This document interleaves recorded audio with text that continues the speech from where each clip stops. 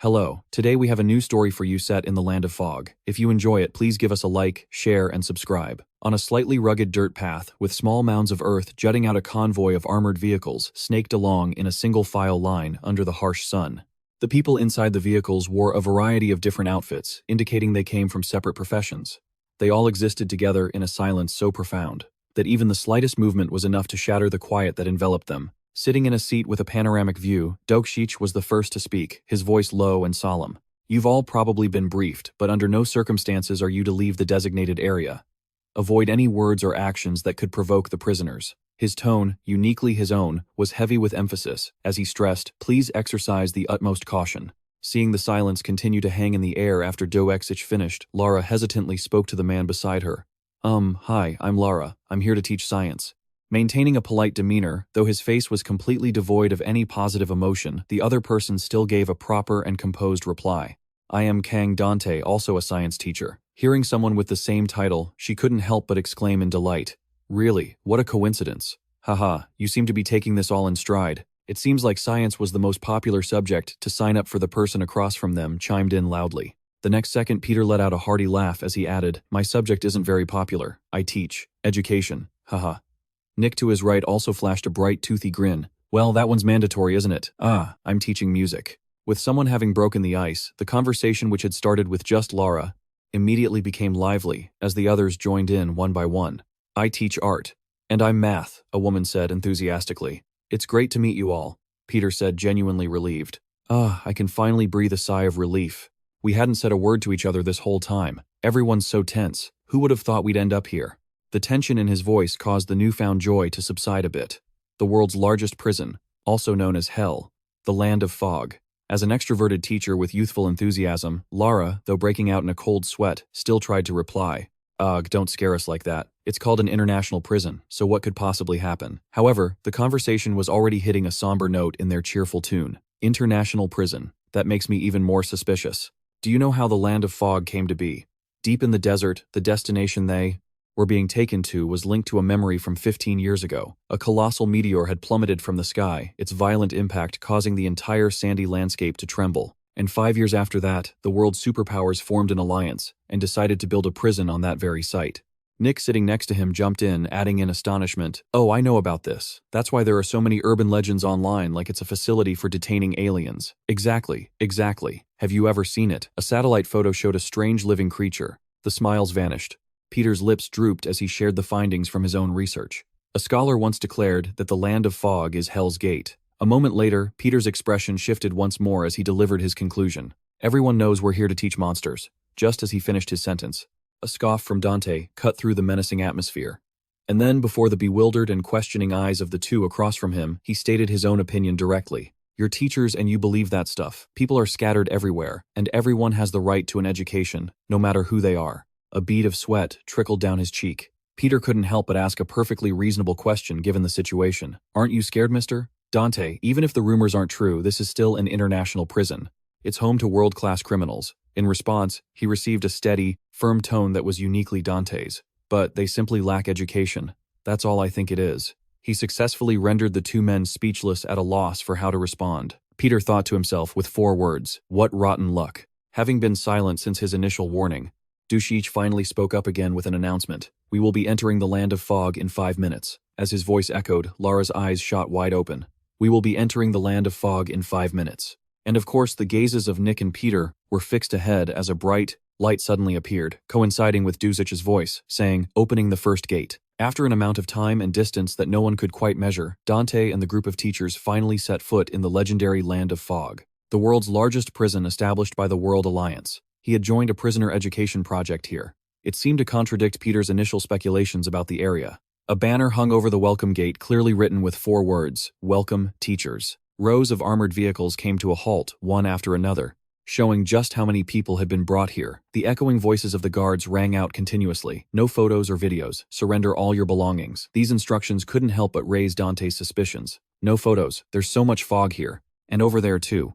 Other than the faintly visible iron and steel structures, he was helpless even when squinting. He could only think, I can't see a thing. By now, Kang Dante's perpetually calm expression had cracked, revealing the same bewildered shock as his colleagues beside him. So this is why they call it the land of fog. And then, without giving them much time to take it all in, Duzich's voice cut through. Teachers who have passed through Gate 1 proceed to Gate 2. The person on the other end of the radio confirmed. The next second, he casually picked up a rifle and solemnly announced word by word to the still dazed group. Teachers will be escorted to their classrooms after surrendering their belongings. You will all be guided to your assigned classrooms. For your safety, please stay close to your guide. Swallowing hard, Nick's face went pale as he spoke. Dante, who had been so calm in the vehicle, couldn't help but think to himself, are they trying to scare us on purpose? Due to the specific nature of their duties, the group of 6 was forced to split up on Dushich's order. Let's go. Lara didn't forget to turn and say goodbye to her newfound friends. Goodbye, Peter responded instantly. Good lesson. Let's head home, she replied. See you later. And so, pairs of shoes walked one after another through the hazy white mist. Right now, Dante was trying to steady his nerves, facing a future as hazy as the name of this land of fog. Alright, there's nothing to be scared of. It's just a place where people live. But when he officially stepped inside through layers and layers of steel walls, he was faced with a classroom. So peculiar that aside from a large window separating the teaching and learning areas, there was nothing but desks and chairs. He sat all alone at a rigid desk, a stark contrast to any teaching environment he'd known. Dante seriously felt like a giant question mark was hanging over his head. Beads of sweat dripped down his face, his expression having shifted countless times since he arrived. Is this some kind of isolation classroom? This is a little extreme. They expect us to teach like this. I wonder if I'm even allowed to use a blackboard. Reinforced glass. Just as he was inspecting the place he'd be spending his time, Dushich abruptly swung open the heavy iron door. Teacher Kang Dante turned to respond. Ah yes, it was an announcement from him about Dante's future students. The inmates will be entering now, he instructed, his voice as solemn as possible. Until the bell rings to signal the end of class, please do not leave your seat. Under any circumstances. After giving his notice, he didn't even wait for Dante to reply. He decisively slammed the door shut, a door that was meant for protection, but felt more like it was caging him in. And clearly those words succeeded in putting Dante on high alert and making him extremely tense. He didn't have to wait long. All sorts of sounds proving a large group of people was arriving echoed from the door of the room across from him. Finally, after what felt like an eternity of ticking seconds, that door opened, revealing a thick haze of smoke and a sudden, starkly different shaft of light. A line of criminals of all shapes and sizes appeared with Dushich and the gun in his hand. At that very moment, a cold shiver ran straight down Dante's spine, the very pillar that held his body upright. What in the world? The sight before him was exactly like Nick had said, that this land of fog was a place inhabited by aliens. From Dreenhead to the one nearby who had a human face but strange pupils, to the hulking figure covered in thick fur, looking just like the legendary Yeti, it made Dante question his own sanity, silently wondering, are these even human? His heavy gaze landed on a towering figure with long, slender legs. Kang Dante's eyes, so used to ordinary sights, now constricted in shock, darting back and forth violently. And his attention was especially drawn to 2 of them as he silently wondered about the Bone Eater and the Faceless one. How the hell am I supposed to teach this prisoner, or that one? Suddenly, Peter's words, which he had once dismissed, echoed in his mind. We're here to teach monsters. The very next second he pressed his thin lips together and shook his head hard, trying to banish the negative thoughts. No, it can't be. Calm down. Kang Dante, this is still a place where people live. And so he stubbornly clung to his initial belief they're just uneducated, that's all. He then regained his composure and cleared his throat with a HHM impressively professional, all things considered. Kang Dante quickly regained his confidence and began his welcome. It's a pleasure to meet all of you. My name is Kang Dante and I'll be your science teacher, he said, emphasizing the words in his mind. Acting as a professional icebreaker, he spoke without a single moment of hesitation. The words flowed easily. There are probably lots of interesting classes, like art and music, but I've heard that science is the most popular subject. Any idea why that is? As if he were in a classroom with regular students, Dante started with a simple joke to lighten the mood. To build a rocket and escape. He chuckled. Unfortunately for him, this place was filled with prisoners who had no interest in enjoying his little joke, but it seemed like it wasn't a complete failure, as the hulking figure did react slightly. Ha ha, but Dante's briefly lifted spirits immediately took a nosedive. The atmosphere felt suffocating. He then decided to just ignore it, drawing on his professional teaching experience to quickly pull himself together. That's all right. Instead of rockets, we'll start with an easier and more interesting topic, shall we? Today's lesson was a common root vegetable, which Dante took out and introduced with a warm, natural tone. The students in their uniforms were kind enough to direct their attention toward it as he spoke. Do you all see what I've placed on the table? It's a plant from the Morning Glory family. Kang Dante's voice explained how it had been dug up from the ground today to become a learning tool. It's a sweet potato. Growing a sweet potato. That's usually a lesson for young elementary school students. Based on his understanding and research, Kang Dante had concluded that most world-class criminals were gang members who grew up in a world of crime, making this sort of simple experience completely foreign to them. Sure, it might seem trivial at first, but with just a small cup, some water, and a little bit of care, they would get to see this sweet potato grow into something more. And at the moment it sprouts fresh green leaves and vines, he firmly believed they would learn the value of life. The panic he'd felt just minutes before gradually faded the moment Dante stood up and slipped into his role as a teacher. All of you here in the land of fog are classified as dangerous inmates. However, you're here today to grow just like this sweet potato, because you have limitless potential, no matter where you are. A smile full of faith in the future spread across his face. So starting today, we are all going to try to grow this sweet potato. Just as this fresh breeze of hope blew through the room, someone suddenly spoke up, their voice dark and laced with anger. Me. A sweet potato. The source of that voice was none other than Dreamhead, his eyes glaring with pure rage. Are you calling me a sweet potato? The words made Dante jump in surprise. He immediately and hastily tried to argue his point. No, that's not what I meant at all. I mean that you all have limitless potential for growth. But just then, another inmate, completely ignoring his words, began to devour the learning tool on the table. That drew Kang Dante's gaze away from Dreamhead. Without a hint of hesitation, the pair near the hulking figure's desk were simply enjoying their free breakfast, much to Dante's utter astonishment. He was more frantic than ever, rushing to stop them. Wait, don't eat it. I only gave each of you one piece. But no matter what he said, none of them stopped chewing. And Dante, he didn't dare to get harsh with them, which only made his own mind a complete mess. What is with these people? They weren't brought here willingly, were they? What the hell are they trying to do? But before he could even figure out a way to handle the situation, a loud, "Hey," snapped Dante out of his thoughts, making him whip around. It came from the one who looked the most human out of the entire group. Hao got straight to the point. Cut the crap and tell us how to make bones. This demand completely threw the science teacher for a loop. Bones. He started to stammer, his mind racing for an answer, but it was completely different from what the inmate was talking about. This place is really foggy, isn't it? Are you wondering how bones are made? At that, Hao's expression immediately darkened with every word that left Dante's mouth. A scientist who doesn't know about bones. Even as a wave of confusion washed over him, Dante tried his best to keep a pleasant tone as he explained, "I'm a teacher, not a scientist." "Oh, I get it. A little joke to cover for your escape attempt, huh?" But the forced smile on Dante's face instantly froze on his lips. His eyes widened in horror at the transparent barrier right in front of him, his pupils shrinking to pinpricks as he watched the insane scene unfold. Because unlike the other students who were still sitting quietly, Hao had charged forward and delivered a powerful headbutt, a vicious blow that nearly made Dante say goodbye to his teaching career for good. Any sense of calm and professionalism he had was thrown completely out the window as pure terror clawed its way up his throat. Arg. With a suffocating murderous aura and eyes glowing like headlights, Hao growled, each word dripping with the most terrifying menace Dante had ever heard. "Do I look like I'm joking?" His face went pale with fright. Not thinking twice, Dante desperately called for help through his earpiece. "Control room. A prisoner is breaking the glass." The glass. It was only then that he remembered what the barrier was made of. It wasn't reinforced glass. Just then, the door the uniformed group had entered through swung open again. Before he could even process it, the thunderous footsteps of guards stormed into the room. Code Omega, Code Omega. They marched in perfect unison as if they'd done this countless times before. A firm, undeniable command came through Dante's earpiece. "Get down." Someone like him, of course, couldn't react in time. But they didn't care whether Dante had ducked or not. The soldiers immediately opened fire, unleashing a barrage of bullets on the prisoners without any hesitation or warning. They didn't care if any of the students were hit. A volley of gunfire erupted, lighting up the room and riddling the area with holes. Clutching his head in pure panic, Dante was overcome with terror and let out a blood-curdling scream. Of course, the bullet slammed into the glass barrier right where Hao had struck it, causing the cracks to spread like a horrifying spiderweb. All his composure was gone. Dante frantically pounded on the door, screaming his lungs out. "What the hell are you doing? Stop it, stop!" But the guards completely ignored him, their voices as calm as if they were commenting on the weather. "Continue until all targets are executed." Hearing the order, Dante was completely stunned. What? He stared at the fresh blood splattered across the glass, unable to tell who it belonged to. He was absolutely horrified.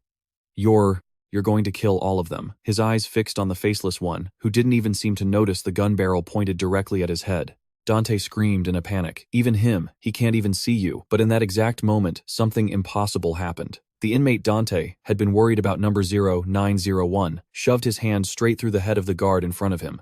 As Dante stared, stunned into complete silence, time itself seemed to freeze. What should have been a one-sided massacre by the ones with firearms was suddenly anything but. Dante had to swallow all his pity as he witnessed an absolute explosion of violence. A massacre unfolded carried out by the very prisoners who had just been riddled with bullets. Now it's time for a proper introduction. From now on, the monsters of the world's largest prison would be his neighbors. Kang Dante stumbled backwards, collapsing into the far corner of the classroom. He was gasping for air, hyperventilating. HHH. In stark contrast to the prisoners who were reveling in the fresh carnage, prisoner 182 remained completely calm, detached from the madness around him. The extreme tension finally overwhelmed Dante's nerves, and his glazed-over eyes began to close with each ragged breath. He hadn't moved an inch, the uneaten sweet potato still in front of him, as if he were in a trance, or perhaps as if he were watching the new teacher finally break. And with that, Dante finally collapsed amidst the chaos of the morning. But the eyes of 182 never closed. Not even for a second. Ignoring everything else, he continued to watch Kang Dante. The ceiling fan spun slowly overhead. The walls of this room were gray and cracked, clearly not the classroom where Kang Dante had started his day. Lying sprawled out in this unfamiliar place, his eyebrows finally began to twitch. A sign that he was waking up from his dead faint. When his eyes fluttered open, he could only make out the blurry silhouette of someone across from him. Apparently, someone had been thoughtful enough to carry him here, and had even given him a soft pillow. As his vision cleared, he saw that the person who'd brought him was 182, the one who had been completely silent during the class. He was busy with something, only looking up when Dante shot upright, and just like that, their eyes met two people from two completely different worlds. Dante had to hunch over slightly, the top bunk being too low for him to sit up straight. Dante finally managed to ask his first question after waking up. Who are you? But before 182 could even answer, Dante began to look around frantically, a bead of sweat rolling down his cheek. As his surroundings came into focus, his confusion only grew. Wah. Other than a door that let in a sliver of light, the room was completely bare, shocking Dante to his core. He was now standing in the cold floor, then looked around as a series of questions flooded his mind. What is this? Where am I? 182 finally uttered his first words. My home. Stunned, his jaw hung open. Dante's voice was a shrill shout. Your home. Who are you? It was only when he got a clear look at the man's clothes that he froze, the realization hitting him. He's a prisoner. Panic seized every cell in Dante's brain. What the hell is happening? That's right, there was a riot. The memories began to rewind like an old cassette tape. The tense situation from before flashed before his eyes. The order to fire was given, and then a scene more horrific than anything he'd ever witnessed. In all his years on the job, the gruesome images of the guards being eliminated and himself flashed horrifyingly before Kang Dante's eyes once more. Finally, the string of events far beyond what a normal person could endure came crashing down, officially blowing a fuse in his brain. Back in the present, both Dante and 182 were still frozen, just staring blankly at each other, though the prisoner didn't seem to care in the slightest. He just nodded repeatedly, a short answer after Dante finally stammered out a hesitant question. Excuse me. Is this place? Inside the prison, Dante just watched 182 do the exact same thing when he specified the details, emphasizing the familiar name. I mean, inside the land of fog. At this point, no expression could possibly describe the stunned look on Kang Dante's face. Don't tell me you're the one who brought me here. The man nodded up and down vigorously, as if afraid Dante wouldn't see it before hearing the next question. Then why? Something even more surprising happened the very next second. 182 proactively held up the plant in his hand, and before Kang Dante's astonished eyes spoke, it seemed his first lesson had, in a way, officially attracted a student. How? To grow sweet potatoes. He was completely frozen as the man emphasized those 4 words, which, coming from a prisoner so different from the rest, should have been a reason to be happy. Please teach me. Dante thought it was just ignorance, but this was beyond the bounds of common sense. The pressure on his thin nerves finally snapped, making him tremble violently over something so simple. Then, even as 182 began to tremble noticeably or flinch, Dante continued to unload a relentless torrent of accusations. You brought me here for a stupid sweet potato, just for a sweet potato. You dragged me into a den of psychotic lunatics for that. Gritting his teeth so hard they felt like they would crack, Dante clutched his head in agony as a million frantic thoughts raced through his brain. Crazy. He's crazy. This is too dangerous. The education instructor was right. These things aren't human. They tear people apart and kill them at random. I'm going to die. I'm going to die. And then his eyes darted towards 182's not quite visible arm. Wait a minute. That bastard. He's hiding something behind his back. Puffs of hot, ragged breath escaped with each of Dante's paranoid thoughts. A gun, a knife. He couldn't keep his composure any longer. He went berserk, tearing through the air and lunging straight for him. You son of a bitch. Dante threw his entire body into the tackle. I've got nothing to lose. He successfully knocked the man who wasn't expecting an attack completely off balance. But he didn't stop there. Kang Dante's hands, which were meant for holding chalk, were now being used for a purpose completely different from his original intention for being here.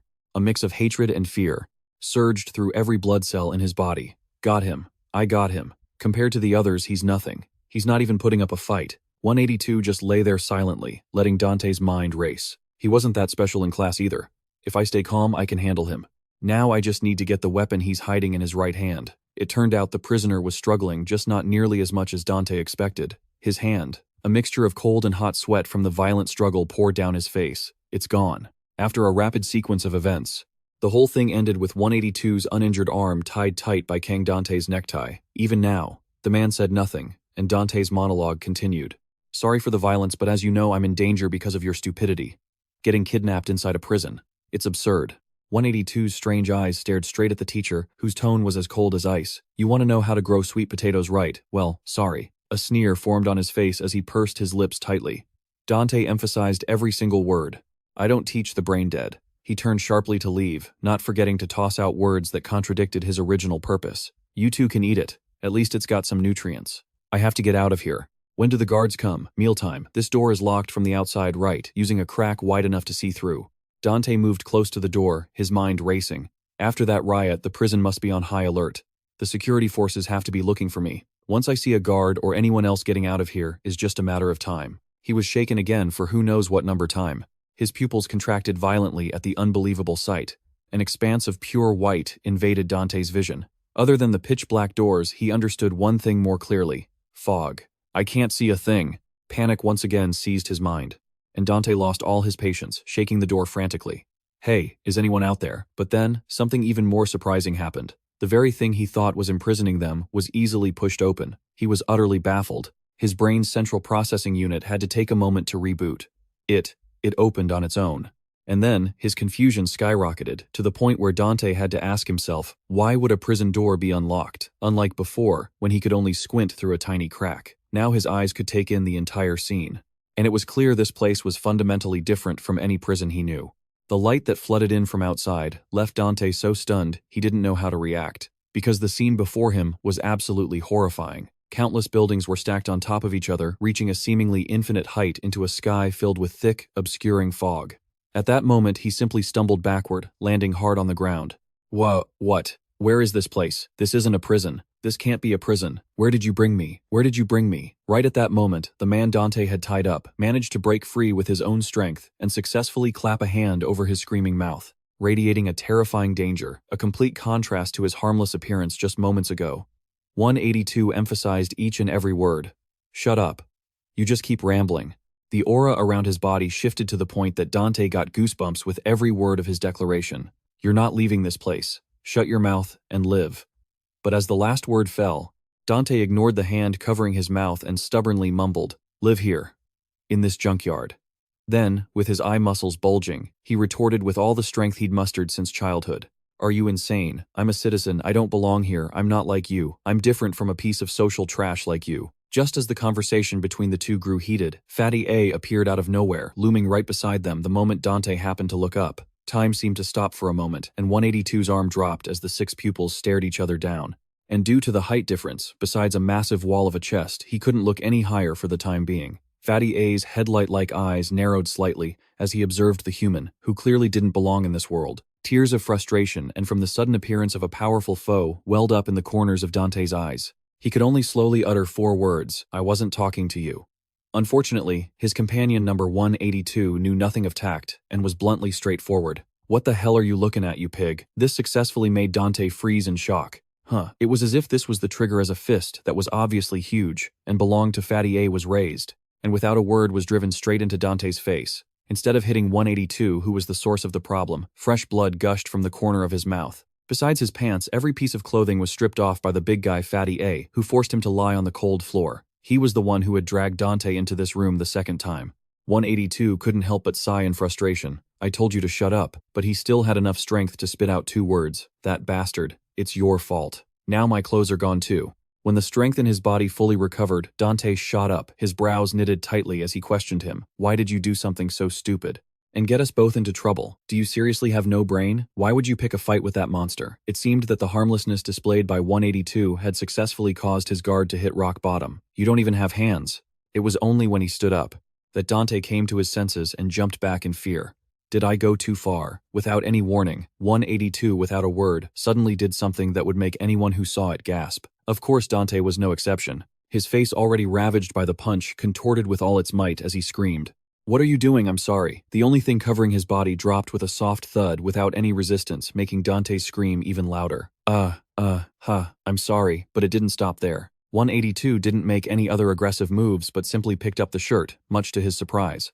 It was a shockingly chivalrous gesture. Because of his earlier complaint, he didn't hesitate at all to give him the shirt off his own back. Put it on. Forgetting the pain from the wound given by Fatty A. Dante was now so stunned that he broke out in a cold sweat. What the? Seeing the other man determinedly hand over his own prison shirt, he was so shocked he almost fell over backward. Are you serious? Trembling, he accepted the kindness from 182. He ignored the fact that he was still wearing a pair of pants and put on the shirt as suggested.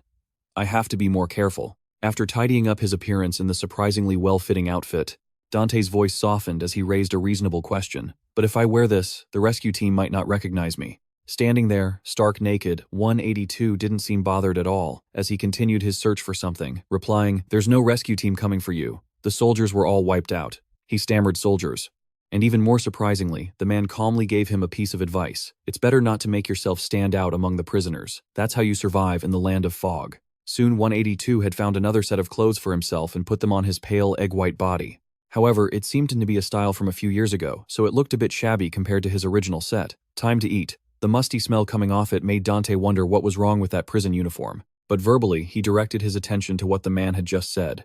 Where's the food? But as soon as he finished the sentence, his pupils contracted again, his face lighting up as if he'd realized something. Because Dante's usually sluggish brain had worked quickly and come up with the answer during mealtime, he could meet the guards. At the same time, in a place not too far and not too close, the sound of someone or something chewing echoed the sound successfully spreading through the simple, deserted buildings. Haha, this is great. It turned out the source was Fatty A, who had just swiped the entire top set of clothes that belonged to Dante, and it fit him perfectly. Ah, those glasses look so cool.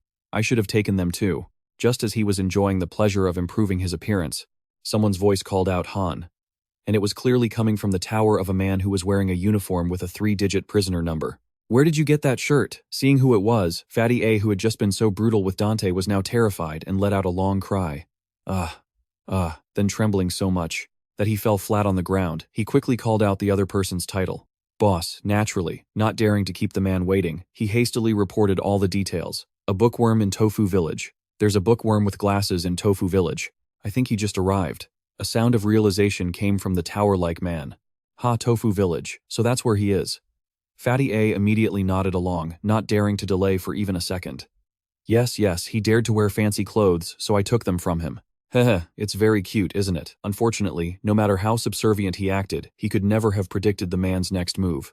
Without a care for his underling who hadn't done anything wrong, the tower just stabbed him repeatedly, as if he was comfortably venting all his frustration at once, or maybe he just felt like it. The end result of it all was that the new vest was soaked in fresh crimson liquid. Fatty A stopped moving, sprawled out on the cold flat ground. Ignoring the thick red substance that had splattered on him after finishing him off, the tower stood up and said with great emotion, "Finally found you." Bearing a set of perfectly even teeth, he cheerfully held the sharp cold weapon and slowly uttered 2 words in a horrifying tone. The teacher. The land of fog, true to its name, was completely different from ordinary prisons appearing like a gray concrete jungle. The prisoners gathered here all had the same skin tone like some kind of camouflage.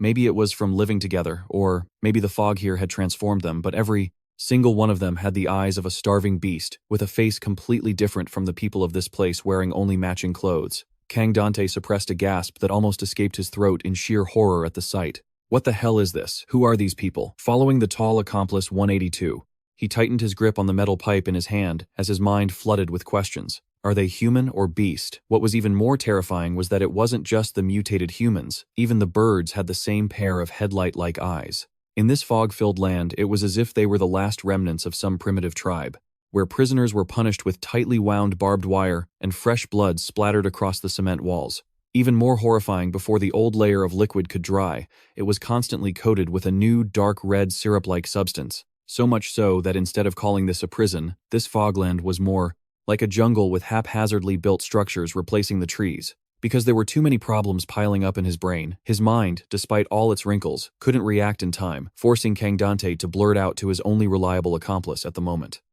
Excuse me, is this really a prison? It just seems a little different to me. However, to 182, this question was so suspicious that he had to ask for confirmation. What?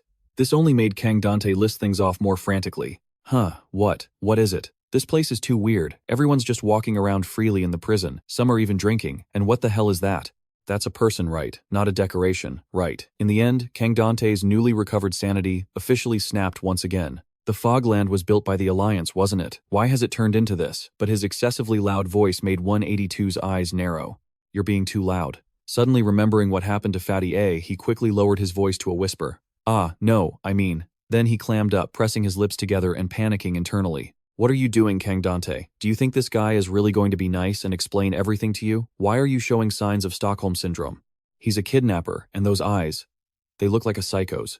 He's dangerous. Don't trust anyone, Kang Dante. And so after a long walk, the two finally arrived at their destination, the military mess hall. What was more surprising than anything was how orderly and peaceful the prisoners were with each other. A complete contrast to their crazed state when they were wrecking his classroom. Although a bit of messiness was unavoidable, the fact that they were all quietly doing their own thing and focusing on their food made them seem no different from regular people. Holding a food tray, Kang Dante was so stunned he couldn't stop craning his neck. What the heck, this place is more normal than I thought. They even know how to line up. He was so suspicious that he quickly craned his head out to observe, or rather, to find the person maintaining order here. That's when his pupils contracted, his face a mask of utter shock. Because Kang Dante's eyes had caught something special, something absolutely essential in a prison, a hat that signified its wearer was not a criminal. Although he couldn't see the person's face clearly, because the light didn't quite reach inside, he could still make out the general shape. A soldier. Joy quickly spread across every feature of Kang Dante's face. It's a soldier, I'm saved. Calm down, I look like a prisoner right now. I need to act as civilized as possible, to show him I'm different from these people. Finally, it was the turn of 182, who was standing in front of him to get his food, asking for some extra greens. But unfortunately, the cook had no intention of indulging him and yelled out. Next, Kang Dante gulped his stomach tight with tension. Okay, it's my turn. Then without a moment's hesitation, he directly posed his question, completely ignoring the big guy behind the counter. Sir, are you the warden? I'm a teacher assigned to the prisoner education project. Even though the other person didn't say a word in response, he still spoke in a low, serious voice just loud enough for the two of them to hear. Kang Dante. I was kidnapped during a riot by the masked man next to me. The response was still silence, which made him even more frantic. You know about that riot, don't you? If not, you can contact your superiors immediately. The missing teacher, Kang Dante. They're looking for me. The next second, a stream of enzyme-filled drool dripped from the mouth of the man Kang Dante had placed all his hopes in, the warden.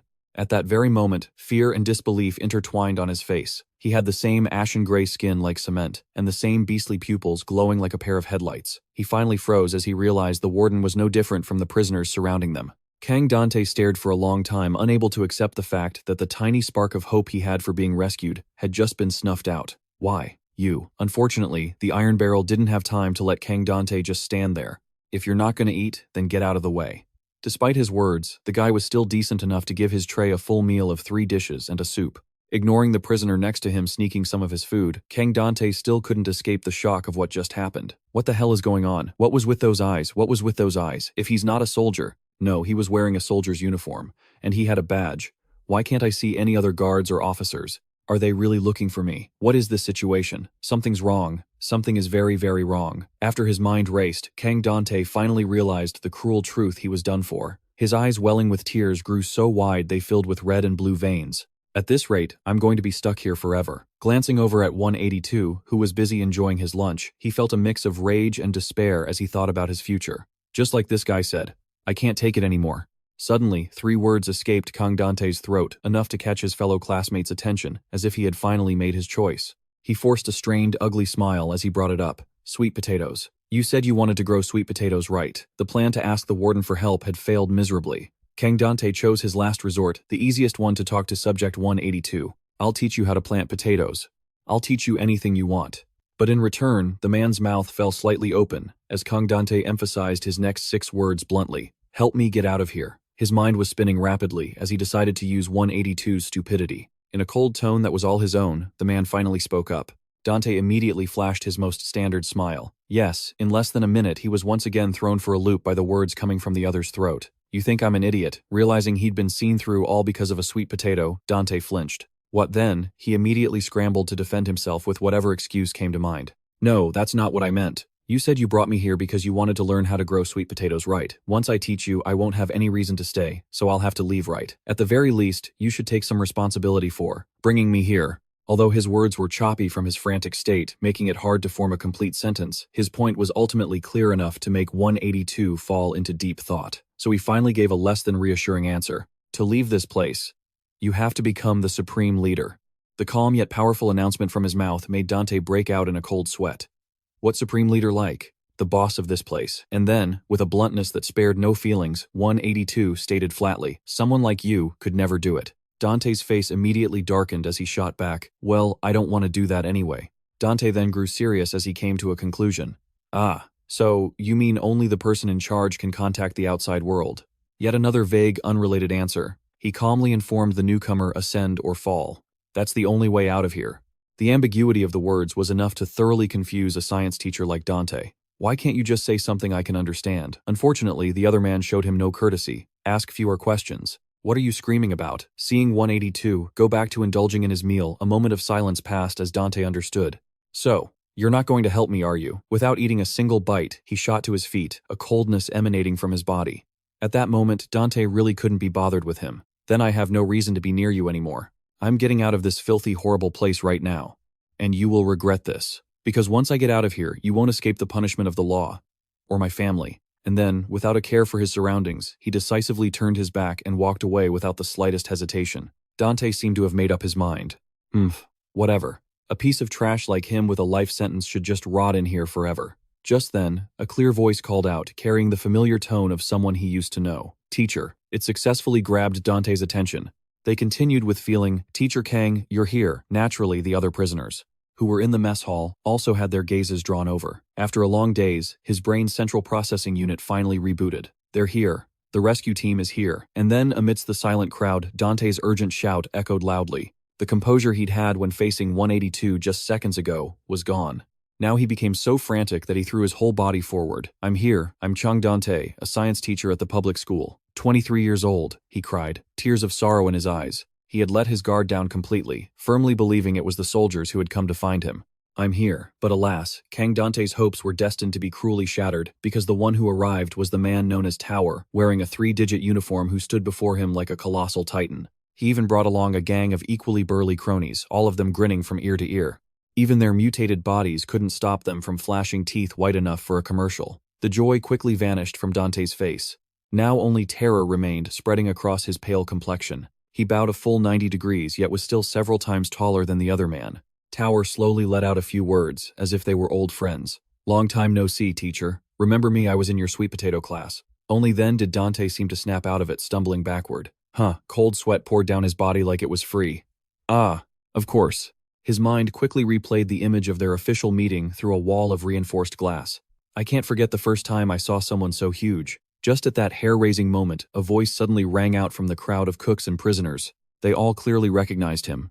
The more they spoke, the more terrified Dante became. "Those guys, he's one of the 6 leaders. Isn't he a familiar face to everyone here?" Because the one engaging with Kang Dante was none other than one of the 6 leaders of Sector O Tower. Time seemed to freeze as he remembered how this guy had annihilated the soldiers.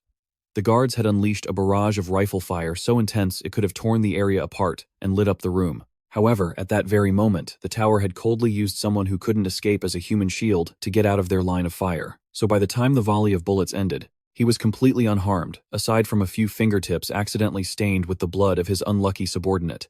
Not one to keep the soldiers waiting. He performed an artistic leap, and Dante clearly saw that the tower used only a single slash. The more vividly he recalled every detail, the more a chill spread through his body, enough to make the same legs that had dared to confront 182 give out beneath him. It felt as if his body no longer belonged to him. Only his mouth could stammer out the question his brain was screaming. "Why? Why are you looking for me?" Ignoring the fact that Dante was practically prostrating himself, the tower nonchalantly replied, without a hint of shyness. "Why else? We have to continue our class, don't we?" "Oh, but I'm not interested in sweet potatoes anymore, so this time, let's have a real lesson." He was even more direct and blunt than Hao, who only ever asked questions. He then took out a special item and ordered Dante to create mist. Hearing this, the prisoner's eyes immediately glazed over, and they began to mumble mechanically. Mist. It's the mist. They all cried out in craving a giant fog of them. Dante silently stared at those pellets drenched in a cold sweat. As he was thinking, Hao, who was beside him, suddenly spoke up, interrupting his thoughts. Cut the crap. Just tell us how to make the mist. Dante was forced to stare for a moment, his mind filled with questions.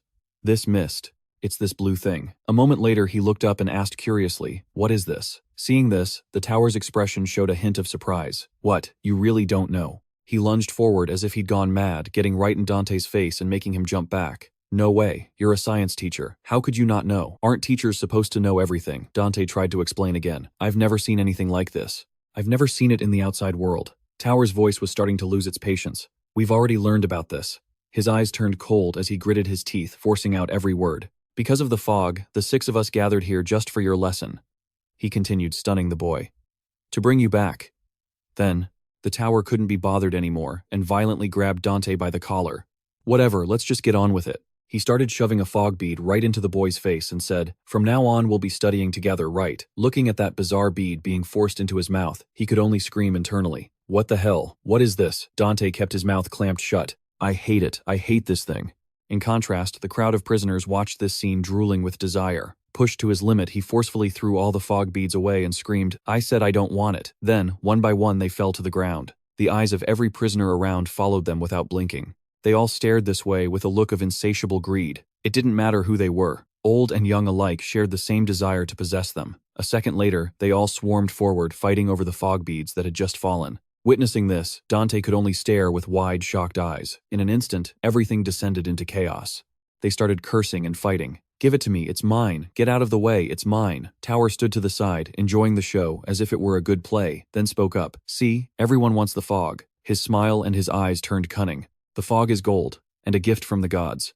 Then someone in the crowd managed to grab one. The other inmates immediately lunged, pouncing on him. That old man swallowed it. He swallowed it. Spit it out, you bastard. The one who had swallowed the fog was an old prisoner who still stood tall where he was. After he swallowed it, a thick fog immediately billowed from his mouth.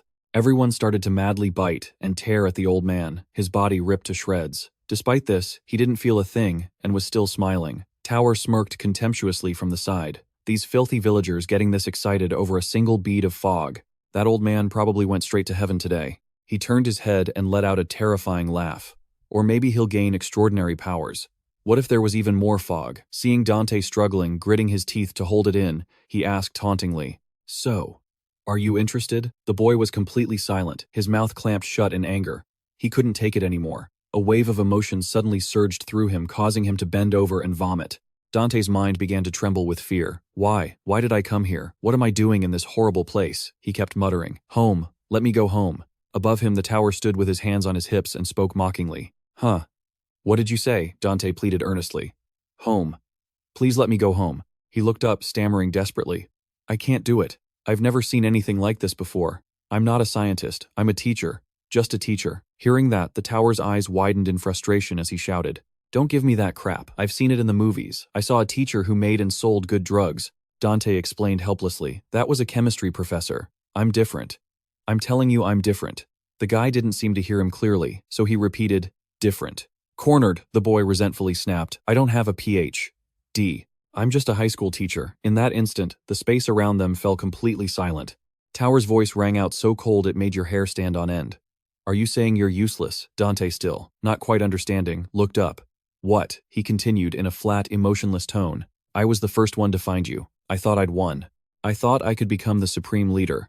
Then he tilted his head back and pulled a familiar knife from his throat. The boy's glasses now only reflected the terrifying image of the sharp blade. Tower started to go insane, swinging it towards him while snarling viciously. Turns out you're just a completely useless bastard. These words suddenly made Kang Dante remember his time back home. His certificate was tossed aside. All he ever got back was curses and beatings. You're useless. You got a teaching certificate. Jine, sitting in a chair, spoke with harsh criticism. You're going to teach children. No one in this family has less than a Ph.D. Dante silently endured it. The man continued without any restraint. Are you trying to bring shame to this family? Who would want to learn from a blockhead who couldn't even pass a dissertation after 6 years? Rai, standing nearby, also chimed in with a lecture. Dante, that's running away. That's giving up. Prepare your dissertation for another year.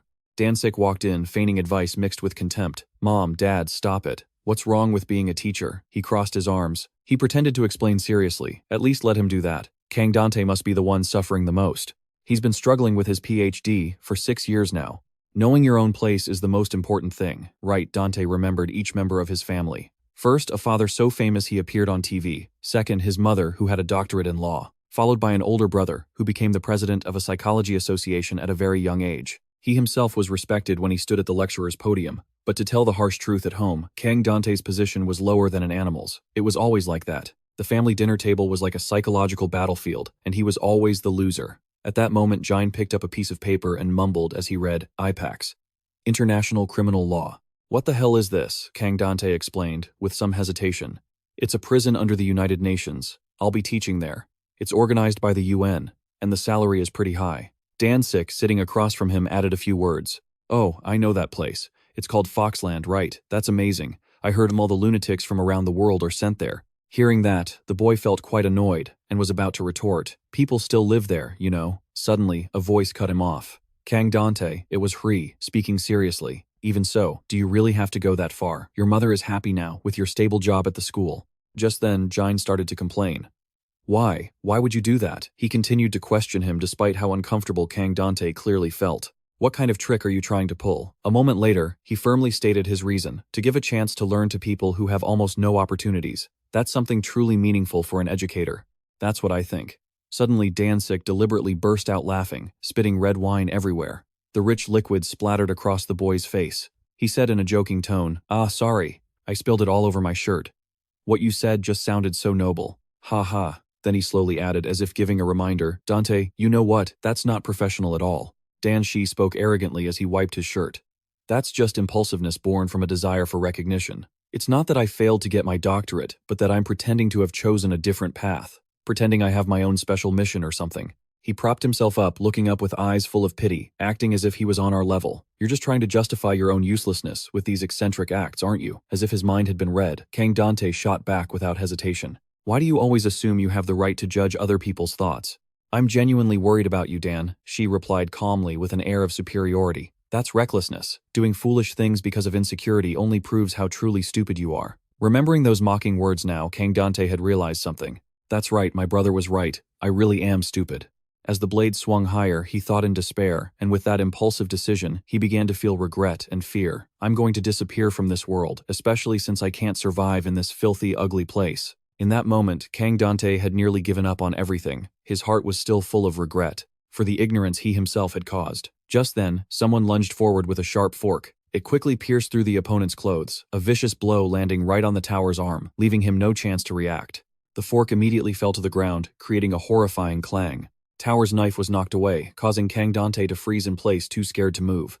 His arm was severely injured, making the giant scream in agony. He frantically scanned his surroundings, yelling, "A gun! Who dares bring a gun in here?" A second later, someone mercilessly grabbed the tower's messy hair. That person leaped up nimbly, kicking the giant's head like a soccer ball. The giant merely glanced over and recognized a familiar face. It seemed even Kang Dante on the other side couldn't believe it was 182. With a cold gaze, he prepared to launch another kick. He swiftly kicked the tower in the head in front of all the prisoners.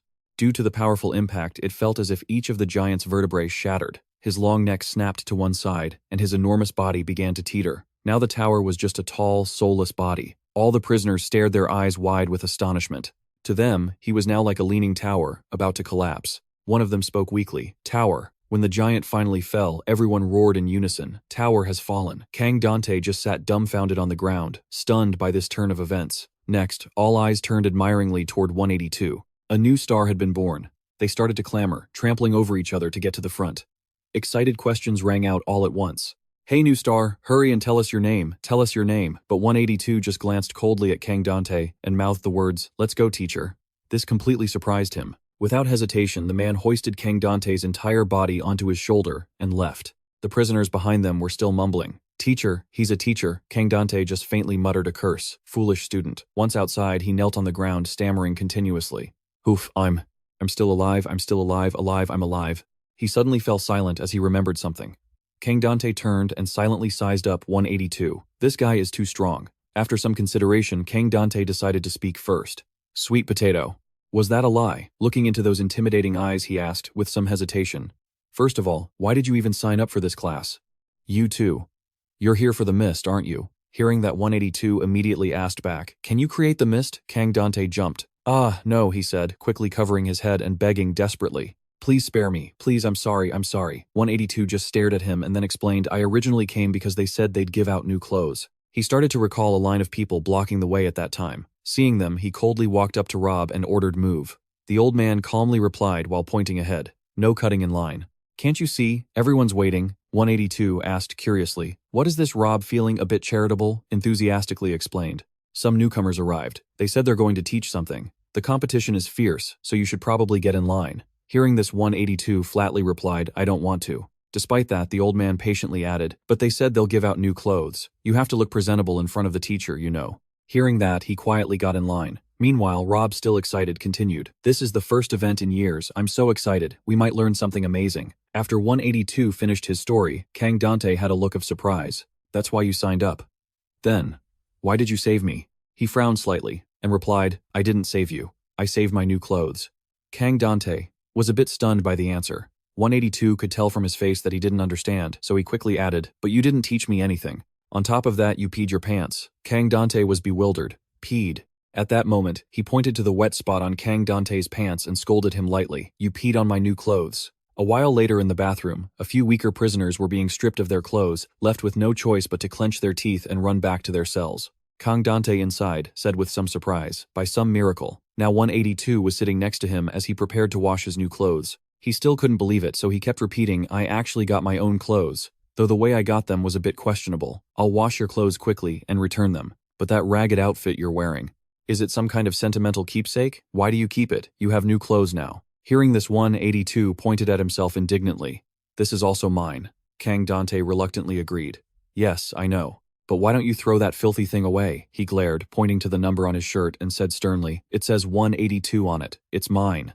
Then he gestured to the clothes being washed. "This one also says 182, so it's also mine." Then 182 delivered a final line that left Kang Dante speechless and stunned. "So they are all mine." A bit flustered, he turned and made an offer. "So you're saying those dirty clothes are precious too? Or, do you not have hands to wash them?" "No, I'll wash that outfit for you." A second later, 182 had actually taken off the clothes and handed them to Kang Dante to wash. He could only scream internally. Damn it. Night slowly fell over the prison. The freshly washed clothes were hung up neatly to dry. Kang Dante sat on his bed, looked at the clock, and thought to himself, "It's already past the designated time. A whole day has finally passed since I was locked up in here." He started calculating a plan in his head. "I'll put the escape plan on hold for now. Those monsters called Vi are looking for me." As he pondered, his stomach suddenly growled. "They probably already know my location from that commotion earlier. I have to get out of here tomorrow. I wish I'd eaten that disgusting soup sooner." Suddenly, Dante noticed something. He looked down and spotted a sweet potato. He then picked it up, talking to himself. "Should I taste it? After all, you can't really bargain with a sweet potato, right?" Dante held the sweet potato, wrestling with his thoughts. Damn it. Having to scrounge for something like this to eat. Well, survival comes first.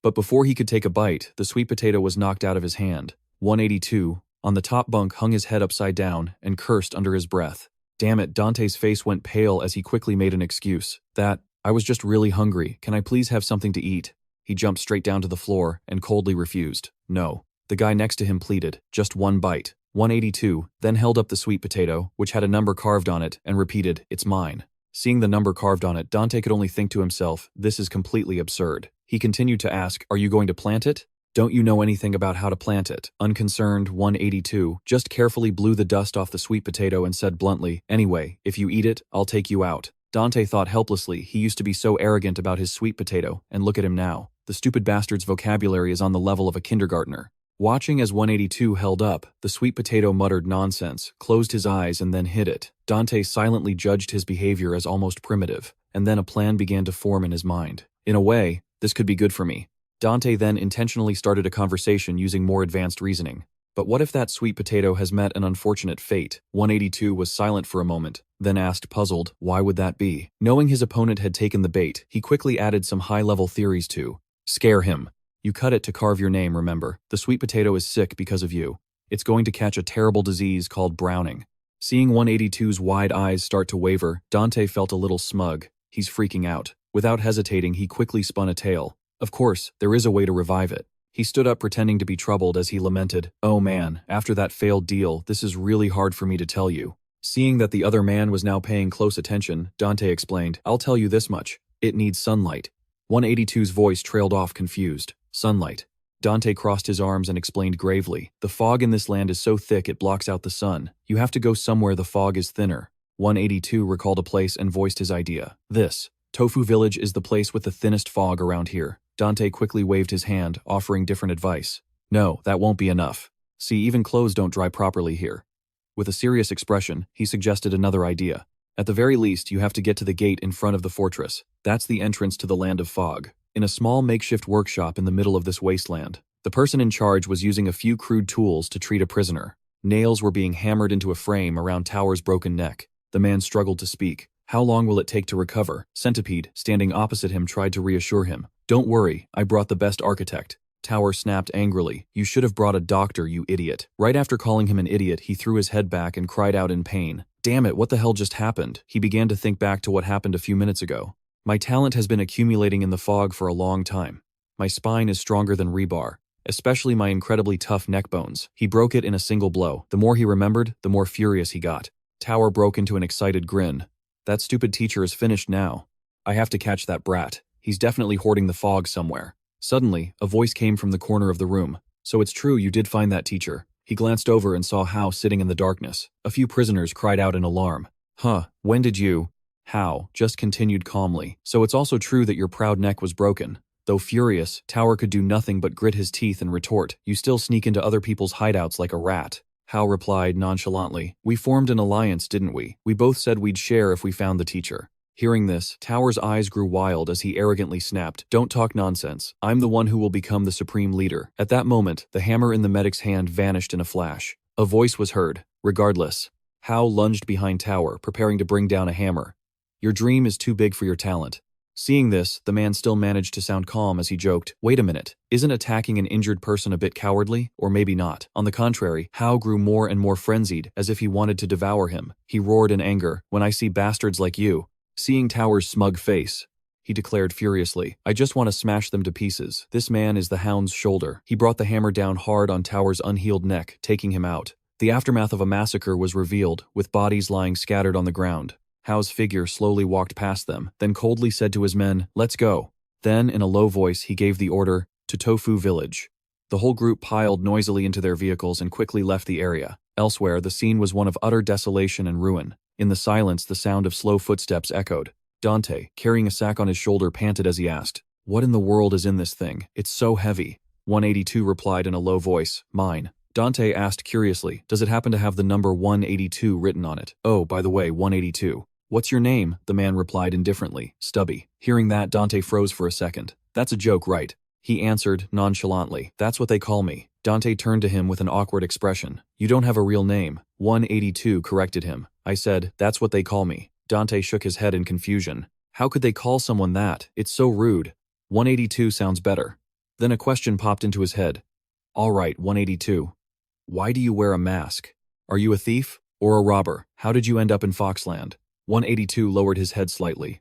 After a moment of silence, he spoke in a low voice, I've always been here. Those words made Dante frown as he repeated, Always been here. What do you mean? 182 turned to him annoyed. Why do you ask so many questions? You're a teacher. Isn't asking questions what you're supposed to do? Dante immediately retorted, Teachers are people too, before 182 cut him off. You talk too much and too loud. He replied automatically, Occupational hazard. The man coldly ordered, Shut up. The space immediately fell silent. The two of them trudged on under the harsh sun. While walking, Dante suddenly stopped, put his things down, and plopped onto the ground.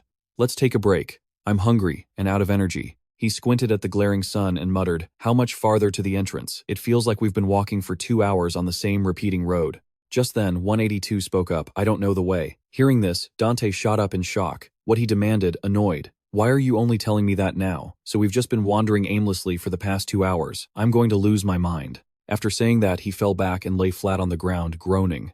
I can't go on. Either you carry me, or you find something to eat, if you want to save your precious sweet potato. Just then, 182 suddenly collapsed. Suspicious, Dante sat up. What are you doing? Seeing him lying motionless, Dante hurried closer. 12. I asked what you're doing. 12. As he called out, his trembling hands removed the mask. The sight before him left him speechless.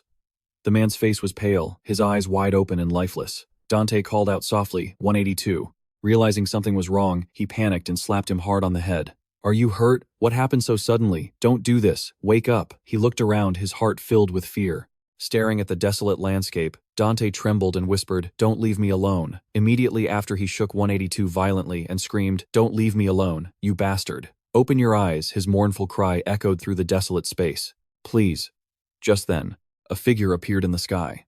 In a flash, they landed behind Dante. Startled, he turned his head and a hand was suddenly reaching right for his face. Next, the person forced his eyelids open, much to Dante's confusion. The person finally spoke, "Well now, you're a normal person, right?" Dante replied, flustered. "What?" The man guiltily pulled his hand back. "Ah, sorry," Rambutan explained with a smile. "The noise was so loud I was curious about what was happening." They moved to an old, dilapidated kitchen that showed signs of human life. Dante was devouring every bite, as if afraid someone would snatch it away. Seeing this, a gentle voice reminded him, "You're going to choke."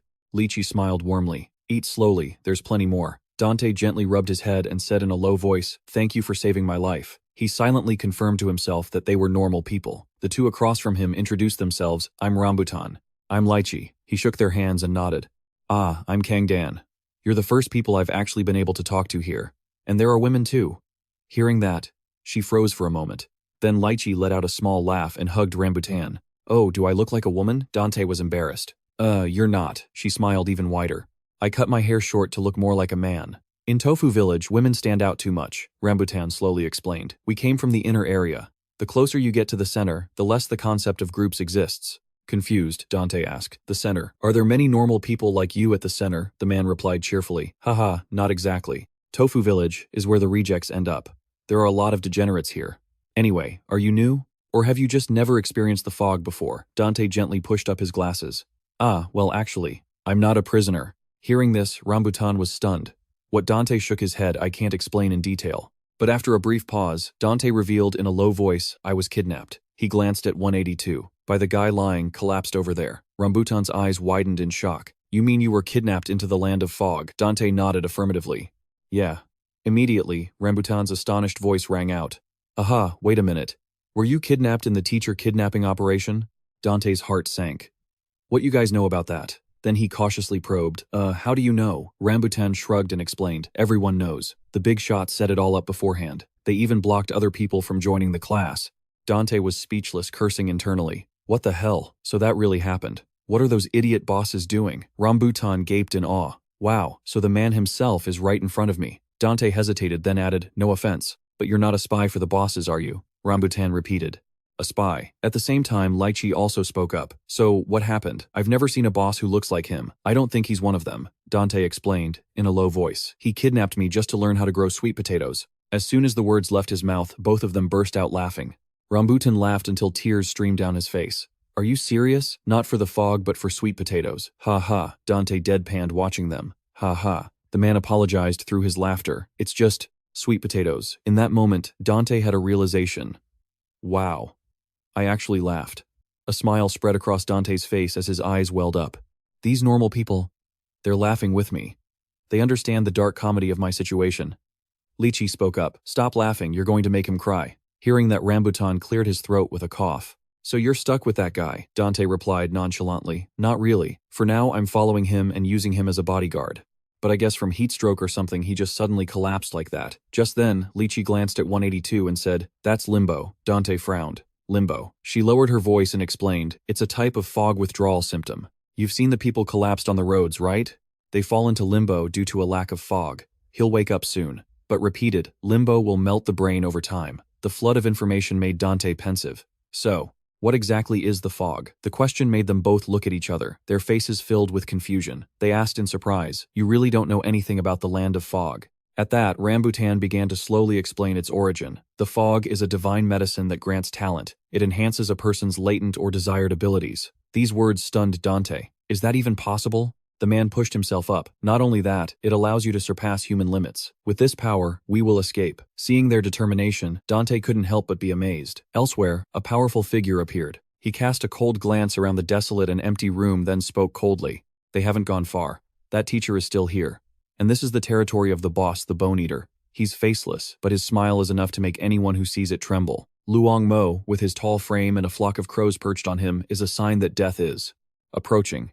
and Dreenhead leading his gang with a dangerous aura and a grim face. They're all in Tofu Village, Lychee quietly stated. With the powers we have now, we can easily break out of here. That statement stunned Dante. Break out? You mean, get out of here? Right away, Rambutan made an enthusiastic offer. Hey Dante, you planning on coming with us? He replied slowly. Of course I am. But as soon as the words left his mouth, he paused to think. Wait a second. In a flash, he gently refused. I'm grateful for the offer, but I'm a civilian. My number one priority is to find the guards or the management. He thought to himself, if I get involved with inmates and escape, I'll become a real criminal, an accomplice to a prison break. What if we fail? The thought of it terrified Dante. Just then, Rambutan spoke coldly. No one is going to see us again, not the management, not anyone. There's no one left. No one wants to set foot in this foggy land. That piece of information left Dante stunned. At that moment, he continued to explain. Bone addiction. One wrong step, and you can't live without it. And you're no different, Dante. Hearing this, Dante panicked and argued back. How can that be? I've never touched a bone, and I have no intention of using them. Then he fell into a brief, deep thought. Meanwhile, Rambutan spoke calmly. It's not about whether you want to or not. How long have you been stuck here? 2 days? 3? Have you ever noticed how thick the fog is? That fog covering everything is actually made of frock particles. That information hit like a delayed action bomb, making Kang Dante's eyes fly open as he stood there completely frozen. Rambutan's steady voice continued. Frock is a gift that was granted to us, helping to unlock our abilities. But to use those abilities, you need a large amount of bone particles. But to fall into addiction, all you have to do is breathe it in. The bone slowly seeps into your lungs, making your body crave it constantly. Images of people trampling over each other just to satisfy themselves. Scenes like that were becoming more and more common. That information was enough to fill Kang Dante with fear. Rambutan continued, if you don't get more frock, you'll end up in a state of hallucination. At that moment, Dante stammered out. Wait, does that mean I'm already addicted? Before they could react, he buried his face in his hands, trembling as he lamented. So my life is over, just like that, Rambutan replied flatly. Not exactly. There's still a way to save you. He then calmly analyzed the situation. Limbo is just the beginning. Everyone's body is different, so I'm not sure when it will fully manifest, but there's no time to be complacent. Dante voiced his doubts. Then how are you two still able to escape? You're completely done for. This is going to be tough. Lychee calmly confirmed his fears. Yeah, that's right. We're done for. But contrary to her words, her expression was full of joy. However, I've never heard of anyone escaping this place and staying alive. Maybe in the future, humans will evolve and be able to heal themselves. Or if we expose the truth of this place, they'll find a cure. We've sworn we won't die here, Rambutan replied with a smile. Even if we sink into an eternal dream and completely forget each other, we will meet again under the vast blue sky. Seeing the situation before him, a glint appeared in his eyes as he thought to himself, this is such a pain. But they were being sincere. They really meant it. However, just as the two of them were embracing passionately, 182 had woken up at some point. When Dante saw this, his expression immediately changed and he let out a short scream. In that instant, 182's eyes met Lychee's, his face completely devoid of emotion. Dante immediately became wary and began calculating in his head. He's awake. Now would I have no reason to waste time on that idiot? What if I tell him I'm getting out of here with this group? Will he attack me? Recalling the earlier scene, he wondered, will he kill them? While Dante was lost in his thoughts, 182 slowly reached into his pocket. He then pulled out a sweet potato, and his hoarse voice rang out. Is everything all right? Dante jumped. Uh-huh. Just then, Rambutan's voice cut through his anxiety. Dante, what are you so afraid of? Then he smirked. He's just a frock-addicted zombie. Once you're lost in the dream, you're pathetically weak until the next dose of frock. Right. Hearing that, Dante tried to calm himself. That's a relief. I was afraid you two would get hurt if this guy was a threat. Before he could finish his thought, Rambutan decisively lifted his leg high, preparing to stomp down on 182. In that case, let me finish him off. In that instant, a dangerous glint flashed in 182's eyes as he also prepared to counterattack. Just then, Dante's voice grew heavy. Wait, calm down. Both of them turned their heads to look at him at the same time. He spoke slowly. I don't think we need to kill him. Then Dante leaned down slightly to face 182. Hey you, I'm about to get out of this place. I have no interest in living here. From now on, we go our separate ways, understand? 182 replied flatly. The potato. Dante let out a soft sigh and decisively snatched the sweet potato from his hand. He then turned on the faucet, filled a cup with water, and held it out towards 182. Here. Dante flipped the cup upside down on his head. If you do this, the potato will sprout on its own. Of course, it still needs sunlight. Now you have to let your precious friend sunbathe right. Hurry up before the sun sets. 182 stood there stunned and said in a low voice, I have no sense of direction. Dante replied nonchalantly, me neither. He immediately pulled 182 hard and said, Rambutan, hurry, and kick this guy out for me. I'll follow you. Even if there's gunfire outside or we get caught for aiding an escape, just move. The cup of water fell to the ground, and at the same time the sweet potato flew from his hand, rolling across the floor. Water spilled out, forming a small, messy puddle. Meanwhile, 182 collapsed, lying sprawled out on the cold ground. He looked up, his eyes following the scene in front of him. His gaze settled on the broken cup and the sweet potato. A light flashed in 182's eyes as he gradually fell into deep thought. An old memory surfaced. "Do you know what a puppy is?"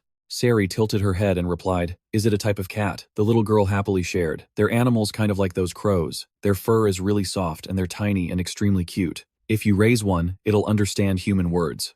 If you say come here, it'll come running right over. I want to have a puppy. One day. When I get out of here." As she spoke, tears streamed down her face. Snapping out of the memory, 182 slowly reached out, wanting to touch the sweet potato. He mumbled to himself, "Come here." In another area, someone was using a ruler to measure 20 centimeters. Beardy spoke in a low voice. "It just moved 20 centimeters. Oran asked, bewildered. "Really, that guy?" Looking at the person who had been brutally taken down, Goy held the man firmly with one hand as their voices faintly echoed. "Looks like he made an effort to escape." A hand reached out to touch the wall near the sturdy window of the prison cell, as if trying to investigate something. Kang Dante frowned and turned to ask the others, "What's the specific plan? How are we going to escape?" Rambutan immediately clenched his fists and dropped into a low stance. "Let me show you." His movement took Dante a little by surprise. His eyes were glued to the rippling muscles bulging on the other man's legs. And he didn't have to wait long. Rambutan crouched down and his body instantly shot upward. The ceiling was blasted open, sending bricks and cement flying everywhere and giving Dante quite a scare. He couldn't believe his eyes, and his voice unconsciously started to stammer. "What the hell? What's going on?" Looking at the gaping hole in the ceiling, Lychee's voice chimed in. Rambutan's specialty was his incredible jumping power. Now free from their prison, Rambutan grinned. The plan was to leap over the wall. Before long, he, Lychee, and Dante were standing on the roof of a building. The surrounding scenery was so shrouded in fog that they couldn't see anything. Suddenly, Lychee raised her hand and lightly tapped herself on the head. Her expression quickly changed. Watching from behind, Dante was a bit confused but didn't say anything. Lychee then took out her pen and added a new point to the map she was drawing. Looking at the routes and paths, which she had sketched with incredible detail, Dante couldn't help but let out a gasp of amazement. He studied it for a long moment, marveling at her ability to perfectly recreate everything she saw. "Did you map out all of Frogland?" Lychee answered honestly that this map from the central district to their current location was only just a small part of it. Hearing this, Dante fell silent, but his eyes were filled with astonishment and admiration. The longer he looked, the more unbelievably vivid the map became. He thought to himself, "This is only a small part." Putting her pen down, Lychee explained, "Based on the scale of Tofu Village, we've already mapped out quite a bit. Soon the borders of Frogland will appear on this map." Dante took the pen from her and pointed to a spot. "You still haven't drawn this part." With that, he casually drew a few stick figures there. "There are 4 wanderers here." Lychee impatiently snatched the pen back. "Don't scribble on it."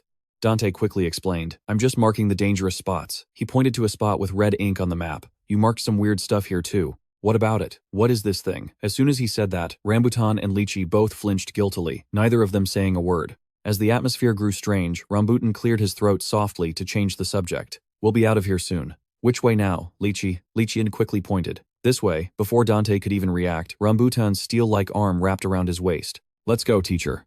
In a flash, Rambutan leaped into the air, carrying both him and Lychee away. At that moment, in a small alley, the 4 wanderers Dante had just mentioned were sitting with their heads bowed in dejection. Suddenly, a voice rang out, startling them.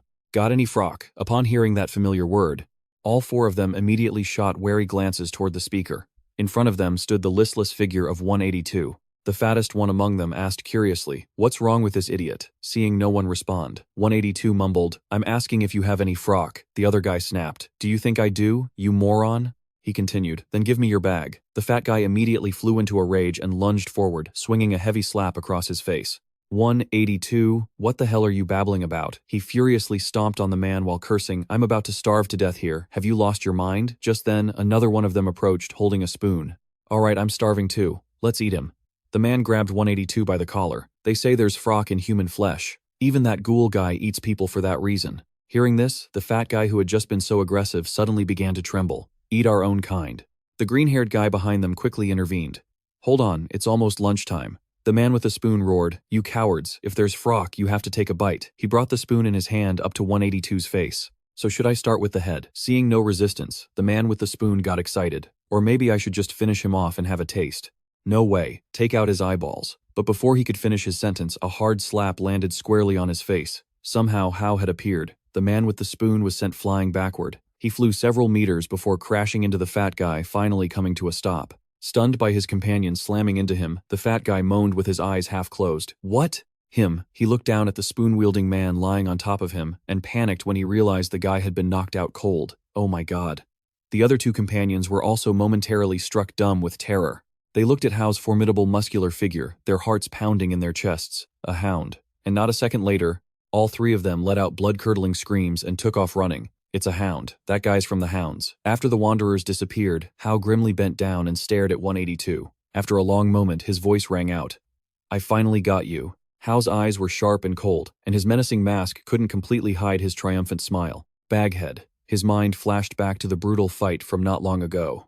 After taking down a few opponents, Hao had shattered the glass partition of a cell with his bare hands. Covered in blood, he entered the room and walked up to Dante, who was unconscious at the time. Without a word, Hao swiftly grabbed him by the collar with one hand and lifted him up. Looking at the empty scene outside, he thought to himself with certainty, I've won. Hao ran with Dante, slung over his shoulder. The stupid bastards were so busy fighting, they didn't pay attention, completely unaware that the teacher had been taken. And just like that, he made a clean getaway with him. While on the move, Hao remembered a teammate who had died. That bastard, Thao. He dared to use a team member as a human shield. The more he thought about it, the more disappointed and outraged he became. At some point, a tear unconsciously trickled from the corner of his eye. This alliance is completely meaningless. Suddenly, Hao snapped back to his senses, his sharp, wary eyes glancing over his shoulder. In his moment of triumph, he had carelessly failed to notice that 182 had been right behind him all along. Someone's tailing me. In an instant, Hao stopped and spun around, his voice cold as he questioned him. What team are you on? Are you one of the ghouls? Seeing the other man's dazed expression, he continued, Ordrinha. 182 didn't answer. Instead, he held out the sweet potato he was holding. Then he asked an incredibly stupid question. Are sweet potatoes considered animals? Hao was dumbfounded. What the hell are you talking about? 182 seemed disappointed. You don't know. Maybe I should ask the teacher. Seeing his time being wasted with this nonsense, Hao grew angry. Is this guy insane? I'm in a really bad mood right now. He clenched his fist, his voice hissing through his teeth. You foolish piece of trash. 182 was a reminder that the teacher should have taught you better. Quick as a flash, Dante was dropped. But before his body could even hit the ground, Hao's figure had already lunged forward and vanished. As he rushed to attack 182, he growled, so damn annoying. Hao's fist, fueled by rage, carried terrifying power. It aimed straight for his opponent's face, intending to take him down in a single blow, holding nothing back. But surprisingly, 182 leaned back and easily dodged it. Not understanding what had just happened, Hao's eyes widened in disbelief. The punch grazed past, hitting nothing but air. The intended target was completely unscathed. While Hao was still stunned, he inadvertently left his right flank exposed. 182 instinctively tightened his grip on the sweet potato in his hand, pointing one sharp end upwards. And in an instant, Hao's right side was struck by a powerful counterattack. His body staggered and then collapsed heavily to the ground. Hao's eyes were bloodshot, his face flushed red, and a pained groan escaped his throat. In less than a minute, the pain from the blow had him rolling on the ground and screaming. 182 seized the opportunity to grab Dante and run. The silence was suddenly broken by Hao's helpless curses, calling him a thieving dog. Back in the present, Hao's hand was gripping the sack over 182's head. He glared fiercely at him and demanded, "What's the situation with the teacher?" Without waiting for an answer, Hao violently ripped the sack off his opponent's head. His menacing gaze suddenly froze for a moment. 182's face was covered in bruises, his pupils wide but lifeless, and his nose was running. He looked so idiotic that Hao couldn't help but exclaim, I can't believe your face looks this pathetic. He watched his opponent sway high as a kite, muttering, Is Frog here? It's useless. What planet are you on? At the Hound's headquarters, a portrait of the former Vice Commander D. Crudely drawn by hand, was placed neatly on a table next to an opened can of beer. A few steps away, two members of the Hounds were huddled together, apparently doing something. The sound of a bone snapping suddenly echoed through the room. Someone's middle finger was being bent backward by another hand. 182 was collapsed on the floor, his body battered and bruised, but he didn't let out a single groan. The voice of one of the two, Hound, spoke up. This guy's really lost his mind. Are you planning to eat with your toes? Where the hell is the teacher hiding? He trembled as he made an offer. Give me some frog and I'll tell you everything. The Hound got angry. This bastard is still refusing to talk. Rick gritted his teeth. Let's see how long you can take this. Break another one of his fingers for me. Inko waved 182's mangled hand. We already broke all 5 of them. There's nothing left to break. Rick yelled, then move on to his toes. No sooner said than done. The two immediately shifted their target to his feet. Spit it out, or you'll be crawling on your ass from now on. Having observed the situation, the new member of the Hound Slick spoke up. At this point, I doubt he can even feel pain anymore. Hey Hao, just toss him a frog. This is taking too long. Hao warned in a low voice. No, absolutely, do not give him any. His tone made Slick pause. What's with the serious voice he looked at? 182, who was being brutally tortured and threatened by Rick. Break it, I'll twist your toe right off. Slick was dismissive. What's there to be afraid of from that scrawny guy? Frowning slightly, Hao said coldly. You think he's just some skinny kid? Look closely at that body. That is a body that has been trained to its absolute limit. His body fat percentage is definitely less than 5%. Back, who was lifting weights in the background, suddenly chimed in, but you gotta admit he's really handsome. A perfect kind of handsome. Slick raised his voice. So, what good does that do? Don't you know that getting punched hurts way more when you have no body fat? Hao rested a hand on his temple and observed him with a sharp gaze. But it doesn't look like he's feeling any pain at all. Slick suddenly interrupted and brought up another issue. The leaders of the other factions are starting to make their move. The intel that the teacher is hiding in Tofu Village has been leaked. If he falls into the hands of the other leaders, we'll be completely cornered. You've single-handedly destroyed the alliance. No matter how you spin it, killing Thao was the wrong move. Hao's voice was full of scorn. The wrong move. His expression darkened. That bastard dared to touch one of our brothers. He had to pay with his blood. Don't act like some worthless punk. Slick's face palled. If you'd think about the bigger picture, what I mean is we need to gather more frog, he added emphatically. That's what the late Dai Dot would have wanted too. Hao's fist suddenly slammed down on the table. He shot to his feet, startling Slick, who had no idea what was going on. His body trembled reflexively. Grabbing the beer can from the table, Hao declared, of course we won't let D-Dot's death be in vain. He held the can up to D-Dot's portrait. For him, we will definitely succeed. Together we will climb to the very top. After speaking, Hao popped the can open and chugged the beer straight down. A toast to D-Dot, Rick and Inko repeated mechanically. For D-Dot, for D-Dot. Back quietly took the towel from around his shoulders and used it to wipe his tears. To glory, the atmosphere was emotional as everyone remembered their fallen comrade. But then Hao suddenly spat out the mouthful of beer. D-Dot's crudely drawn portrait was now soaked with beer, the ink quickly smudging. The hounds, not understanding what was happening, were thrown into chaos. What's wrong, Hao? D-Dot's portrait, Inko called out anxiously. Bach asked worriedly, Hao, are you okay? Hao struggled to catch his breath and then cursed. Damn it, don't worry. I just choked a little. His mind flashed back to the moment 182 counterattacked. In that brief instant, he struck my ribs with perfect accuracy. The more he thought about it, the angrier he got. Hao's hand unconsciously tightened, crushing the beer can. There's no mistaking it. My liver has been noticeably weaker ever since then. He threw the crushed can hard, hitting 182 right in the head with a thud. I don't know what the others are thinking, but you can't fool me. Hao stepped closer and stared intently at him. That was pure technique, not dumb luck. Especially here in Frogland, where people only know how to mindlessly brawl using the power of frog. He coldly mentioned a name, Krav Maga. And Krav Maga is an Israeli self-defense martial arts system. A practical combat style focused on quickly neutralizing an opponent by attacking their vital points. Observing the expression on 182's face, Hao pressed, Isn't that right? He prodded at 182's foot and his shoes. Seeing no response, Hao lowered his voice. You're a soldier, aren't you?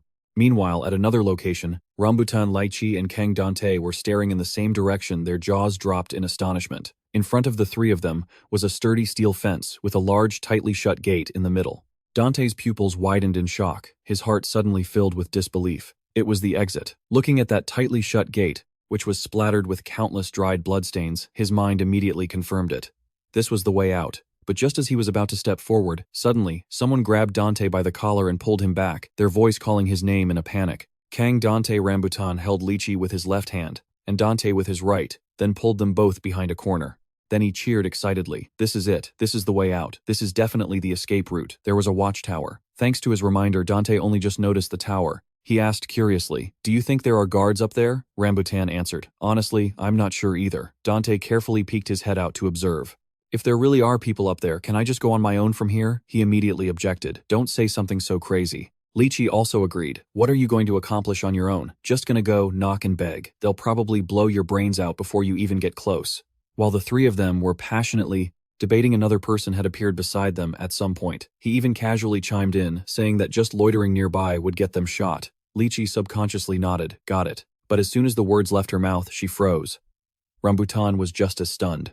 Dante was also confused because that voice was completely unfamiliar. It didn't belong to any of them. Looking at the person who had just spoken, Lychee was so startled she fell backward. Oh my god. The three of them quickly backed away. Dante looked at Dreenhead's pointy head and cried out in shock. What the hell is that? A sweet potato. As soon as he heard this nickname, Dreenhead's face darkened as he warned. You're forbidden from calling me a sweet potato. The boy was momentarily scared speechless. At that moment, an image of his previous angry outburst suddenly flashed through Dante's mind. "Are you saying I look like this sweet potato?" He pointed a terrified finger at Dreamhead and yelled. That guy, he was in the classroom too. Hearing this, Rambutan became extremely vigilant, quickly stepping forward to shield him and Lychee as Dante retreated. This guy is a leader. A sinister expression now appeared on Dreamhead's face, sending a chill down their spines. His mind suddenly went blank. Dante looked back at the head with a few sparse hairs shaped like a sweet potato and stammered. A leader. His mind was unconsciously filled with doubt. This person is also a leader class. Before he could recover, many of Dreamhead's companions suddenly appeared around them. Kang Dante couldn't help but jump in alarm, his eyes filled with unspeakable fear. Each of those guys was holding a traffic cone, and they methodically arranged them into a barrier. Very quickly, that barrier formed a circle trapping Kang Dante, Rambutan, and Lychee. After his companions had finished their work, Dreamhead leaped up from underground and introduced himself. "I am Dreamhead." He lunged toward Kang Dante, boasting, "The one with the greatest potential to become the supreme leader." Dreamhead's hand with its sharp claws reached for him. "Teacher, let's go together." The moment he finished speaking, a powerful kick struck him. Rambutan landed a direct blow to Dreamhead's face and declared coldly, "The teacher is coming with us." Dreamhead was sent flying backward, but a few of his underlings quickly caught him. He staggered, raising a hand to touch the face that had just been kicked. "What the hell are you?" Rambutan didn't answer the question and only issued a warning. "Don't you stick your nose in this." "We found him first." No one had ever used that tone with Dreamhead before, so he felt insulted and cursed back. "Where the hell did this mangy dog crawl out from? You got a death wish or something. You're not scared." As soon as he finished speaking, he suddenly rose onto the tips of his toes. Dreamhead's body began to spin at a terrifying speed. It was so fast that it looked like he was standing still, but fierce currents of air were already forming around him. Dante's eyes widened when he saw the familiar move. Ballet. And suddenly he bent his knees and jumped into the air. Dreamhead dove headfirst toward the ground and began to spin violently like a drill. The two of them were shocked when they realized his intention. "He's coming." The solid concrete floor cracked, forming a long, straight line. Before Kang Dante could compose himself, Dreamhead had already emerged from the ground behind him. He targeted him first with a chuckle, but Rambutan swiftly kicked out, trying to crush his opponent's head. However, he deliberately bobbed up and down from the ground to taunt him. Too slow, he was forced to stomp his feet like he was playing whack-a-mole. As for Dante, he collapsed to the ground in terror, covering his head with his hands. Dreamhead's speed grew faster and faster. The ground was riddled with holes as he managed to get behind Rambutan, who was wide open. He seized that opportunity to attack in a split second. Rambutan couldn't block in time and was sent flying. Lychee couldn't help but scream in panic, Rambutan, but that made the other prisoners take notice. A girl's voice. Only then did Lychee realize she had let it slip while there was still whispering around them. "It's a girl." Dreamhead also slowly turned his head to look, his expression one of disbelief. "There's a girl here." A prisoner suddenly lunged forward and pulled down Lychee's shirt. "It's definitely a girl." "It really is a girl." She struggled but couldn't escape the strength of the two men. "Let's go." "What should we do with her? How about we just take her with us for now?" Dante's face also turned pale seeing their crude actions. Lychee and his two new friends were captured at the same time, and his heart ached with guilt because it was all his fault. With that, Dante squeezed his eyes shut, suppressing his helplessness. "Don't." Then his hand clenched around a piece of rubble beside him. In a burst of emotion, Dante swung his arm and threw it at one of the men's heads. "Stop it." This act stunned the crowd. His whole body trembled violently as he gasped for air. Lychee was also startled to see him like this. In a flash, Dante threw another stone, throwing them at everyone in front of him, including Lychee, causing them to cry out in pain. What the hell is wrong with that guy? But she managed to grab his hand just as he was about to act again. "Dante," then Lychee yelled in a strained voice, "snap out of it." Only then did he come to his senses with a jolt. Are you okay?" She didn't say anything more, but quickly pulled Dante along with her. "Hurry up and run." Over on the other side, Dreamhead was still staring at Lychee. "She's really beautiful."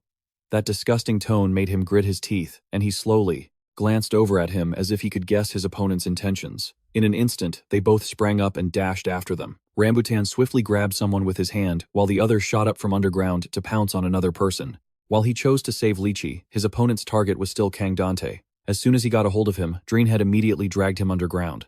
Only then did Rambutan realize in shock that he'd been tricked. Dante. At the same time, Dreamhead drilled powerfully into the ground while holding him tightly. Meanwhile, in a quieter place, a somewhat curious voice suddenly spoke up.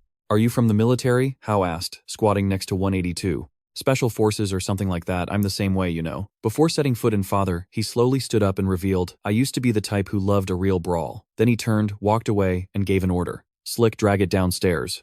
Let's see what you've got. Don't give it a single frock."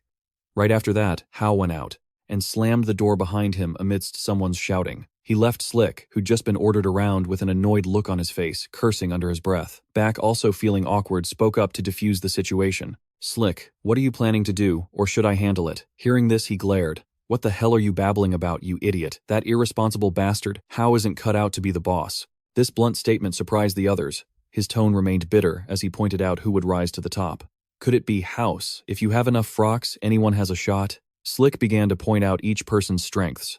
Inko, you're a talented artist. In a way, you've got the makings of a kingpin too. Hearing this, his resolve began to waver. Then he pointed to another person. Bak, you know how to use your weight well. All of us have potential. But that guy wasn't swayed so easily.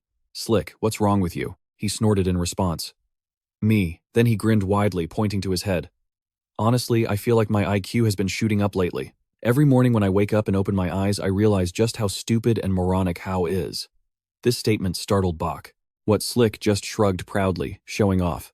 Trying to climb to the top using only muscle is old news. This is the age of the brain. In this world, intelligence is the real power. The guy heard this and realized he was being serious. So what's your plan? He confidently laid out a plan. I'm going to hunt down where the teacher is hiding. Slick's expression now looked extremely sinister, and I'll keep the news quiet from How. As for the rest, you guys figure it out. His large body loomed over 182's spot. Let's see which one of you wants to. Then, in a mysterious tone, Slick whispered to the other guy. Hey kid, you're thirsty for this, aren't you? He then took out a blue orb. It was a frock. As soon as 182's eyes moved, he acted generously. Then I'll bestow it upon you. Meanwhile, Kang Dante was being led through a sewer by Dreamhead. He smirked, looking over at the boy to check on him, then spoke in his strange voice, putting Dante on high alert. The other man was now holding his arms out to the side in a welcoming gesture. You're now standing in my underground domain.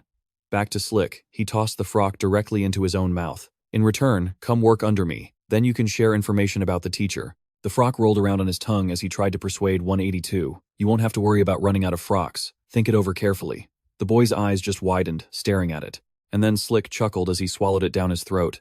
I don't give second chances. Suddenly, 182 moved, opening his mouth right at his throat.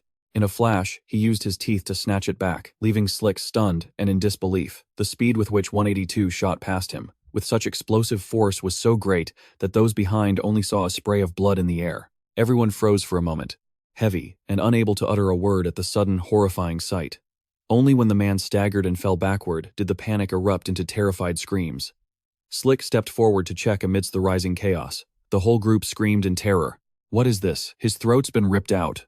Even now, Inko still couldn't process the situation, lost in a daze. On the other side, 182 had suddenly harmed himself, right after tearing apart the prey who dared to provoke him. Those gruesome sounds forced Inko to turn away, a cold sweat spreading across his face. It wasn't just him. All the witnesses fell into a heavy silence, no one daring to move. After swallowing the frock, 182 was now like a mad beast looking at them with excitement. At the same time, somewhere else, Kang Dante's thoughts were racing relentlessly. Are Rambutan and Lychee planning to escape? That must be it. They should just leave me behind and get out on their own. Looking up, Dante forced himself to accept the inevitable outcome. They have no reason to wait for me. Facing the person observing him, he concluded, I'm so screwed. After staring intently enough to burn a hole through the other person's face, Dreamhead finally spoke, his probing tone as blunt as before. Teacher, can you really create frocks at Kang? Dante's bewildered reaction. He gave a knowing smile and continued. That's what all those guys from the tofu village say.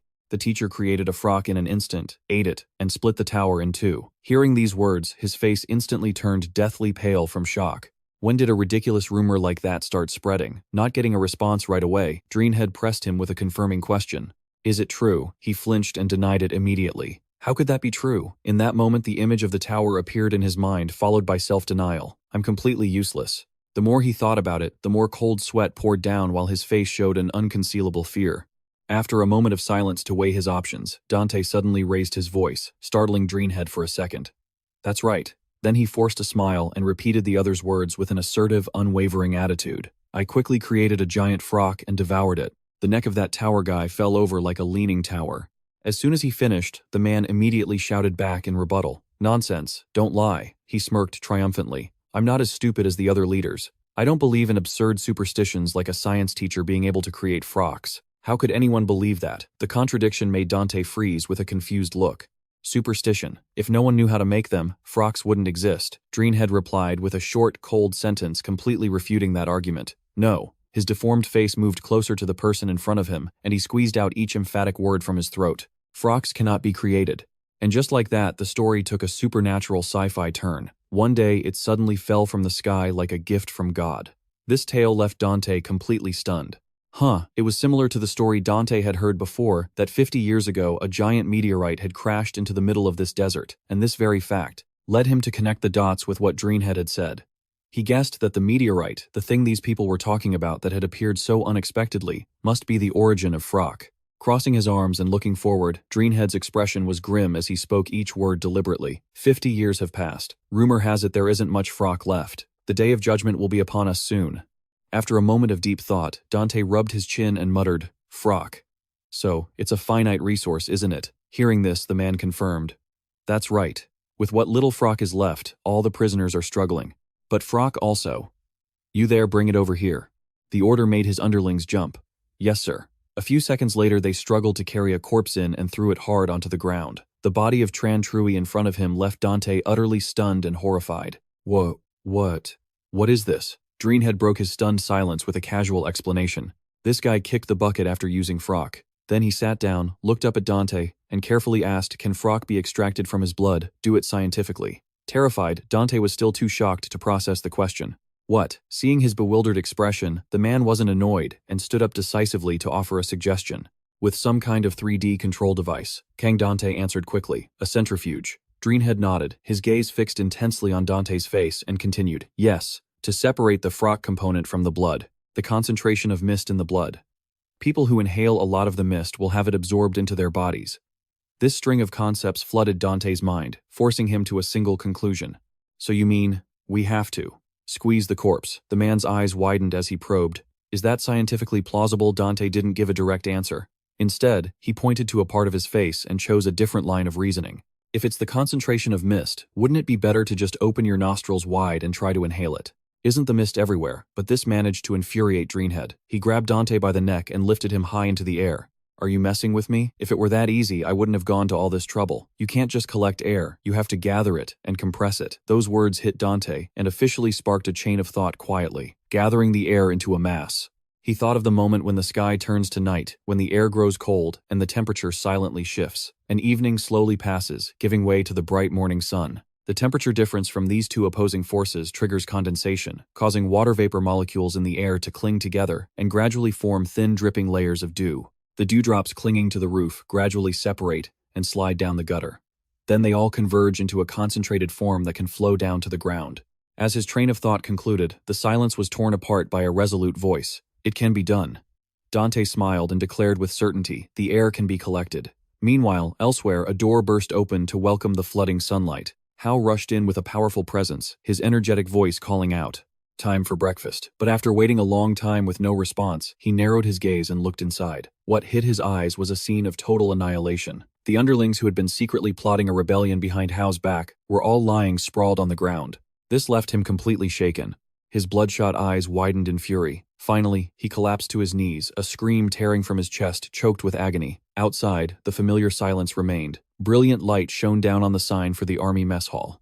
Amidst this scene, a figure moved slowly, laboriously with each breath, his hands swollen and bruised.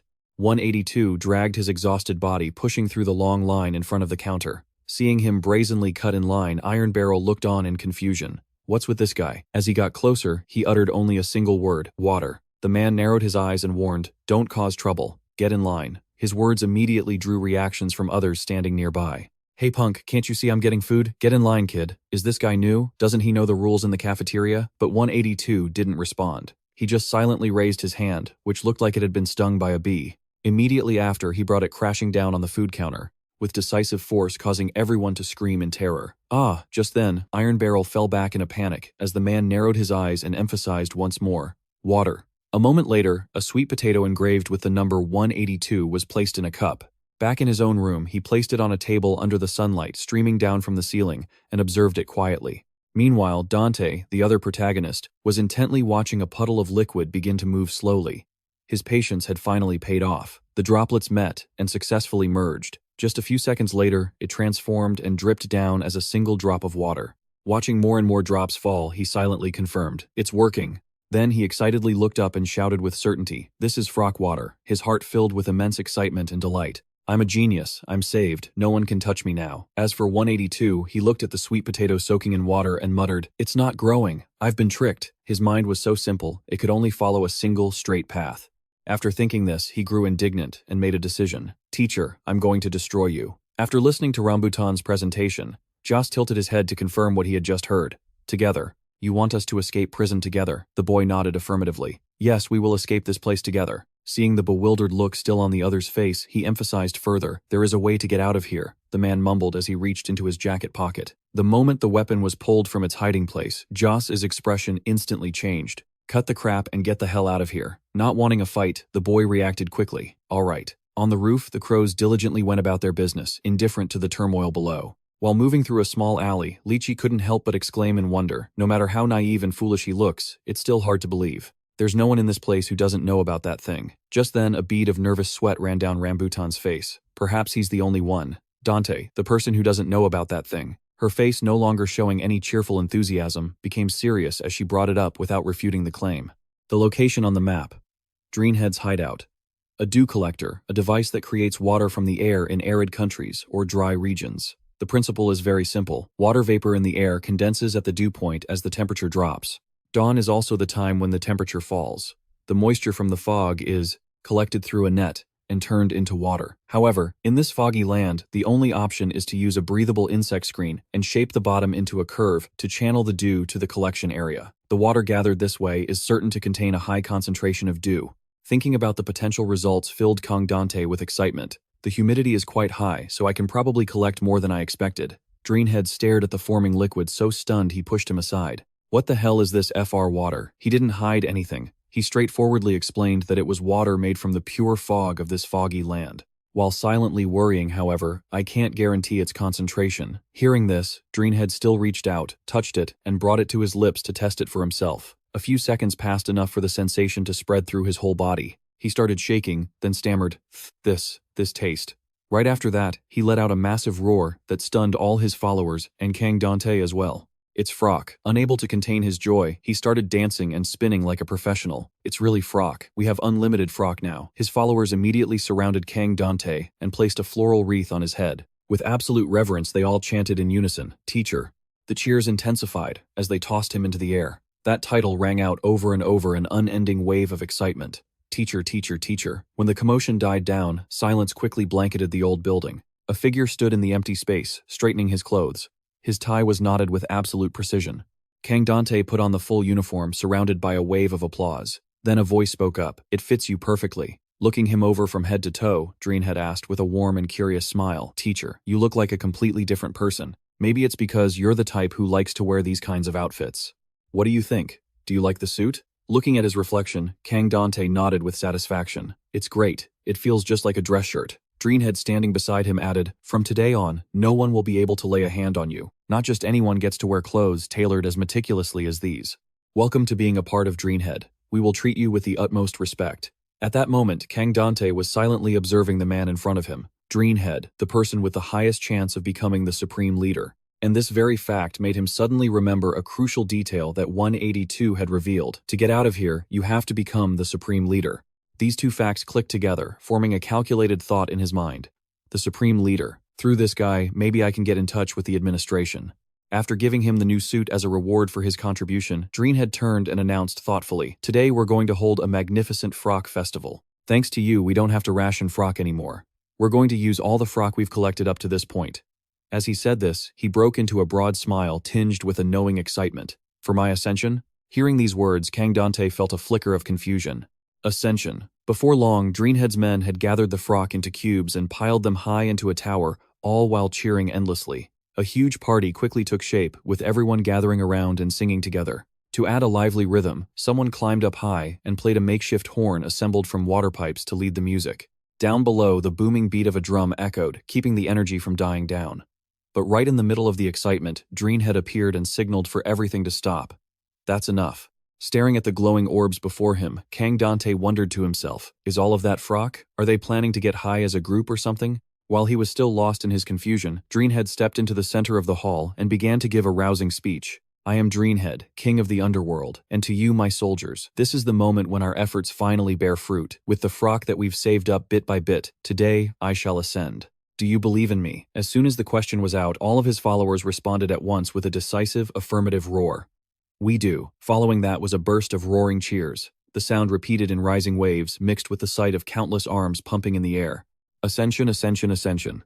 Amidst the wave of cheers, Dreamhead grabbed a piece of frock and turned aside with a look of delight.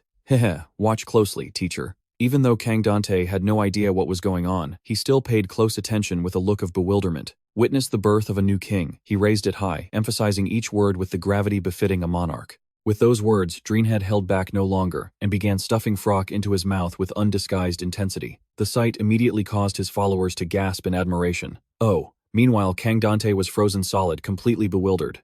What? He's eating it all by himself. The continuous cheers served as fuel, pushing Dreamhead to devour it even faster. Ascension, ascension. Each cheer stacked upon the last, forcing him to push far beyond his normal limits to achieve a breakthrough. Ascension, ascension. Dreamhead didn't stop. It's still not enough. Just as things reached a fever pitch, a worried shout cut through the sea of chanting. Can you handle it? He immediately shot back. It's not over yet. As it turned out, the question had come from Min, who was watching with a mix of tension and excitement. Can he do it? But with every word he forced out, Dreamhead's face suddenly became distorted and ugly. He didn't answer his trembling hand, just trying to reach for the last few orbs on the plate.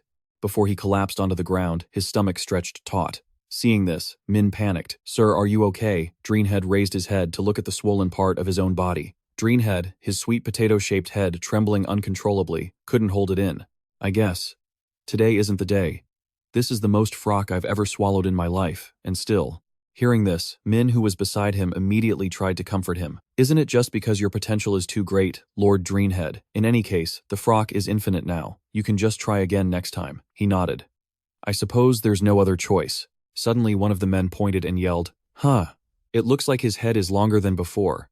The whole crowd immediately looked where he was pointing and shouted in unison. That's right, it is. It got longer. Seeing the change, they got excited and raised their arms high, resuming their cheers. Ascension, ascension. When Dreamhead didn't answer, Min asked curiously, Well, sir, do you feel any new power? However, at that moment, Dreamhead couldn't speak a single word, only managing to make a few meaningless sounds. After stammering for a bit, he finally opened his mouth, but his face was transforming dramatically. I can feel the universe. His entire body levitated as if he had gained infinite power from the very space where frock originates. Everyone held their breath, hanging on his every word. We can see the entire truth of the world. However, Dreamhead had just said that his head was starting to swell abnormally. We all live in a green hell. Before he could even finish his sentence, streaks of green suddenly shot out everywhere. Staring at the scene before him, Dante was so shocked his jaw dropped. Those words were like Dreamhead's last as his life came to an end, when he exploded like an overinflated balloon. When his underlings saw the frogs showering everywhere they went into a frenzy, every last one of them lunging forward like hungry ghouls at the fall. The sight immediately pulled Dante back to an old saying deeply ingrained in the memory of 182 ascend or fall. The cheers of Dreamhead's subordinates snapped him out of his dazed stupor. The boss has finally fallen, frock. The constant barrage of noise couldn't even shake him out of his state. An incredible, massive amount of frock. After Dreamhead fell, a shower of frog rained down. The remaining men immediately bent over, scrambling to stuff it into their mouths in a chaotic frenzy. And now, the Frog Festival had truly begun, all thanks to his gruesome fall. Witnessing what was happening, Dante could only stand frozen to the spot, paralyzed by the chilling cheers. A festival, a festival. There wasn't a shred of grief now that their big boss was gone. Everyone was ecstatic, screaming and practically exploding with madness. After collecting a heap of missed items for himself, Rob started playing the good guy and pleading with the others. Stop it. If you keep this up, we're all going to die. If we eat too much frock at once. He even grabbed Dante by the collar and screamed in his face, Teacher, stop them. You have to be the leader now. After witnessing everything that had just happened, Kang Dante was terrified. Me, the leader, but Rob just kept pushing him. Hurry up and take Dreamhead's place. Despite the fact that his legs were already screaming at him to flee the scene, he refused. I don't want to. He kept screaming in Dante's face. Teacher, finally, unable to take it anymore, Dante turned and ran for it. I don't want to. Seeing this, the underlings behind him gave chase frantically. Teacher, get him. As he ran for his life, he tried to hypnotize himself. What the hell? What the hell is happening? It's a dream. It has to be a dream. It's just a dream. Just a dream. Reality was too cruel, so Dante could only delude himself. This can't be happening in real life. Wake up, come on, wake up. As if some strange force had answered his prayer, everything around him began to transform, surprising him. At the end of the road, Dante finally saw a familiar figure standing there, repeating the same words over and over. I told you so. I told you so. It wasn't quiet like some disembodied voice in his head. Dante slowly spoke. I told you so. Dante placed all his hope in this one person. A panicked Dante begged Brother, save me. Get me out of here. However, his brother made no move other than to slowly turn his head and suddenly ask a question. You still don't understand why appearances don't matter, do you? He even added a cruel conclusion, because it's just a ridiculous mask. This horrified Dante to his core. But in that moment what appeared on his brother was a grotesque face that calmly enunciated every single word. A ridiculous and cowardly mask. What was happening right in front of him sent Dante into a panic, and he felt like he was on the verge of going insane. Enough. Selective prosopagnosia. He couldn't remember his own brother's face. Unlike with the other members of his family, for that reason, he could only picture Danzig's head as a circle. When his brother saw the family portrait Dante had drawn, he questioned it while making a comment. Why did you draw me like this? You'd better not become an artist. In Dante's eyes, Danzig's face was always changing. Sometimes it was an angry face, sometimes a clown or a crying face, and at times even a demonic one, so he figured it was just easier to see it as a circle. And now that very same circular face, wearing a bizarre expression, had suddenly called out Kang Dante's name. It terrified him so much that he jolted awake from his stupor. Gasp, pant. It took a long moment for Dante to escape the nightmare. The next second, he heard someone call his name, and quickly glanced to the side to find them. Mr. Kang Dante. It turned out to be the familiar pair of Lychee and her companion. Seeing how pale he looked, she asked with concern, Are you awake? When he saw the two of them, he was still groggy. Rambutan and Lychee. By the time he realized where he was, Dante still couldn't believe it. What happened was it all just a dream? His words only seemed to confuse Lychee. He was stunned for a moment as they started to explain. We brought you here to Dreamhead's hideout on the map. We found you in the sewer. As they said this, they couldn't help but remember Kang Dante's pitiful state at the time. Hearing their words, he still couldn't believe it, and had to ask again. You two came to save me, Lychee smiled gently and replied. Of course. We promised we'd escape together, didn't we? It had all happened so suddenly that it took Dante a moment to process the information. When he finally reacted, the first thing he did was to rush them. I'm sorry I've held you both back. We have to go now. Seeing Kang Dante in such a panic, Lychee quickly waved her hands to explain. No, Rambutan needs to rest too. We've already come a long way. He was even more surprised after hearing that. What? She almost immediately lifted the corner of the tent to prove her point. Look, Lychee even boasted proudly. We're right in front of the wall. We found a spot with no watchtowers. A little later, a makeshift stove flickered its bright light, spreading warmth. After hearing the story, Lychee was a bit surprised. Dreamhead is dead, Dante confirmed it. Yeah, he is. He gestured wildly while eating and explaining. Everyone went crazy. It was complete chaos. Like hell itself broke loose. Just then, Rambutan spoke up to correct him. That's called a fall. It's death by frock overdose. I've eaten way too much frock myself. Seeing how much he seemed to know, Dante asked in alarm. You have too, Lychee. Seeing he'd fallen for the prank, had to cut in and reveal he was just kidding. Finally, Rambutan stopped teasing and slowly explained. Like we said, the more frock you eat, the more your potential increases. But potential also has a limit, and everyone's limit is different. If you reach your personal limit, you'll explode, and all the frog you've absorbed will erupt. Every word Rambutan spoke, though soft, carried a terrifying weight. People don't know where their own limits are. You're good at something too, aren't you, Mr. Kang Dante? But even he didn't know his own limits. That's how the frock just vanishes. Dante couldn't help but remember the horrific fate that befell Dreamhead and his crew, just as the kid had described. Everyone was just waiting for someone to fall. 182's words echoed in his mind once again. Ascend or fall, there are no other outcomes, and falling is just a metaphor for death. Thinking about this, a curious Dante asked, So what is ascension? Isn't it just pushing past your limits? But a voice quickly denied it. No, it's not about exceeding them. Rambutan suddenly revealed another shocking piece of information. It's the emergence of a dual talent. When someone reaches their absolute limit, they gain another talent. Everyone will follow and worship him, and he will become the supreme leader. Kang Dante was momentarily stunned by this difficult theory. Ascension is extremely rare. Most people just fall. Dante found all of this hard to believe, and a bit overwhelming. And it was all for a second talent. Everyone was willing to risk their lives for it. Rambutan slowly explained, How should I put it? It's like a legend. As he spoke, the corners of his mouth lifted into a faint, hopeful smile. One day, someone will suddenly appear with limitless talents. We believe that person will transcend the laws of this world and set us all free. Kang Dante never expected to hear him emphasize the very same thing 182 had mentioned before, and they will become a god. That's the supreme leader. Elsewhere, 182 removed his veil, revealing the scars on his face as he stood silently. He was quietly sensing everything happening around him. From the beat of a bird's wings in the sky, to the sounds of a gang of prisoners fighting in a narrow alley, 182 heard it all with perfect clarity, whether it was the sound of someone relieving themselves, or of insects scurrying along the path in search of food, or even the sound of someone's stomach growling from hunger. He strained to listen through all of it just to find a pair of glasses. Or more precisely, the sound of someone repeatedly pushing up the object that was always on Kang Dante's face. It was a tiny sound, but it echoed constantly in 182's ears. Standing at the highest point of this place, he immediately locked onto the specific location where the sound was coming from. Found you. At the same time, in the area where Dreamhead had exploded from a frock overload, the assigned cleanup crew all had to wear gas masks. The shovels in their hands were constantly scooping up large amounts of frock that had been digested into sludge. Around them were countless others who had ascended in the same way Dreamhead did. A figure with a zipper tattoo ran out, cheerfully pointing. "Hey, it's glowing over here too." Tourist calmly surveyed the scene inside. Someone falls every single day. From the few traces left behind, she easily figured it out. Oh, this guy was pretty tough. Tourist didn't even forget to sweep the pile of frock into her bag, sneering, "Trying to ascend, were you? How pathetic." While she was cleaning up, she suddenly heard someone call her name and paused. "Hey, Tourist." Red directly handed her a bag full of frock and said, "Stop picking up trash. Here, take this," holding the heavy bag in her hand. She commented with delight, "The quality is amazing." Then he suddenly asked, "Have you found him yet?" At the mention of this, Tourist replied with clear annoyance, "The one-armed guy, who knows, maybe." Hearing this, Red, his face shrouded in shadow, criticized her. "It's been a whole year, and this is all you've managed."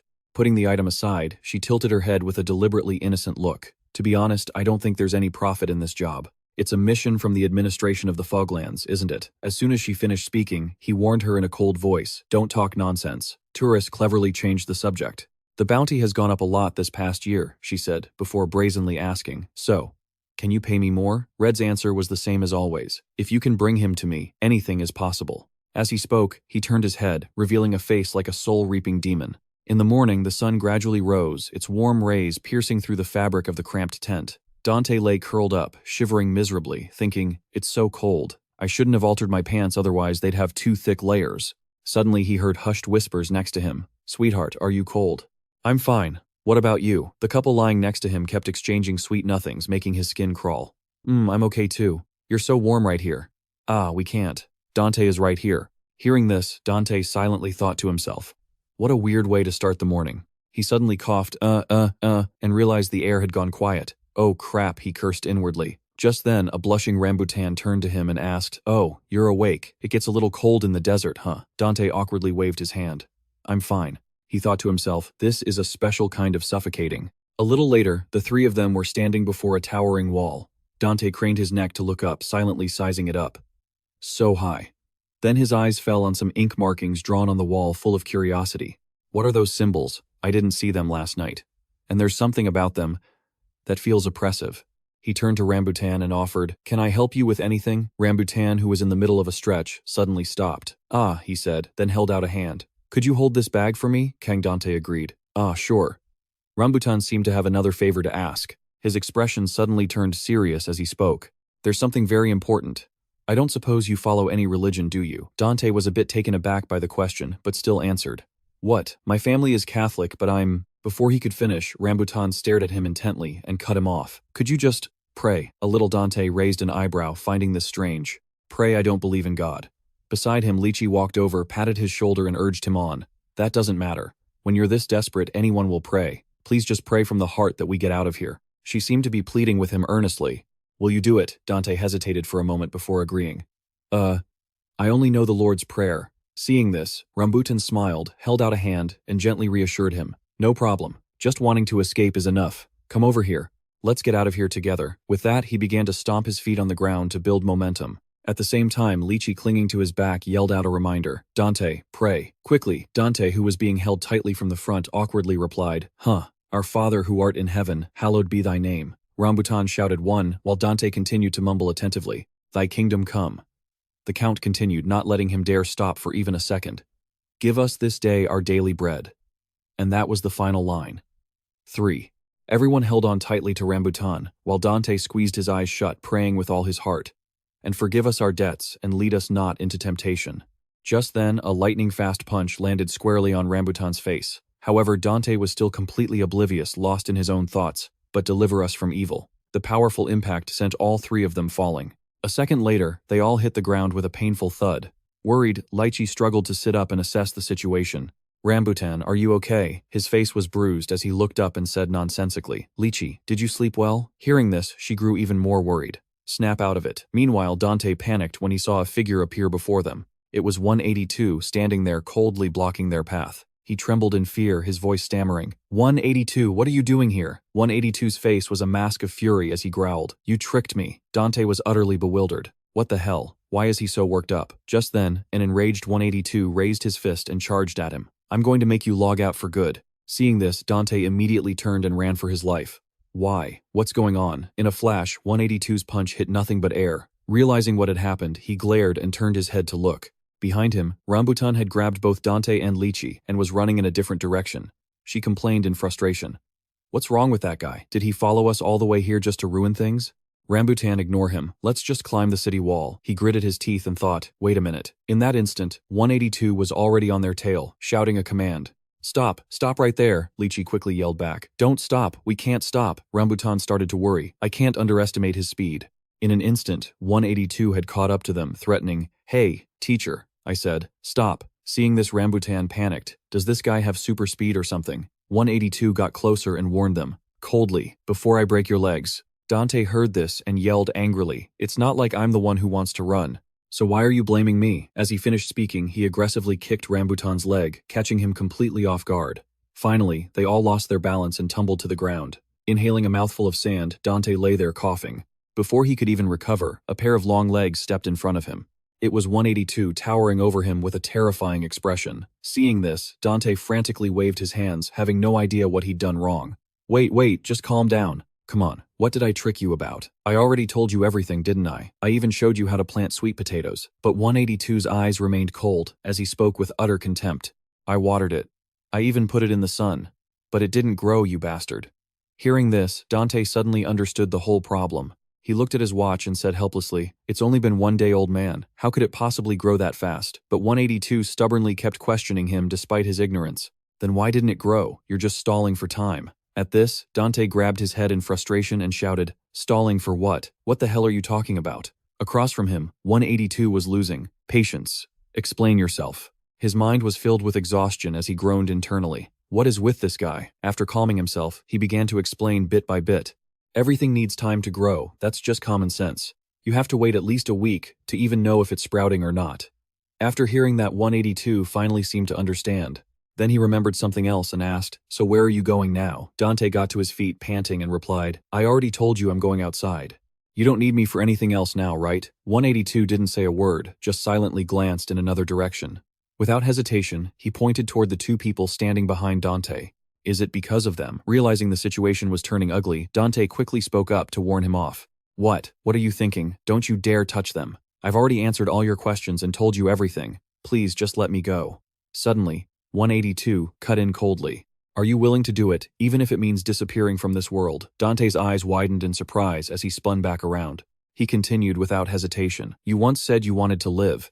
182 pointed behind him and asked strangely, but you're okay with them disappearing? Unable to take it anymore, Rambutan suddenly shouted in anger, What the hell are you talking about? Disappear, or not disappear? And again, that indescribable feeling of unease returned.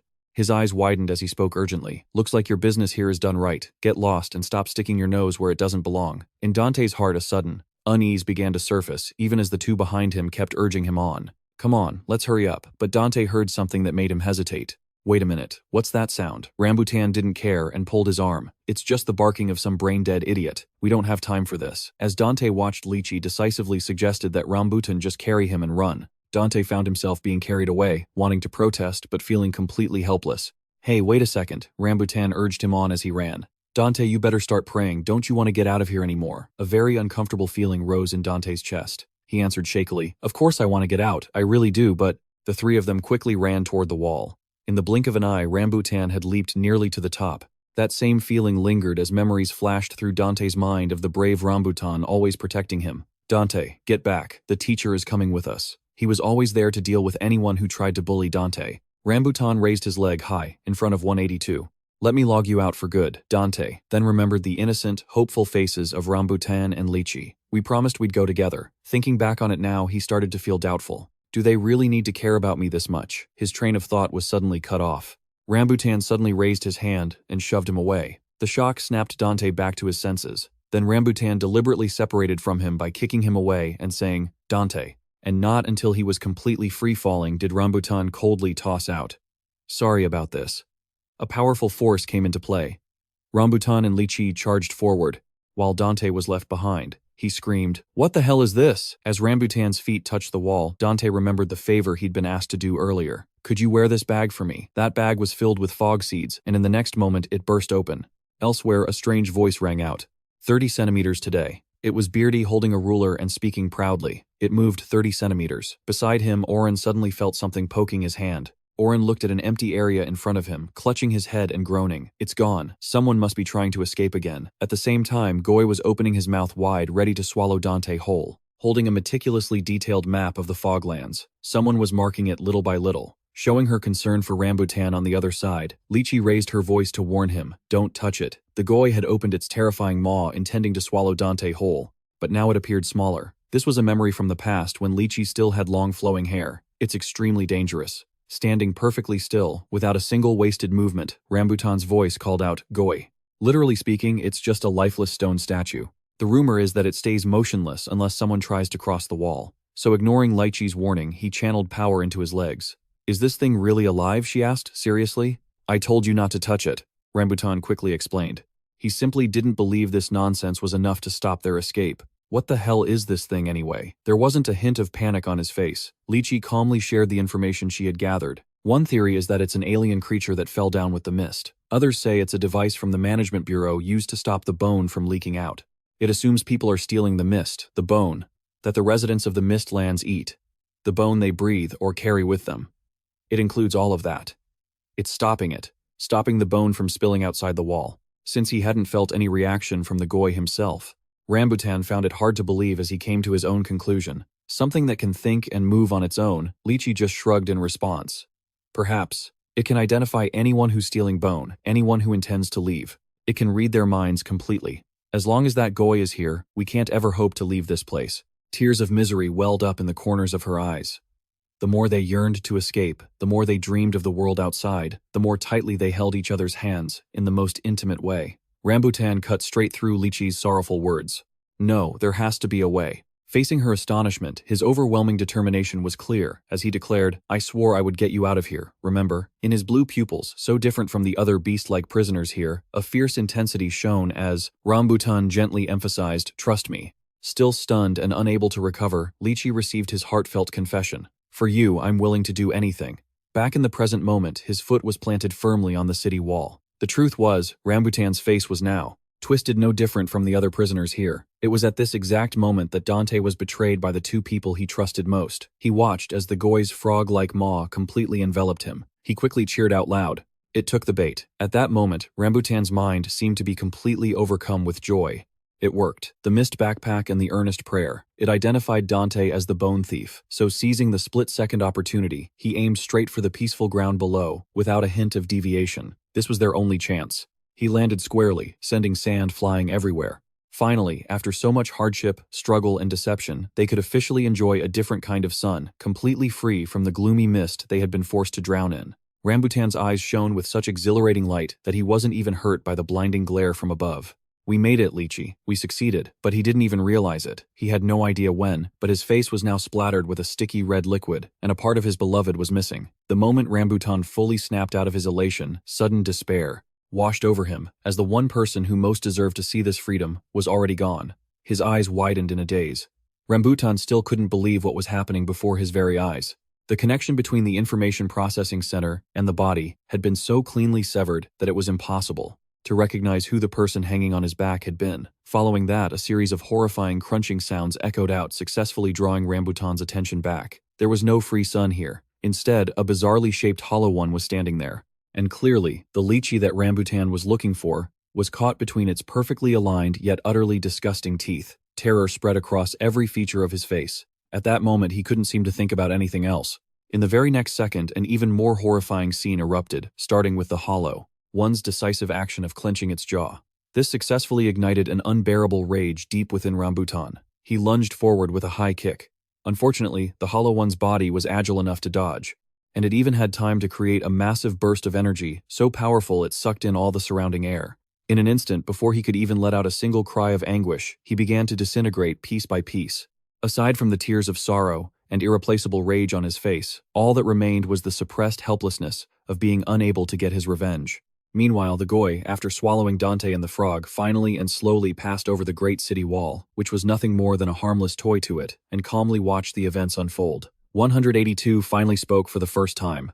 "You fool. I told you there was no escaping." Shaking his hand, which was swollen like a balloon, he let out a long sigh. Then his sharp eyes narrowed tightly, his gaze fixed on the monster, calmly crawling in. Without any warning, he launched himself forward like a blur, as if he didn't care who his opponent was. Preparing a fist that was slightly different from usual, 182 showed no hesitation, his main target being the gigantic Goi right in front of him. A shocking blow landed without a moment's hesitation. All of his life's strength directly caused it to suffer a significant impact. Even more terrifying, the monster that Rambutan's group had used to trick Dante was now within 182's reach. Its entire jaw just exploded with gruesome cracks. Its eyes lit up like a pair of headlights. Just when it seemed the Goi would be destroyed or at least stopped by this one move, something suddenly changed. Naturally, as the guardian monster of the Foggy Lands, it was more than powerful enough to terrify the prisoners inside. Despite the plasma cannon-like energy beam he just unleashed, 182 didn't even flinch. All it did was leave a scratch on his chiseled face. His eyebrows furrowed, but his expression remained perfectly calm. 182 calmly uttered just 2 words, "Stop it." Then, ignoring the pain spreading through his body, he unleashed a powerful roaring combo attack, yelling, "I said stop." One magnificent powerful strike after another finally punched a hole big enough to reveal the Goi's teeth, which were as solid as a concrete wall.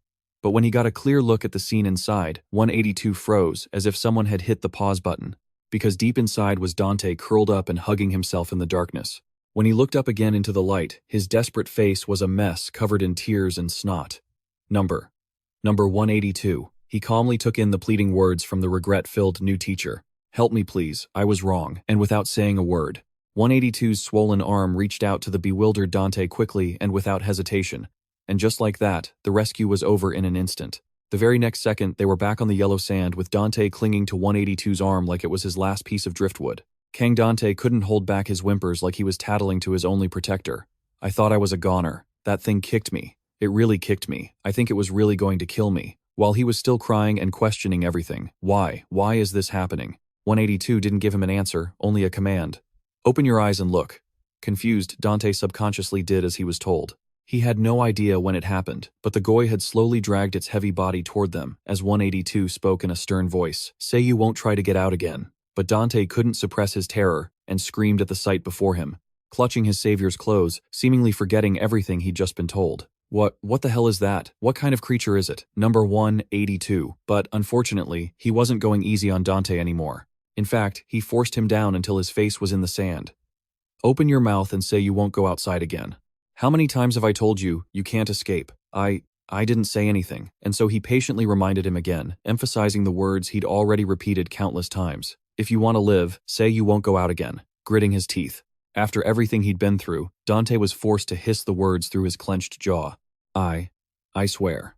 Bowing respectfully before an absolute power, he officially surrendered at that moment and uttered the words, a declaration that went against his heart, "I will never step outside again." Standing tall before the Goi whose teeth he'd just punched a hole in, 182's face couldn't help but show a mix of tension and an unreadable emotion. The monster's perfectly round, frog-like pupils were locked onto the two humans, especially the one who had both planned and attempted to escape this place. After finishing his pledge, Dante, filled with terror and overwhelming anxiety, slowly looked up to check the situation.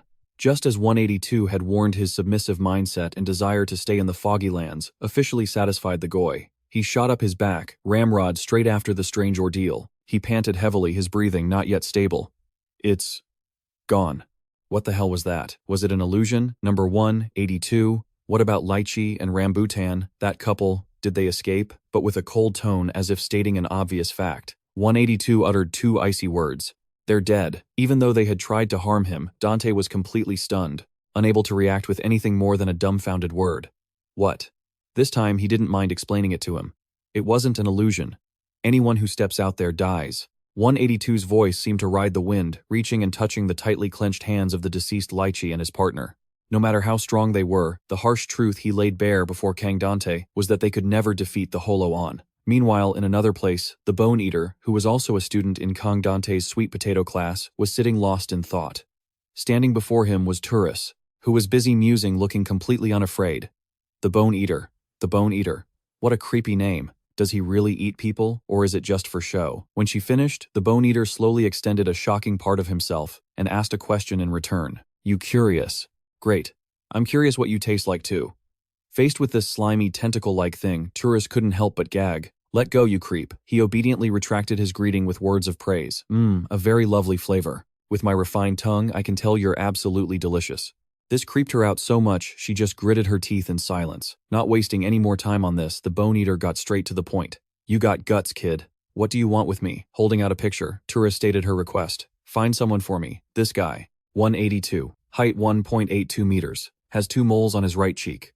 Missing his right arm. Doesn't use the 2 limbs attached to his shoulders like the others. The Bone Eater used his multi-purpose tongue to snatch the item. The moment his eyes fell on the image of 182, the Bone Eater let out a genuine sound. He looks delicious. You want me to eat him alive? Tilting her head slightly, Turris seemed completely unfazed by his words. Well, if he suits your palate, I guess there's nothing I can do about it. The Bone Eater jumped straight to questioning her. You seem to get me, huh? So who the hell are you? Showing a confidence far beyond that of a normal person. She paid the group in front of her, no mind at all. Oh, let's just say I'm kind of a big deal myself. She successfully managed to annoy the gang leader. Don't get cocky. I've never seen anyone like you before. No longer beating around the bush, Turris said it plainly, 'cause you're all just a bunch of hicks from Area O. Me, I'm a big shot from Area A, where only the strongest survive.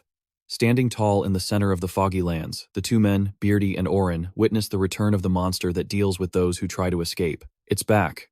Goy is back. Doubt filled Beardy's eyes. It didn't drag anyone back this time, did it? But Oren quickly noticed something different. Wait, look over there. Right in the center of its usually packed jaw. He was stunned to see that its tooth was broken. His face went blank as he confirmed it. Yeah, you're right. After that, he was filled with more questions than ever. What happened? How did it break? Oren was completely overwhelmed. Goy was injured. How could something like that even happen? Just then, a stern and dangerous voice cut off their conversation. Their conversation was an omen that made both of them shriek out loud. In the next second, Yaga didn't say another word, only letting out a series of horrifying cackles. Oren was suddenly stunned as he remembered. It's been 5 years. The bearded man next to him added, She's spoken for the first time in 5 years. And then someone suddenly interrupted, breaking the tense atmosphere. Your breath stinks. Ignoring the surrounding noise, Yaga finished laughing and continued to utter incomprehensible words. A great omen had appeared a crack on the chain. At that moment, Oren quickly realized it was a prophecy. The surrounding prisoners, drawn by the commotion, began to shout. It's a prophecy. Hurry and write it down, Yaga. And then, she suddenly spread her arms wide, the volume from her throat rising to a mysterious high pitch. The bird has taken flight. With an appearance completely different from the other prisoners here, Yaga revealed a face like an alien's the moment she declared that the day was approaching. Meanwhile, near the city wall, which separated the land of mist from the outside world, Kang Dante was stunned by the information 182 provided. A large white Holo-On, the thing that killed Lychee and Rambutan. Knowing he was referring to the Goy, the man didn't mind shaking his head to correct him.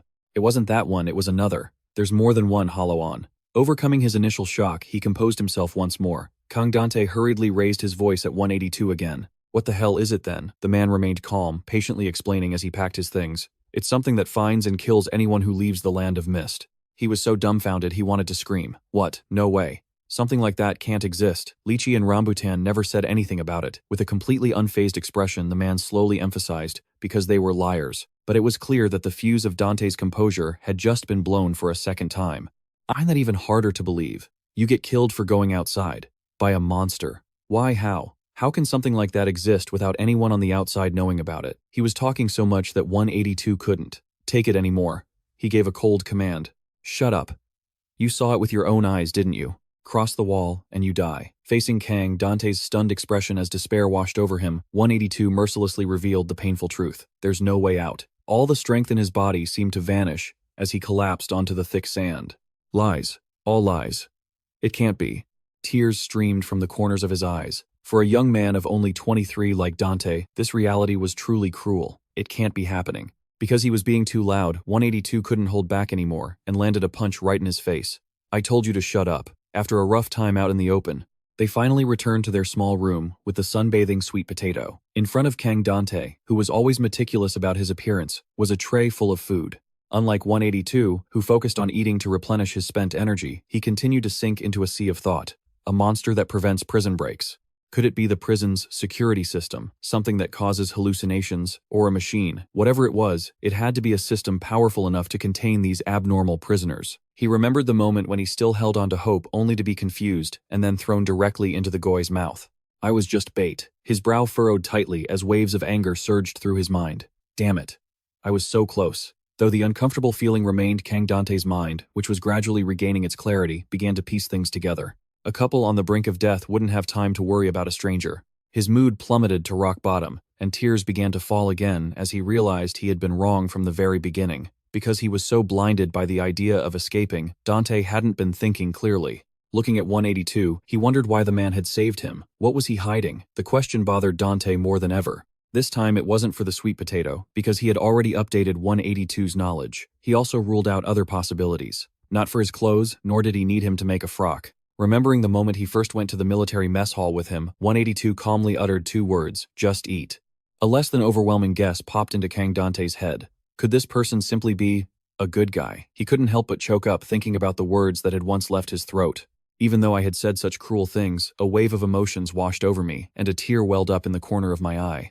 Even though I treated him so coldly, I thought 182 would finish his food quickly, but it looked like he was having some trouble because of a problem with his hand. Finally, after Dante cleared away the clutter in his mind, his attention and concern shifted to 182. What happened to your hand? For some unknown reason. The man decisively hid the bubble-like limb and said coolly, "It's nothing." He was suspicious. "It looks really weird." After all, the man had helped him so much. Dante didn't hesitate to approach 182 directly. "What is this fune? It's even bigger than before." The man quickly struggled trying to push him away, but without much success. "I told you it's nothing." He ignored him and assessed in a low voice, "This needs a hospital." Seeing that he couldn't hide it anymore, the man stopped being secretive and just blurted out the reason. "It's just broken." These unbelievable words stunned Dante. Broken, but swelling this much isn't normal at all. "Doesn't it hurt?" 182 answered honestly. "Nah." Of course, Dante couldn't believe him that easily. The grown man's large hand suddenly seemed small as he squeezed the new bubble. "It really doesn't hurt." Sweat poured down like rain. 182 was still trying to hold it in, taking a sharp breath that was enough to leave Dante speechless. He's just trying to endure it. In the end, any so-called hospital in this land of mist was a bit of a stretch, so Dante took matters into his own hands and created a masterpiece. They're all done. Not at all. Used to being restrained in any way besides wearing clothes, 182 couldn't stand it and began to flail about. "Don't take it off," Dante quickly advised him. "It's just a temporary measure. If you move, it'll hurt more." Glaring with eyes like mini headlights, he gave an order that allowed no room for argument. "Take it off. I still have to eat." Unfortunately, the truth from Dante's mouth was the official reply. "You won't be able to eat even if I take it off." The stubborn 182 immediately came up with another plan.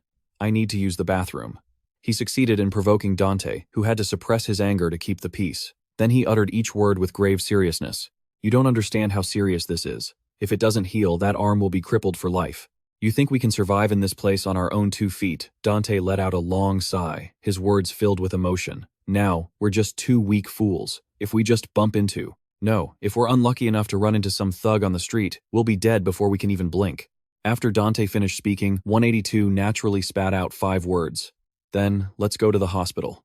That familiar yet foreign phrase in this place left him stunned.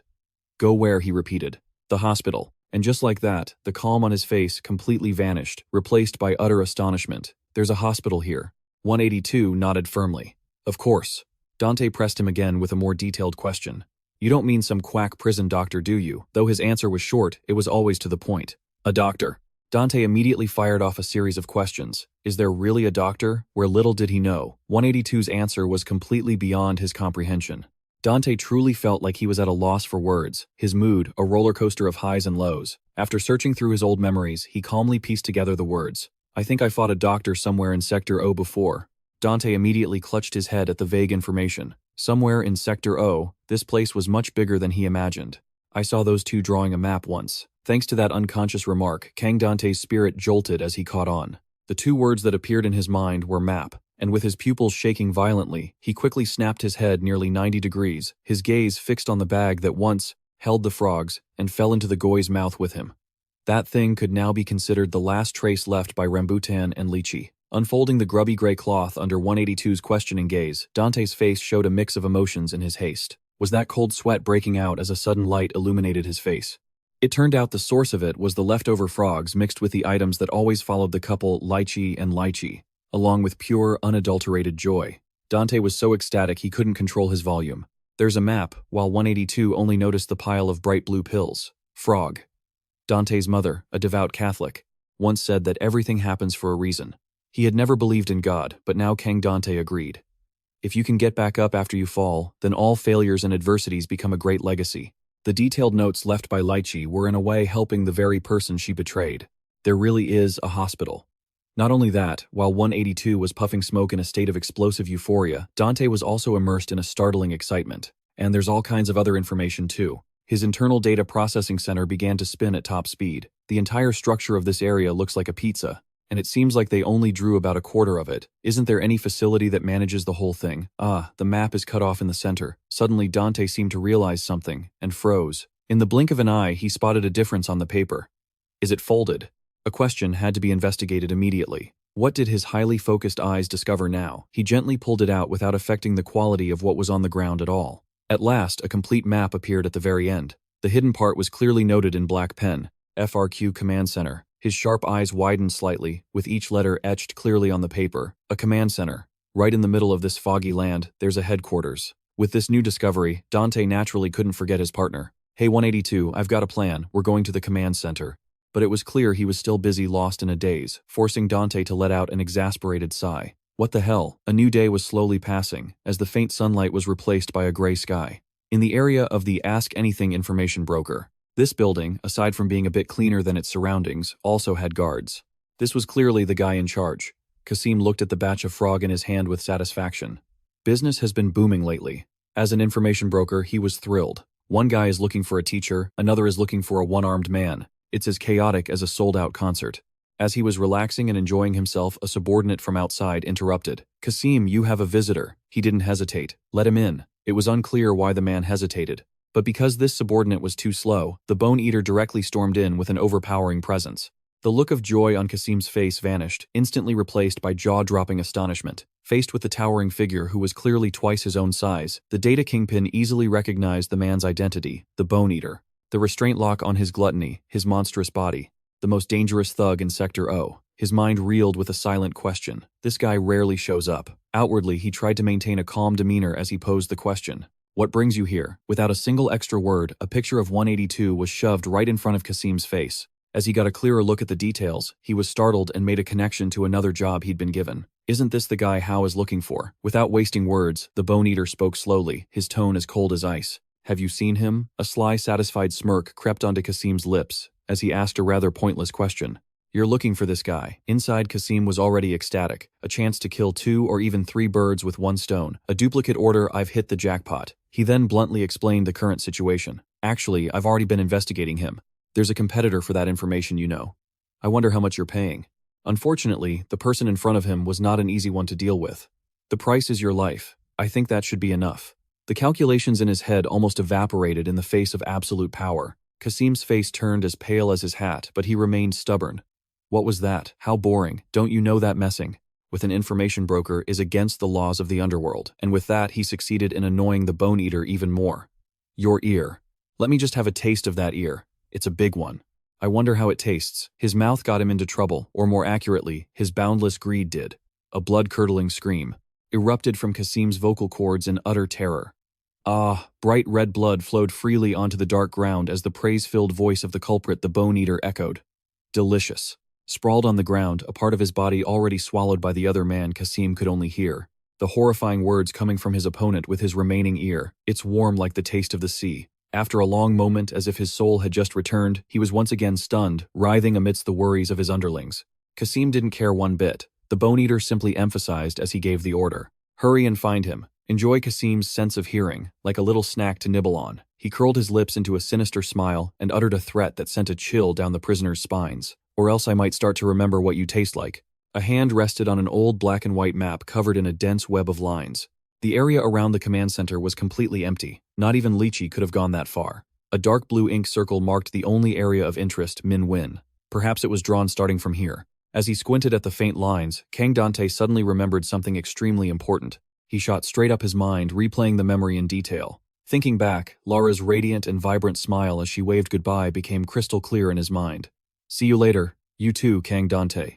At the time, Kang Dante hadn't paid much attention, so the memory was a bit hazy. He asked himself, bewildered, that was Lara, right? She's a science teacher, isn't she? She couldn't have been kidnapped. A painful sense of unease began to bubble up, and he shook his head frantically, trying to convince himself. No way. Nothing bad could have happened. At that very same fateful moment, in another dark basement, her firm round buttocks were being forced to shake from side to side in a frantic rhythm. Her once fair skin was now covered in painful red marks, as if her tormentors weren't yet satisfied. A rough hand reached out and slapped her hard on the rear, causing the welts to swell, redden, and even bleed.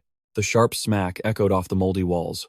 Lara was left in nothing but a flimsy set of underwear, her beautiful face smeared with makeup like some grotesque clown. She had to try her best to please the vicious prisoners surrounding her, who were cheering excitedly. Shake it harder, more, put some passion into it. The poor girl had never in her life suffered such. A single bitter tear silently escaped the corner of her eye. The place Lara was assigned to was Win-Wind, and at that fateful moment when she parted ways with the others, she was completely naive, utterly unaware that a horrifying and dark future was lying in wait for her. "See you later," her words to Kang Dante. From the very beginning, her path was different from the other teachers. Lara was led by a tall, stern-looking agent, and with a mix of curiosity and excitement, she eagerly took in the strange scenery around her. "There's so much fog here. This kind of weather in the middle of a desert is incredible. What do the classrooms look like?" The agent didn't even glance at her string of innocent questions, merely dropping a cold command to get in the car. Seeing him holding that jet-black gun, standing there, imposing and motionless, with a faint, murderous aura. For some reason, a sense of unease began to stir within Lara. She tried to swallow the fear rising in her throat, pretending to be casual to test the waters. "Is my classroom far from here?" But the agent just repeated the same single command. "Kid, get in the car." Lara should have realized it right then. As she sat down next to him and fastened her seatbelt, suspicion began to grow. "What was that, kid? Did I hear that right?" She knew something was wrong. It was then that the agent finally broke the dead silence that had lasted the entire journey with a question. "You're the science teacher, right?" Lara smiled warmly. "Yes, that's right." As soon as he confirmed the identity of his prey, he slowly reached up, pulled down his mask, and let out a knowing grunt. His bizarre attitude made Lara's heart pound with extreme anxiety. And in an instant, that anxiety became a horrifying reality. Lara's face froze, her eyes widening the moment a demonic, raspy voice sounded right next to her ear. "Little birdie." The agent's lips curled into a savage grin, revealing a set of gleaming white teeth in the misty light. "We're going to." The protective scarf and helmet were carelessly tossed aside, revealing her crazed appearance. The pervert Callie screamed ecstatically like a psychopath. "Go to the ends of the earth." That terrifying and wild scream blew Lara's hair back and twisted her face in horror. And that's how Lara was kidnapped and brought here.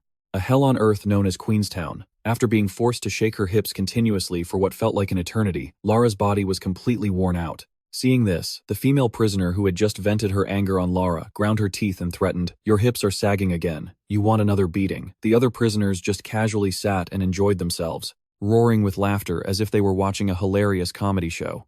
When Lara told the other teachers, "Let's talk later," it was to make sure she left an impression of herself just in case something happened. Because this is a dangerous place, and it seemed that not even the Operations Bureau, not even her own family would be able to find her now. Realizing the grim reality of her desperate situation, Lara's spirit completely broke. Her knees gave out, and she collapsed onto the cold floor, sobbing uncontrollably. The female prisoner sitting right behind her immediately noticed her weak reaction. The rest of the prisoners all gave a thumbs down in contempt, booing and jeering as if she were ruining their fun. Knox rushed forward, roughly grabbing a handful of Lara's hair and yanking it so hard a sharp pain shot through her neck. "You're crying again." She was so terrified she could barely think and could only tremble instinctively as she denied it. "No." Knox, annoyed, shoved her to the side. "You're spoiling the mood." Lara's fragile body slammed against the hard stone floor. An intense, sharp pain shot through her entire body. Knox stood over her, looking down with utter contempt. "You think you can research the frog? All I see is you cowering in a corner crying your eyes out all day. Let's be honest, you can't do it. If you have even a single result, bring it here and show me." "You can't, can you?" Lara's face went pale as she bit down hard, trying to stop the sobs from escaping. Glock approached, brutally yanking her bra strap so it dug deep into her skin. In her hand was a small, sharpened knife, its cold steel glinting in the dim prison light. "Making frog are you? I never believed a piece of trash like you from the very beginning." The corner of her mouth twisted into a gleeful, sickening smirk. "You're going to pay." In that instant, Lara's heart felt like it stopped completely. Sheer terror seized her mind, freezing all thought. Only a single hopeless idea remained. It was over. The sharp tip of the knife brushed against Lara's smooth cheek, sending a horrifying shiver through her. Glock snarled, revealing the final reason for this outcome. It's because you lied to the boss. Just as she was face to face with the Grim Reaper, a strange calm washed over Lara's soul. The only thing I can trust now is… Just as she thought her life was about to end, Callie suddenly appeared behind Glock. Her hand clamped down on Glock's head with terrifying force, followed by a steely command. Stop. The prisoners who had been casually watching the spectacle suddenly shot to their feet. All of them gaped in astonishment, their breath caught in their throats. Lara herself was utterly shocked, unable to believe her eyes at the sudden turn of events. The prisoners showed a clear mix of fear and reverence as they called out her name in unison. Callie. A numbing sensation and immense pressure traveled from the top of her head down, her spine freezing Glock's entire body, the exact display of power Callie had intended. She gently released her hand from the woman's head. You've taken the joke a bit too far. Glock, who had been so arrogant and defiant just a moment ago now, didn't dare utter a single word of protest. Cold sweat just trickled down her cheek to her chin. Even though Callie's murderous aura and smile were still incredibly intimidating, she used a concerned tone to ask Lara, "What's wrong, little bird?" Glock snapped back to her senses, desperately trying to plead her case. Callie, please listen to me. She's obviously lying. She can't make frog, despite having only a slim glimmer of hope for survival." Lara desperately clung to life. She quickly spoke up, asserting, "No, I can do it. I really can." Glock, furious, refused to place any faith in her words. "Nonsense, I'm not falling for it again. You think we're idiots." Callie cut her off coldly. She said she can do it. Her massive figure stood protectively in front of Lara, a possessive kind of protection. "My little bird knows full well." Glock knew she was no match for her head-on. She could only grit her teeth and turn away, not forgetting to leave a hateful threat. "Callie, you'll regret this." Callie seemed pleased with the submission and turned to smile gently at Lara. "Let's go, little bird." Lara just stood there, stunned, still unable to believe she had just narrowly escaped death. And cruelly enough, the one who had just saved her was the very monster who had kidnapped her. After taking Lara back to her base, Callie started talking to her in a friendly tone. "Oh, little bird, I leave you alone for just a moment and you're already getting bullied." Her arms and legs enveloped Lara's small body, forming a tight circle. "I guess I'll have to hold you tight like this all the time. Do you need my help with anything? Just say the word." Lara could only sit there hugging her knees and mumbling a reply.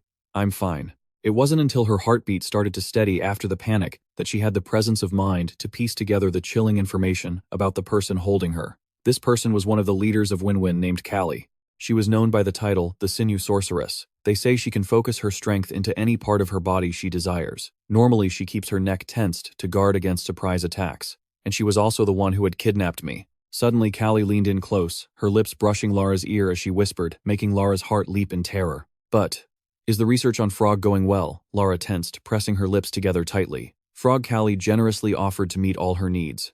"Last time, I gave you a whole bag of sugar. Is there anything else you need now?" A cold, murderous glint flashed in Callie's eyes. "Don't tell me what Glock said was true, that you really can't do it." Although she was trembling inside, numb with fear, Lara knew she couldn't show any weakness in front of this monster. She hastily covered it up with a clumsy lie.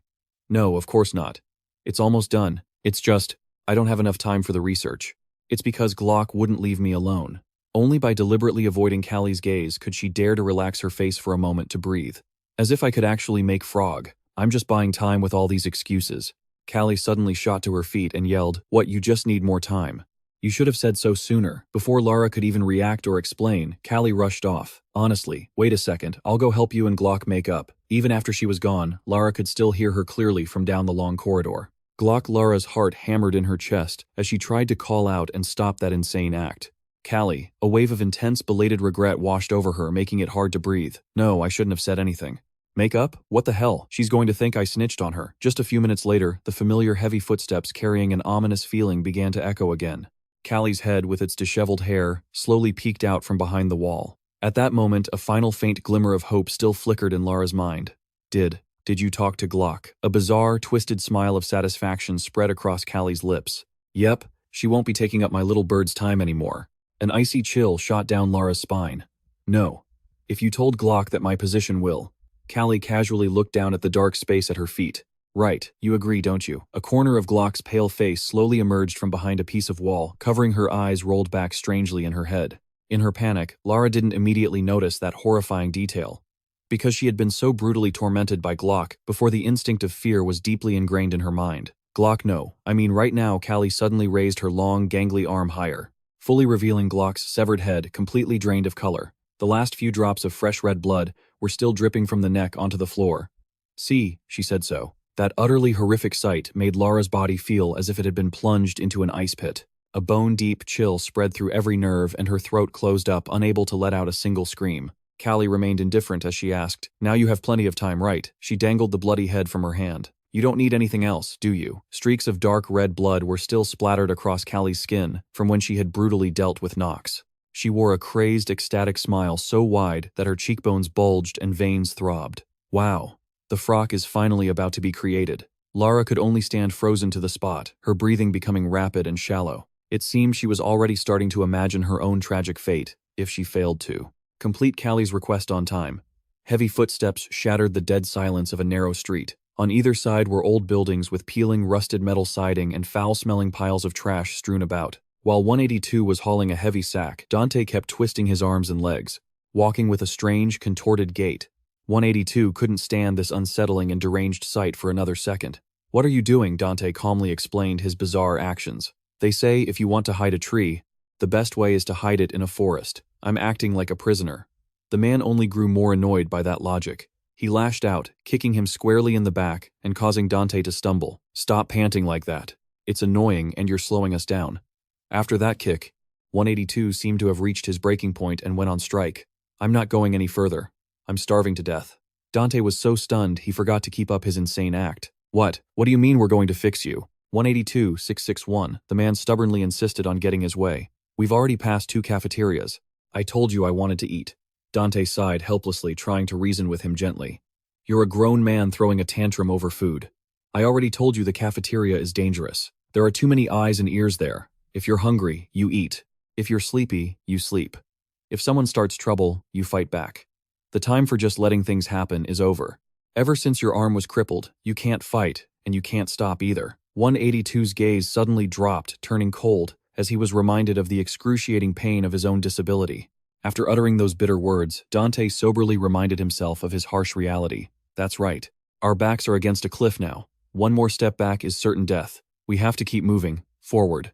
He ignored any further reaction from 182, and continued to act like the frantic, twitching prisoners around them to deceive any watchful predators. In the dark corner of a desolate alley, where the light never reached, a worn-out black cloth hung before a doorway, reading "Information Broker Ask Anything," a masterpiece created through the collaboration of all the information brokers, the prisoner registry. In line with the Foxland system, where the numbers of dead prisoners were reassigned to new ones, it was continuously updated to this very day. But the last record for number 182 was deceased, and for a full 22 years after that number, 182 was never reassigned. Inside, on a yellowed page of the book, was a photo of 182, with his neck and hands tightly bound in iron chains, raising a deadly question. Then who the hell is this guy? Huck didn't pay much mind to the anomaly. He probably just picked up a dead guy's number. Plenty of people steal rare numbers. Biting his nails anxiously, Kasim immediately refuted that shallow guess. "No, but Hao said that guy has his own class. The fact that he was issued new clothes usually means." His expression turned frighteningly serious. "That prisoner number is real." Hearing that confirmation, Huck's face instantly went deathly pale, drained of all color. A chill ran down his spine, and he pointed trembling at the photo. Then maybe he never actually died. He looks so young. Beads of sweat drenched his forehead. Rambutan thinks all the details match up. No wonder he has white hair. Just as he confirmed it, Kasim felt the whole thing was too absurd and illogical. "That can't be it, can it?" Rambutan's voice trembled more and more with fear as he spoke. "Why not? Maybe he's gained the ability to never age." They tried to stay calm and analyze a more plausible possibility. "So does that mean the registry just hasn't been updated?" Kasim frantically bit his nails, trying to rack his brain for what he might have missed. "The updates have been going for 22 years. That's enough time for every information broker to have heard the news." In the end, there was only one logical answer left. It was deliberately hidden. Huck and Rambutan gasped in unison. What the truth of the matter was gradually becoming clear. The only one who could have done that is the Administration Bureau. While the atmosphere over there was thick, with a deathly tension in another hidden corner of this land of sin, Dante and 182 finally stopped before a pale yellow light. On a simple rickety gate hung a sign with scrawled letters, "Baozi Village." After a long time, wandering through dark alleys, reeking of rust, Dante had finally found his target. This is it, a village with a hospital. Observing from the outside, he asked quietly, 182 Baozi Village. "Do you know this place?" He immediately answered in an indifferent tone. No, I just know this isn't Tofu Village. That seemingly casual remark made Dante jump in surprise. An idea had just flashed through his mind. He quickly pushed up his glasses, flipping through pages of documents to double-check the information. Right. This isn't Tofu Village anymore, is it? Noticing his over-the-top excited reaction, 182 calmly reminded him, "Don't get too excited. There are a lot of strong guys here. The deeper you go, the more you'll see." The words Baozi Village were sloppily written in a blotchy, dark red ink on a white cloth that had long since turned a sickly yellow and was covered in the dust of decay. Lining both sides of the street were stalls packed close together, built from rusted scrap metal by the prisoners themselves, creating an unusually crowded and bustling street scene in the middle of this prison. The people here were casually buying, selling, and trading goods. If not for the prison uniforms they wore, any stranger would have mistaken this for a normal fare in the outside world. Witnessing this paradoxically harmonious scene in this hell on earth, Dante couldn't help but marvel in astonishment. What is this? His eyes widened as he compared this reality with his bleak, dilapidated memories of the past. It's completely changed. For a brief moment, he vaguely imagined he was actually standing in the outside world. There were shops and all sorts of things, even electricity. They even have a functioning economy. And so many people. Despite his surprise, Dante kept his guard up. He skillfully pressed himself against the stained walls, avoiding the dangerous, watchful eyes of the people around him. After analyzing the map, he saw Sfield Village, the Border Village, Sunfield Village. Border Village, Sunfield Village, the Tower, the Boiler, the Valley of Rot, Old Graham Village, the Slum Village. According to the map, this land is pretty vast. He carefully checked the stack of documents again. But for some reason, the person in charge of this village isn't on the list. Still, we can't let our guard down. The more unfamiliar the territory, the more cautious you have to be. After deciding on a temporary course of action, Dante turned to warn his companion. 182, go hide in an alley first. However, all he got in response were stained walls and empty space. As for 182, he had already at some point calmly walked up to a steaming Baozi shop and ordered loudly, like a normal customer. In an instant, every single hair on Dante's body stood on end in terror. All he could do was scream silently in utter desperation. Shin coldly stated the price. 1 Baozi, 0.10 grams of fog. 182 just stared quietly into the man's eyes and said flatly, "I don't have any." Immediately after, the silence was shattered by a loud crash. Dust billowed from Shin's stall. He clenched his fists, his muscles bulging, radiating a murderous aura as he bent down to look at 182, who was now sitting pathetically on the filthy ground. "So you're a thief." The prisoners loitering nearby suddenly started murmuring. "A thief. There's a thief. This is insane. He dares to steal from a famous shop like this." Dante was so shocked, he felt like his soul was leaving his body, and he clutched his head with both hands. "They're calling us thieves. It's not true." But 182 seemed to have completely lost all sense of fear and danger, calmly repeating his demand. "Give me the Baozi." In that moment, Dante felt like the sky was crashing down on him. All their carefully laid plans to hide and blend in had now gone up in smoke. An explosion of rage made Shin even more ferocious. Veins bulged clearly on his forehead. "Are you telling me you want to take the Baozi that carry the soul and history of Baozi Village for free, do you? Do you think Baozi are a joke?" Just as 182 was about to utter another shocking sentence that could get them both torn to shreds on the spot, a decisive hand shot out and clamped tightly over his mouth. Dante mustered every last ounce of courage he had to save the situation, which was hanging by a thread. "I'm sorry, I apologize on his behalf." Shin's rough hand grabbed the gleaming meat cleaver sitting nearby. "Who are you? Are you a thief too?" he explained in a panic, his hand squeezing 182's mouth even harder to stop him from causing more trouble. "A thief? No, that's not it. My little brother is very sick. He's mentally ill." Shin jumped to an even worse conclusion and roared in fury. "So you're worse than thieves. Are you robbers? And you're wearing suspicious-looking masks too." Dante's whole body trembled violently, cold sweat pouring down his neck as he realized he had no way to prove their innocence. This mask. All he could do was curse inwardly. "Damn it!" Shin raised the sharp cleaver high and shouted, "Our village. No evil is allowed in." The surrounding prisoners began to cheer wildly. "Execute them." The breath of death was on his neck. Dante's mind was in a turmoil, unable to think of any escape plan. This is insane. Amidst the chaos, an old voice suddenly cut in. "Stop." The entire scene instantly fell into a strange silence, as if someone had hit a pause button. Every eye in the crowd turned in unison toward the source of that authoritative and mysterious voice. Shin's frantic rage was also instantly extinguished. His mouth hung open as he stammered, unable to form a complete sentence.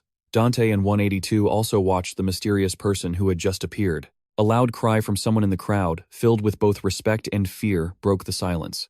Elder Gyoza. From the dim shadows, an old man with a short stature slowly walked forward. His wrinkled face and strange topknot were shaped just like a gyoza. He stopped right in front of Dante and asked in a gentle tone, "Is your brother sick? Oh my, his hand is injured." Quick as a flash, Dante reached out his hand to clamp 182's mouth shut, preventing him from saying anything else disastrous. Shin brandished the gleaming cleaver and accused, "That's right, sir. This guy tried to steal a Mongo Baozi." Elder Gyoza slowly shook his head. How can he steal if he has no hands? His logical rebuttal left Shin speechless. He instructed Dante, "Follow me." Inside the shop, steam billowed from the steamers. Elder Gyoza leisurely started the conversation. "Why are you two wearing such strange masks? You look quite harmless without them. Please forgive our rudeness earlier. We were just protecting our village." Now, with their masks removed, 182 could only sit still, his mouth open, waiting for Dante to feed him. Meanwhile, Dante completely ignored him, holding a hot baozi in each hand, devouring them greedily. Seeing them eat so enthusiastically, Elder Gyoza smiled faintly. "You have to look decent, you know. Just like selling baozi, it applies to everything you do." Dante felt a little guilty. He quickly wiped the grease from the corner of his mouth and mumbled, "Sorry for causing trouble." A satisfied look appeared on the elder's face. "How does it taste?" Dante took another large bite, praising it endlessly. "It's surprisingly delicious. How can you prepare ingredients in a place like this?" Elder Gyoza didn't hide anything and bluntly revealed the naked truth. "We get leftovers from the cafeteria's dump." The moment he heard that Dante was so shocked, his whole body jolted. He spat out all the food he was chewing across from him. He pressed his lips together, using all his willpower to suppress the intense wave of nausea rising from his stomach, and instinctively shoved the remaining baozi into 182's waiting mouth. It really tastes exactly like leftovers, even though his face was now covered in bits of food that Dante had spat out. Elder Gyoza wasn't angry at all. "Of course, the Mongo baozi is the pride of our village. People from all over are searching for our baozi." His expression suddenly darkened. "Of course, some people come for other reasons. To find the hospital." He never expected that the true purpose they were trying so hard to hide would be seen through by the elder. In just an instant, Dante was so stunned his eyes went wide. Elder Gyoza looked him straight in the eye and asked again, "Just to confirm, you two are also looking for the hospital, aren't you?" Dante hesitated, his throat dry, and could only manage to force out a weak sound. Then the elder uttered a short sentence that filled Dante's mind with doubt. "If that's the case, then you can stop here." Elder Gyoza slowly rolled up his left sleeve, revealing a horrific spiral-shaped scar that ran the length of his arm. "That place isn't a hospital anymore." Dante stared tensely at the haunting wound, while concentrating on the elder's chilling words. "The Demon King's castle. That's what we call it now." In the distance, the sky above the hospital was blanketed in thick, dark clouds. A jagged bolt of lightning tore through the gloomy expanse. The hospital's peeling walls and sharp, barbed wire fence were now stained with streaks of blood. 182 completely ignored the grim atmosphere of the conversation. He just planted his face on the table, hungrily snatching up dumplings with his mouth, while Dante fidgeted, desperate for more information. "The Demon King's Tower, what's that?" Just the thought of that name was enough to make Elder Dumpling shudder with fear. There's an extremely dangerous entity living there. The story of Uruk and the Wall. It all started with that thing. It's best you two stay away from there. No one has ever seen the Demon King and lived to tell the tale. Dante's face grew serious and pale under the dim yellow light. "You mean, the leader of the local gangs?" The elder's tone was eerily calm. "It's not that simple." He lowered his head, his eyes filling with absolute darkness and despair. "Just getting near the place is impossible." A cold drop of sweat trickled down Kang Dante's tense cheek as he listened to the deathly warnings. He had an idea of the danger, but he wasn't ready to give up on his slim hope. "Wait. Then, what about the doctor there? Is there no one left? We really need to see a doctor." Elder Dumpling silently turned away, leaving Dante with the sight of his old lonely back in the spreading mist. "There are no doctors there. That's all I know. I expect you two to leave immediately at sunrise. I'll arrange a place for you to stay for one night. But that place, it's not a hospital anymore." As night fell, the once bustling dumpling village grew quiet. Everyone had packed up their stalls and sought shelter, leaving the streets deserted. Sitting in their small room, Dante's mind raced, trying to sort through his jumbled thoughts. What did he mean by that? What the hell is going on here? Did that so-called Demon King kill all the doctors? 182. When was the last time you saw a doctor? 182, who had been sitting in a daze, slowly looked up when his name was called. He answered indifferently. "A long time ago." His apathy suddenly made Dante snap. How long is a long time ago? Can you be more specific? What did the hospital look like back then? What was the situation? 182 slowly rolled his eyes. He began to recount the most unforgettable experience of his life. "I lost an arm. I was starving and dizzy, so I went to the hospital for treatment. And there was a doctor there. Luckily, just as he managed to drag himself there, he saw the doctor standing right in front of the hospital gate. 182 made a blunt request. 'Doctor, fix my arm.' Hearing this, Dante couldn't stay calm any longer and cut in trembling. Wait, hold on, you really said that, the man replied blankly. Yeah. Dante was speechless, feeling like he was about to collapse, but it wasn't surprising considering the guy's odd personality. Then, what did the doctor say? He continued to stare up at the dark ceiling as if trying to piece together shattered memories. The arm. Even now, that cold, indifferent gaze that held no regard for life was still vivid in 182's memory. That doctor had hurled an insult at him. You want me to reattach it for you, you moron? His face showed clear annoyance and resentment as he recalled the past. That's what he said. Dante could only sigh in sympathy for the guy's miserable fate. That's a bit much. However, the next words out of 182's mouth shocked him into a standstill. So, I punched him. 182 summed up the entire bloody conflict from years ago in a few short sentences. Then he punched back. And I hit him again. Dante's mind went completely blank. You didn't kill the doctor, did you? Perhaps that was the only good thing in this chain of insane actions. I didn't kill him. Dante let out a soft sigh of relief. So you just taught him a little lesson, right? The doctor is still there. 182's eyes suddenly went vacant, his face pale as if covered by a layer of frost. He's the one who taught me a lesson. He hit me again, and I went down right then and there. The humiliating event had been buried in a dark corner of his memory. But thanks to Dante's reminder, the frantic rage exploded once more. I'm gonna go find him now and get my revenge. Dante jumped up in a panic, trying to stop this suicidal act. What are you talking about? 182 gritted his teeth. I have to beat the crap out of him. Dante desperately tried to talk some sense into him. Who do you think you're going to fight? We don't even know if that doctor is alive or dead right now. Besides, the village elder already told us there are no more doctors at that hospital. 182's mood suddenly calmed a bit, and he clicked his tongue in frustration. I heard it. Dante looked at him confused. 182 calmly dropped a final answer that made the air freeze. That doctor's voice. In a faraway place, sharp silver-white medical scissors were spinning skillfully around a gaunt finger. The person suddenly stopped, their slender hand gripping the scissors tightly. A faint ray of light from a narrow window nearby shone in, revealing the corner of a white coat and exuding an aura of death chilling to the bone. The next morning, despite being warned of the lurking dangers, Dante and 182 decided to go to the hospital themselves to find out the truth. A horrific sight greeted them. Mutilated bodies were strewn everywhere. Over time, the slimy pools of blood had turned a grayish-brown. The hospital sign was now decorated with splatters of blood, a testament to the brutality and terrible events that had taken place here. Kang Dante had to suppress the bile rising in his throat. His eyes darted around looking for gruesome clues. There were corpses everywhere. This is horrible. From skeletons that have been dead for ages to freshly deceased corpses. Looks like that dumpling vendor wasn't lying. This place isn't a hospital anymore. He used both hands to cover his mouth and nose, trying to block out the invading stench of death. But Kang Dante's face was still pale. Hey, 182. Are you sure there's a doctor here? He didn't hesitate, affirming it with a cold tone. I already told you I heard him.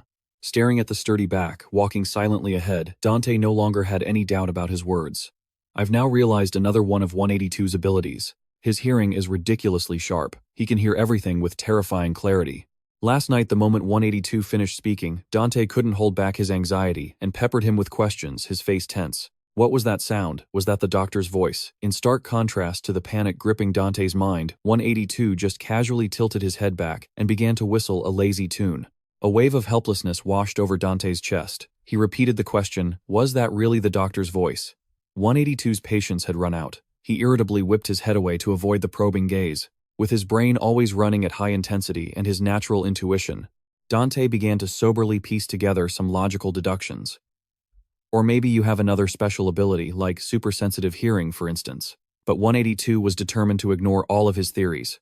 I don't want it. I don't have anything, and I don't have any weird powers. But Dante stubbornly refused to let it go. No, you have to have something.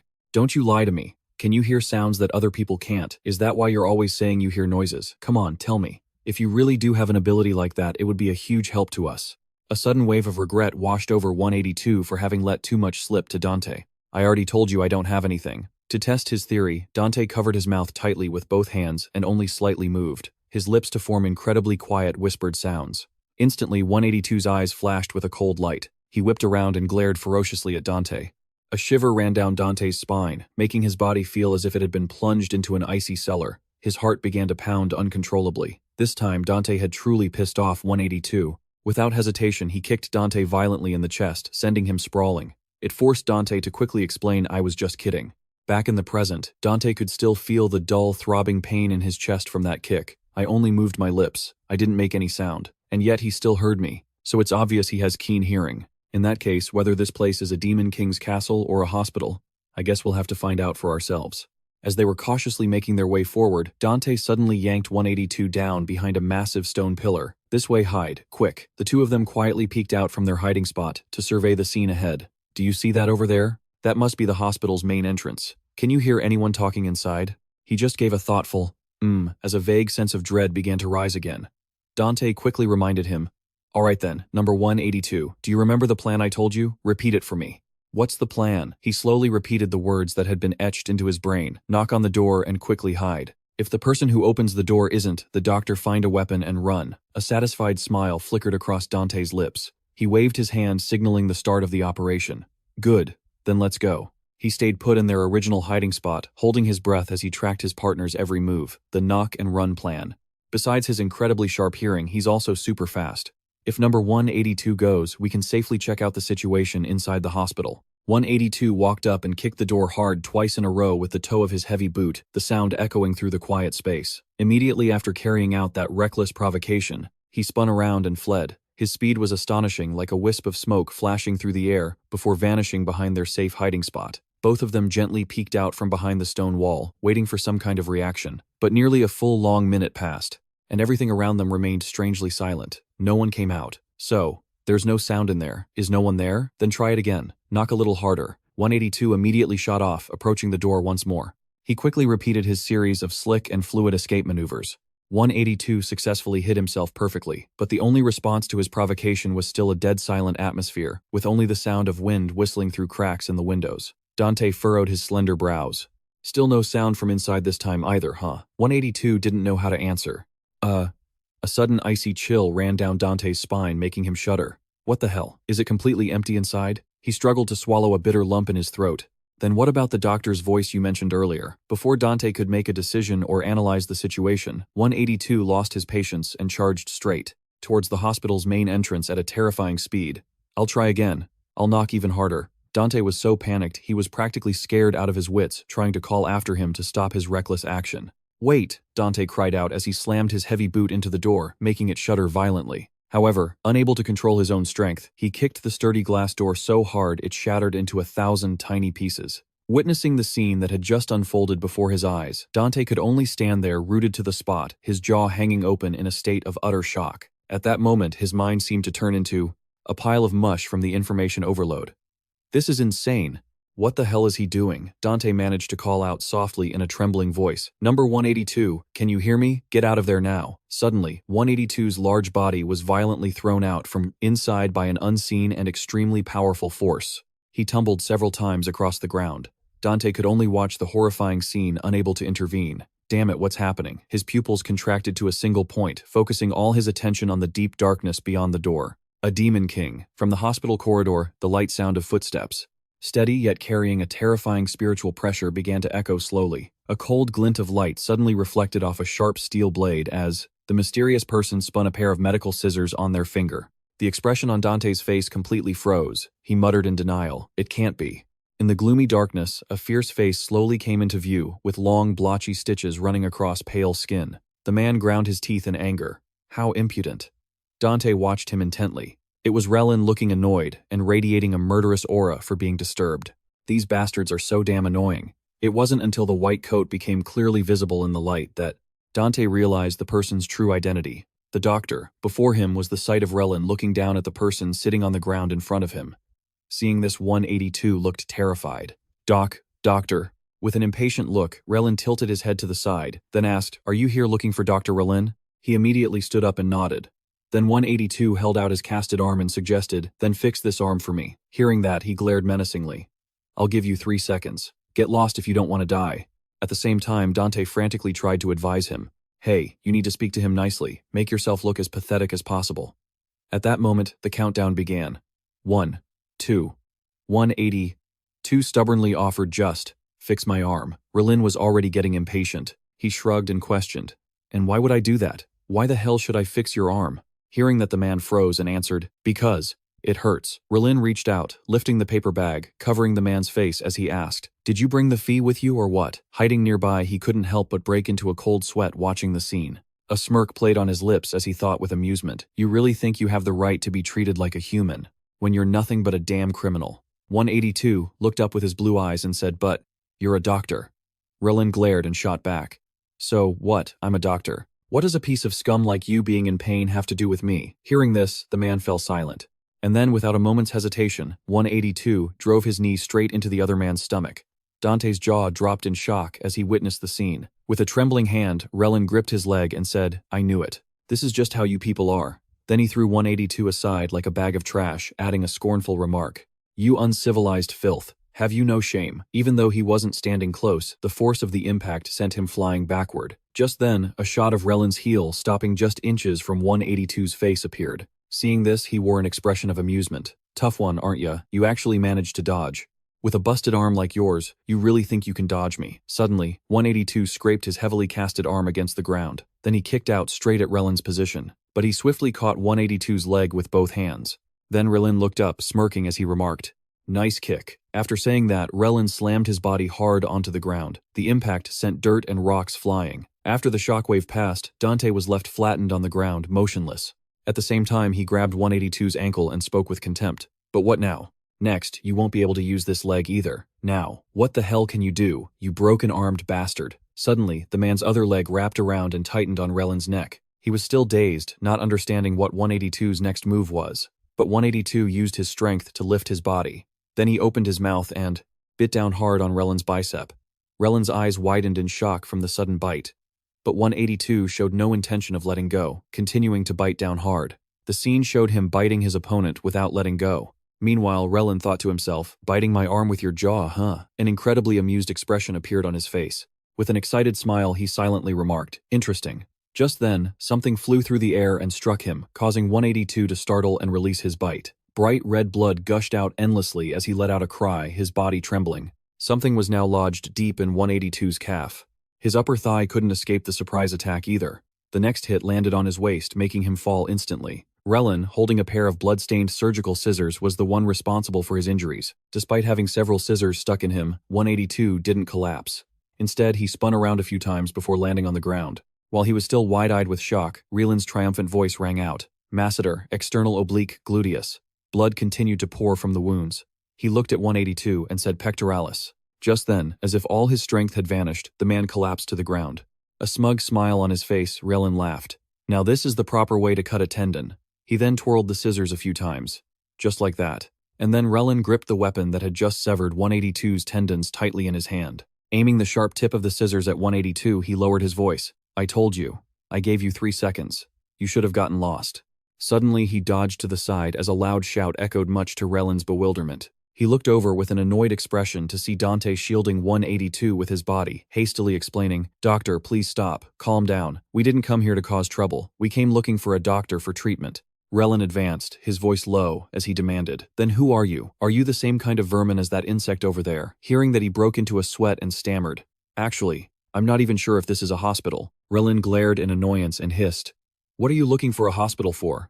If you're sick, just keep living your miserable lives and drop dead. At least die naturally. That suits you people. Hearing these cold words, Dante broke out in a sweat, gritting his teeth as he thought. His hatred for prisoners is so intense. He then hesitantly asked, What if? I'm not a prisoner. He stared, surprised. Are you starting to spout nonsense now? Kang Dante pulled down his lower eyelid, affirming with certainty. Look at this. I've never been involved with fog. I'm 100% a civilian. Relin raised an eyebrow in disbelief. After understanding the situation, he looked confused. A civilian. Then what's a civilian doing? Crawling into this godforsaken place. With a large bump swelling on his forehead, he quickly revealed there was a prisoner education project. I'm a teacher who was part of that project. A riot broke out, and I got trapped in here. Dante knelt on the ground, pleading desperately. You're a doctor, right? I need your help. Relin just covered his face and chuckled. A prisoner education project, you say? That's fucking hilarious. Thinking the man didn't believe him, Dante quickly held out his tie. It's true, you see this tie? It's a step-on, Lucy. You know it right, the top suit-making brand from Italy. The pants, too. How could a prisoner get their hands on something like this? After listening, Relin raised an eyebrow and questioned. So, to sum it up, what do you want help with? Dante made a phone call gesture with his hand and hurriedly requested. First, please could you call the control center for me? And if you have time, please treat this person. He glanced over and asked curiously, so is this guy a teacher too? With his teeth all busted. 182 had difficulty replying. Yes. At that moment, Dante looked ahead with a very serious gaze and then spoke up. That's right. He's a teacher. A gym teacher. The scene changes and images of emaciated prisoners appear. A man's deep voice is heard. The appointed day has come, hasn't it, my friend, who tastes of the sea? Before them stood the colossal body of the bone eater. Kasim broke into a sweat and hesitated, but I don't think we ever set a clear date. Hearing this, the man replied robotically, like I said, I'll come when I remember your taste. A bead of sweat trickled down his face. Then Kasim revealed Geo Village. We got a tip from an inside source in Geo Village that he's there. The two men beside him stared with wide, surprised eyes, as a blue light flashed in the bone eater's eyes, and then he dashed outside in a hurry. At the same time, Hook spoke up worriedly. Sir Kasim, is this really okay? We're looking for that guy for Ha, so why are we just giving away top-tier intel to him for free? Kasim furrowed his brow and shot back. So what? You want me to serve myself up for him to eat? Hook quickly advised. I just mean, you should think it over a little more carefully before you speak, sir. His eyes widened as he continued. If anyone messes with you, would the other team leaders just stand by and do nothing? Besides, you're the only information broker in Building 10. Sweating profusely, he pressed his lips together in fear. That sound. It was coming from his stomach. Do you hear that? I don't have time to overthink things like this. You guys have no idea what kind of person he is. The unwritten rules of the team leaders and the central control. All of it. And then, Kasim declared in a serious tone. None of it matters to that bastard. The only thing that controls him is pure, primal hunger.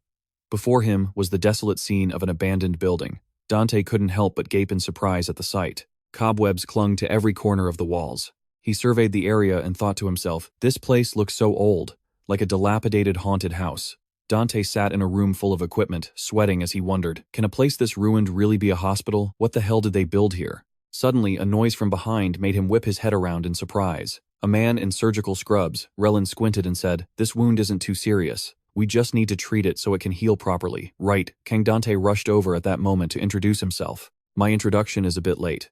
I'm Kang Dante. The man warned him coldly, don't touch him. You'll cause an infection. Then Relin introduced himself. Relin, that's my name. Dante looked up with some interest. It's a pleasure to meet you, Dr. Relin. Relin raised an eyebrow. Just call me by my name. No need to be so formal. Then he asked, what's the other guy's name? His name is. Kang. Dante suddenly trailed off. It was number 18, and so he made up a name that sounded incredibly badass. David. His name is David. Relin looked at number 182 lying there and asked with a frown, is he a P.E. teacher or something? Why does he talk so aggressively? Dante, sweating nervously beside him, answered, actually, I've heard some strange rumors about this place through the grapevine. Relin seemed curious. Rumors about what? Dante asked worriedly. Something about a demon king hiding out here. And on top of that, this hospital looks so run down. Did something happen here? Relin's eyes narrowed and his voice dropped low. Yes. Something did happen here. For that reason, I have to refuse your request to contact the management bureau, because my situation here is no different from yours. Even I. Then Relin glanced over, revealing that he too was a prisoner in this place. Hearing this, Dante exclaimed in shock. What? Wait a minute. What do you mean you're trapped here? Don't you work for the management bureau? Then why are you? He raised a hand holding a scalpel and said, it's true that I'm officially on the management bureau's payroll, but you've got the wrong idea. I was just dispatched here on a mission. It must have been about 4 years ago. I came here for my surgical internship. Then, Relin confided, at that time, many people came here, including interns like me and doctors who transferred from other departments. But just a short time later, all of them were dead. It was because a death row inmate suddenly went insane. I was the only survivor. At the same time, Dante asked hesitantly, what happened after that? Didn't they try to rescue you? Hearing that, Relin showed a flicker of surprise. Then his voice grew heavy. If they had rescued me, do you think I'd still be rotting here for 4 years? Sweat poured down Dante's face as he said, I heard the fog was too thick, so the rescue efforts were hampered. Hearing this, Relin muttered under his breath, because of the fog. Then he spoke up, haven't you realized it yet? The people who are really part of the management bureau? Those people. They're the ones walking around here in masks like it's a daily stroll. It's not that they can't find us. They've intentionally abandoned us here. In front of them was an operating room with a flickering dim light. Dante sat outside, waiting in a daze. That's right. From the very entrance, the fog was already thick. They weren't equipped with any protective gear at all. Everyone present at the time had breathed in that fog. He hadn't seen a single gas mask. The only thing the soldiers were using were ordinary face masks. Who on earth are those people? Could it be they're not from the management bureau? Relin's words suddenly echoed in his head. Part of the management bureau, I was just sent here on orders same as you. Everyone died. A bloody scene flashed in his mind. Dante broke into a cold sweat at the thought. What if even those people were deceived?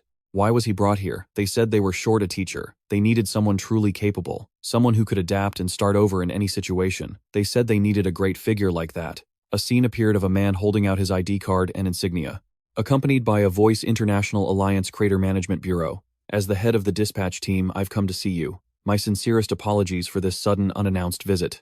At that time, Kang Dante quickly asked, "Oh, it's no problem. But why would someone from the International Alliance want to see me?" William, sitting across from him, remarked, "This place is more modest than I imagined." Hearing this, Dante looked confused. "Huh." The man smiled and replied, "Aren't you the treasured son of the two famous doctors Edward Kang and Selina Kang? Your family has been well known for its wealth for a long time." Dante crossed his arms and said, "But that's not wealth that I earned myself. Besides, I moved out to live on my own a long time ago." Or, "Did you come here because of something related to my parents, whose son?" William smiled. "No, it's not about that. The one we're looking for is you." Kang Dante, the man who refused to take over his father's research career, choosing instead the path of a teacher for young children. At this, Dante started sweating and scratched the back of his head. "Well, that's about right." Suddenly, the sound of applause made him look over, confused. The man clapped and commented cheerfully, "That was truly an admirable act." Despite having every opportunity and the best conditions, Dante still gave it all up to follow his own ideals, even when you carry such an elite genetic code. Next, William placed a document on the table. "You are the ideal candidate we've been searching for. Are you interested in the job we're about to propose?" Seeing this, Dante asked curiously, "What is this?" William replied with a mysterious smile, "Let me explain. IPAX is the International Prison Alliance and Correction System. We want to invite you to take charge of a long-term educational project there." Dante exclaimed in astonishment. "A prison, you mean? Inside a correctional facility?" The man nodded. "That's right. Because a prison is a place where hope and dreams struggle to survive. We really need someone as talented and open-minded as you." Dante asked, a bit skeptical, "Why are you all praising me so much? I don't think this job is beneath me, mind you." William's eyes widened with excitement as he pointed forward. "That's it. That quality is what's truly precious. That's the Dante I know. I believe you are the great person who can awaken the seeds of hope, whether that place is paradise or hell on earth." Back in the present, inside the operating room, Relin spoke, scalpel in hand. "Hey David, you've seen the current state of this hospital." Then his voice dropped. "There's no anesthetic here. You think you can handle it?" 182, lying on the operating table, answered, "Fine." Next, Relin touched his forehead, adding, "The damaged areas. I'll take care of all of them in one go." Suddenly, Relin's eyes widened as he stared down intently. The sharp surgical blade made an incision on 182's skin. Then he used every ounce of his concentration to complete the surgery. His eyes held an emotion that was difficult to put into words. The red tendons inside the body were exposed, and the sounds of the scalpel echoed throughout the room. The bright red blood vessels were being reconstructed by Relin's hands. He looked almost frantic as he performed the surgery. He swiftly stitched up each wound as soon as he was finished with it. The white threads closed up the wound. Relin's hand grabbed the thread and pulled it taut. Then he gently took the scalpel and snipped it. Next, Relin's eyes scanned over 182's body, the neck muscles, abs, adductors, and calf muscles. On his pale skin, gauze was carefully taped over the incisions. Twirling the scalpel in his hand, Relin raised an eyebrow and declared, "Everything's been reconnected." As for the patient, having endured surgery without anesthesia, his eyes were wide with pain. He reached out and touched 182's face, murmuring with slight admiration, "You didn't pass out, and you didn't even make a sound." "Not bad." Then Reline questioned him, "So, about that arm you said was broken." He then picked up 182's hand as he spoke. "It looks a little swollen. The X-ray machine's been broken for ages. Let me just open it up and take a direct look." "Okay, open your mouth wide." With a drained expression, he slightly opened his mouth. Next, Relin plunged the sharp scalpel into 182's skin. "Just grit your teeth and bear it." Feeling this, his eyes shot wide open. The scene showed 182's hand being pulled open by Relin, revealing the bone inside. His eyes were wide with focus as he meticulously operated. The bone is completely shattered. It looks like it took another strong impact after the initial injury. "What the hell did you do to get yourself into this mess?" At the same time, Relin thought to himself, "First I need to check the condition of the soft tissues, starting by removing the bone fragments." Suddenly, Relin flinched as if he'd just seen something. With a bewildered look, he thought, "What's happening? These fragments, are they reattaching themselves to the bone?" But then Relin quietly reassured himself, "No, that's not it. Those fragments, they're automatically finding their way back to their original positions." Suddenly, as if discovering something, he gritted his teeth in anger just as the door to the operating room slowly opened. Seeing this, Dante immediately sat up. "Is the surgery over?" But when he saw the scene before him, his face filled with surprise. 182's dazed face also came into view. Relin, carrying 182 on his shoulder, snarled angrily, "You son of a bitch. Got a death wish. You've got some real nerve. How dare you trick me into saving a damn prisoner? Hearing this, Dante's eyes widened in shock. Realizing he'd been found out, he hurriedly called out, "Wait, where are you going?" Raylan answered coldly, "To dump him." Dante, scared, thought to himself, how did he know? Did 182 let it slip? No, that's not right. He can't even talk right now. Don't tell me he remembers 182 from before. Damn it. At the same time, he tried to spin another lie. Relin David is a teacher who was assigned here before me. I mean, he was sent here years ago. This is just a misunderstanding. A misunderstanding. He cut him off impatiently. A teacher, my ass. Relin stopped and lowered his voice. A few years, huh? You think someone can acquire this kind of talent just by being here for a few years? Dante stared, confused. Then Relin roughly threw 182 to the ground. Dante, horrified, yelled David before turning to Relin and screaming, "What the hell are you doing? No matter what, for a doctor to treat a patient like that. That's going way too far." Losing his patience, Relin grabbed him tightly by the collar. He questioned him with a murderous glare. "Then what the hell are you, you bastard? Are you really a teacher?" Dante stammered in fear. "Yes." Relin continued his interrogation. "Then why are you hanging around with a prisoner?" Sweating, Dante confessed honestly, "He's helped me many times. He's someone I can trust." Hearing these ridiculous words, Relin couldn't help but smirk. "Trustworthy? Have you not gotten a good taste of this place yet, or have you already gone insane?" Dante was stunned for a moment, then replied, I know what kind of place this is. That's why I have to be even more clear-headed when I judge who I can and can't trust, because I can't do anything on my own. You need help too, don't you? Are you planning to be stuck in here for the rest of your life?" At that, Relin let go of Dante's collar. Then he glared and stated firmly, "That's right. I don't trust the administration, and I don't trust a single one of these damn prisoners. You'd be better off doing the same. Instead of running around outside and ending up dead in a ditch, it's better to just stay put. If you want, I can let you stay here. I can guarantee your safety." "Of course." And then he added, "Except for that prisoner over there." Hearing this, Dante broke out in a cold sweat and glanced over at 182. The image of a hand reaching for a bird on the ground appeared as his warning echoed. "Think it through carefully."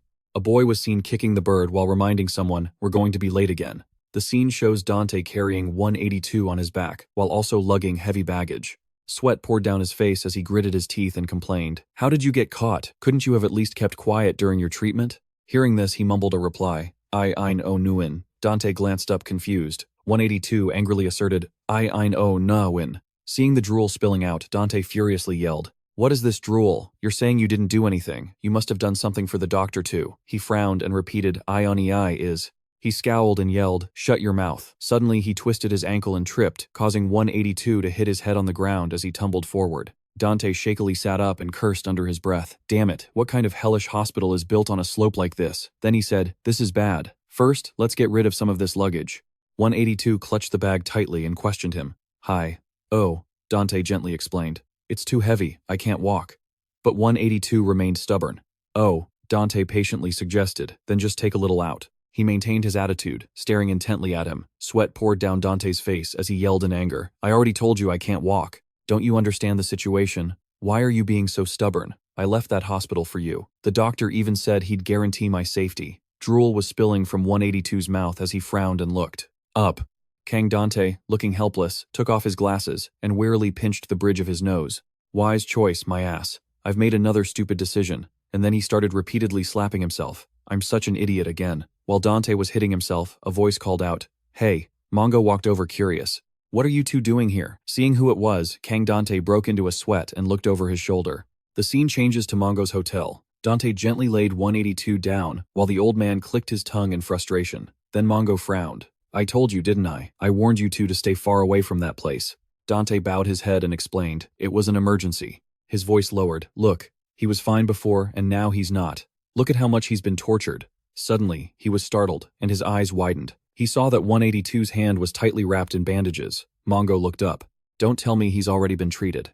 Dante quickly knelt and lifted his hand. No, he was in the middle of treatment when... Suddenly, Dante's eyes widened in astonishment as if he'd just seen something unbelievable. A thought ran through his mind. Looking at it now, the swelling is gone, and the bandages are wrapped so neatly. What's with that guy? Did he actually finish the treatment after all? At the same time, Mongo probed how Relin absolutely does not treat prisoners. Hearing this, Kang Dante scowled and spoke up. "Sir, it seems you know Relin well, don't you? Why did you hide the truth about the doctor? What's all this about? A demon king's castle. He's not that cruel. He even gave us a chance to leave on our own." At the same time, the old man stammered, We didn't want prisoners going to bother him. We didn't mean to deceive you. The truth is, this happened a long time ago, back when that place was still a hospital. As you know, Forland is a dumpster. A dumpster for people who have no value to anyone. Then he continued, having a medical center here. Isn't that too much of a luxury? They used to be very kind people. They took great care of the foul, vicious people of Forland. They didn't have a shred of prejudice. Instead of seeing their ugliness and cruelty, they just saw them as living beings. Their sincere hearts gradually changed the attitudes of the villagers. Li Jane, with a smile on his face, spoke cheerfully. Sir, did you bring buns again? Mongo smiled as he handed over the bag of food. They're freshly steamed and still hot, director. Then he turned around. Rilin, come over and have a bun. Hearing this, Rilin lifted the book that was covering his face. He then put the book down on the table and chided him. You just got out of surgery, and you're already making buns. You'll just injure yourself on top of an injury. You really don't listen, do you, sir? The old man blushed and scratched his head. But I'm so grateful to you all, even if it's just this. Relin immediately said, I already told you there's plenty of food at the hospital. Mongo broke out in a sweat and gave a forced laugh. Right. Anyway, you're all from the outside, so you must have much better food.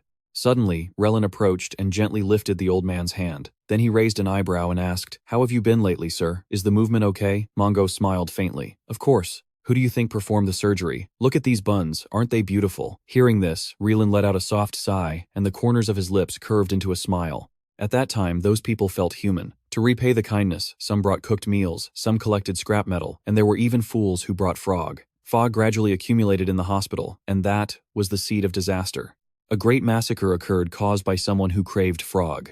It wasn't until morning that the villagers found out about it. A chaotic scene appeared, accompanied by Mongo's screams. Doctor, wake up. Survivors. Are there any survivors? Go check the patient rooms. A man then reported in a panic. The patient rooms are empty. There's not a single prisoner left.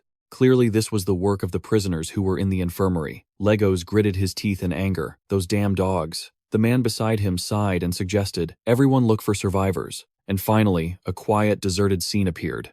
As soon as Mongo witnessed the scene inside one of the rooms, he couldn't hide his shock. He had found Relin, his body torn apart, his breathing faint.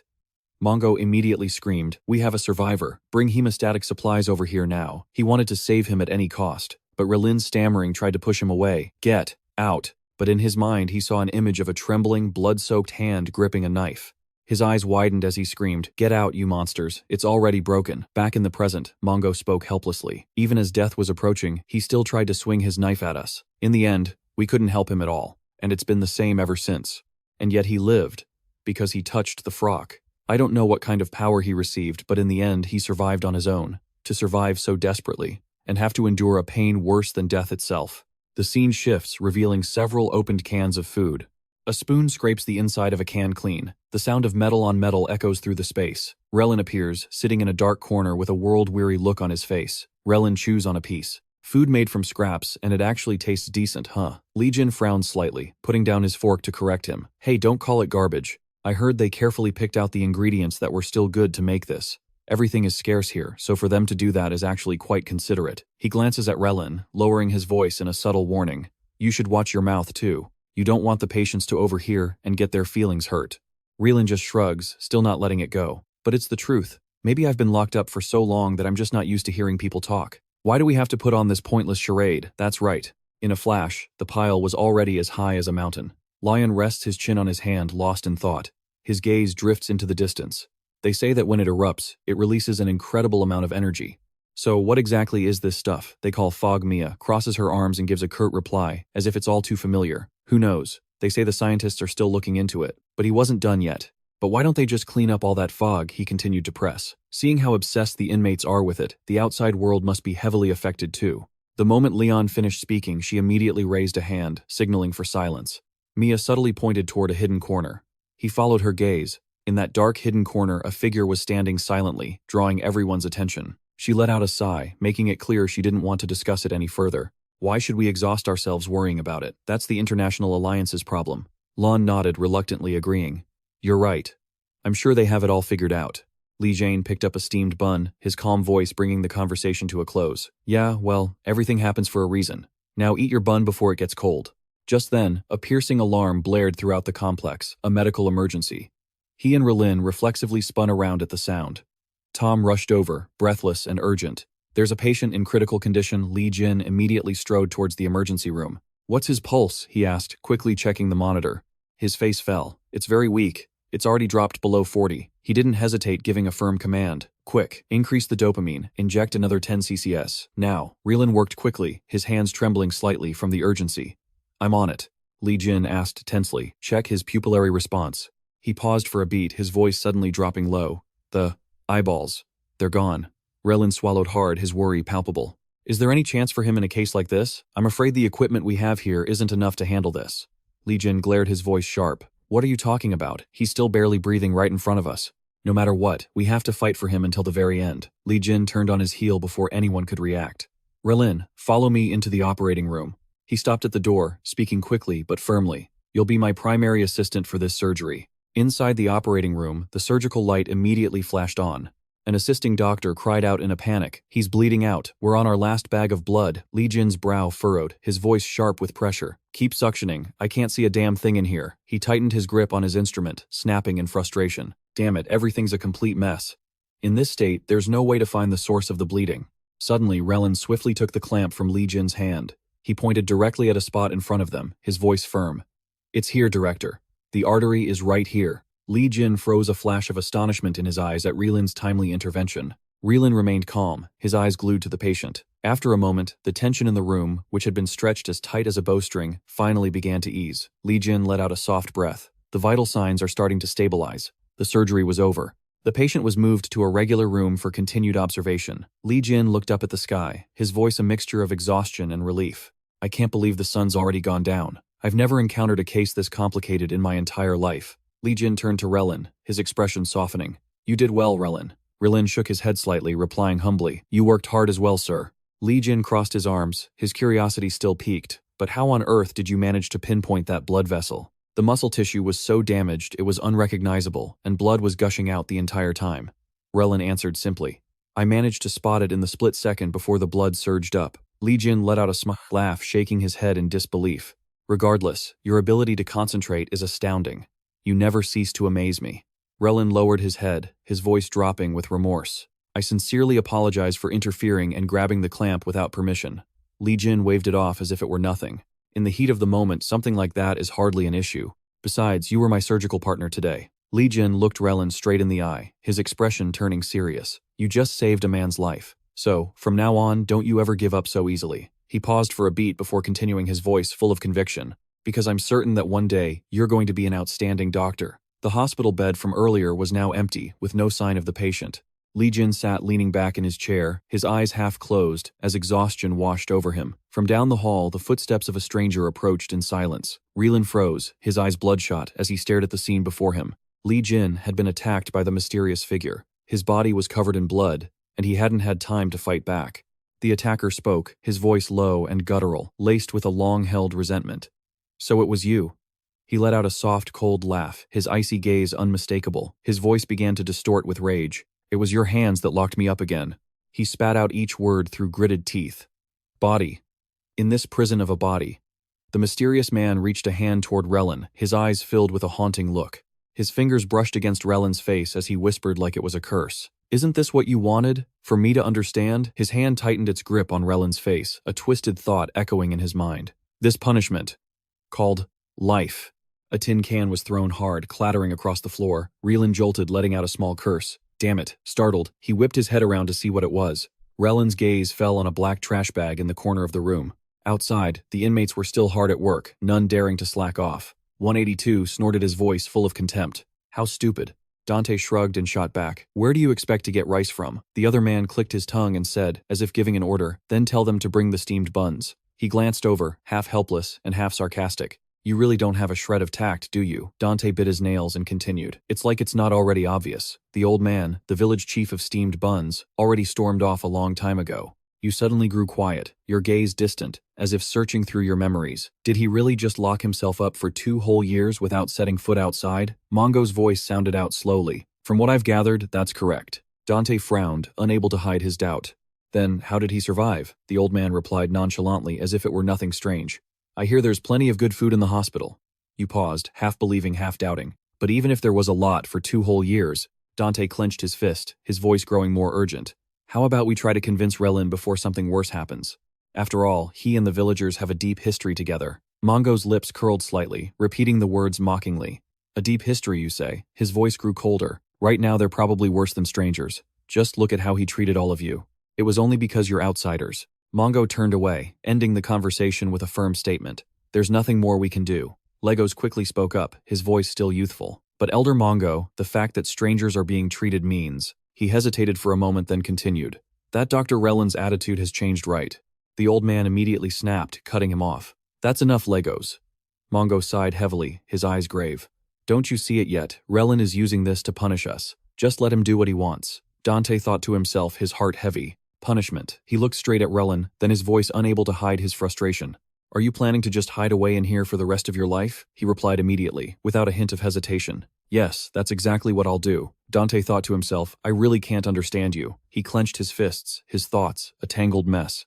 No matter what situation you're in, you have to find a way to escape. Who has time to think about anything else? Dante's expression gradually grew more calculating. If he came with us, he'd be a huge help. It seems like he knows more than even I do. If you're just going to throw away that precious life of yours for nothing, you might as well give it to me. 182 grimaced, letting out a final irritated remark. That doctor really has a screw loose. You silently watched him curse, knowing that because of this guy, the entire plan to persuade Relin had fallen apart. Dante frowned, unable to stop himself from lecturing him. Hey you, didn't you hear me earlier? That's the doctor who saved you. You should show a little gratitude.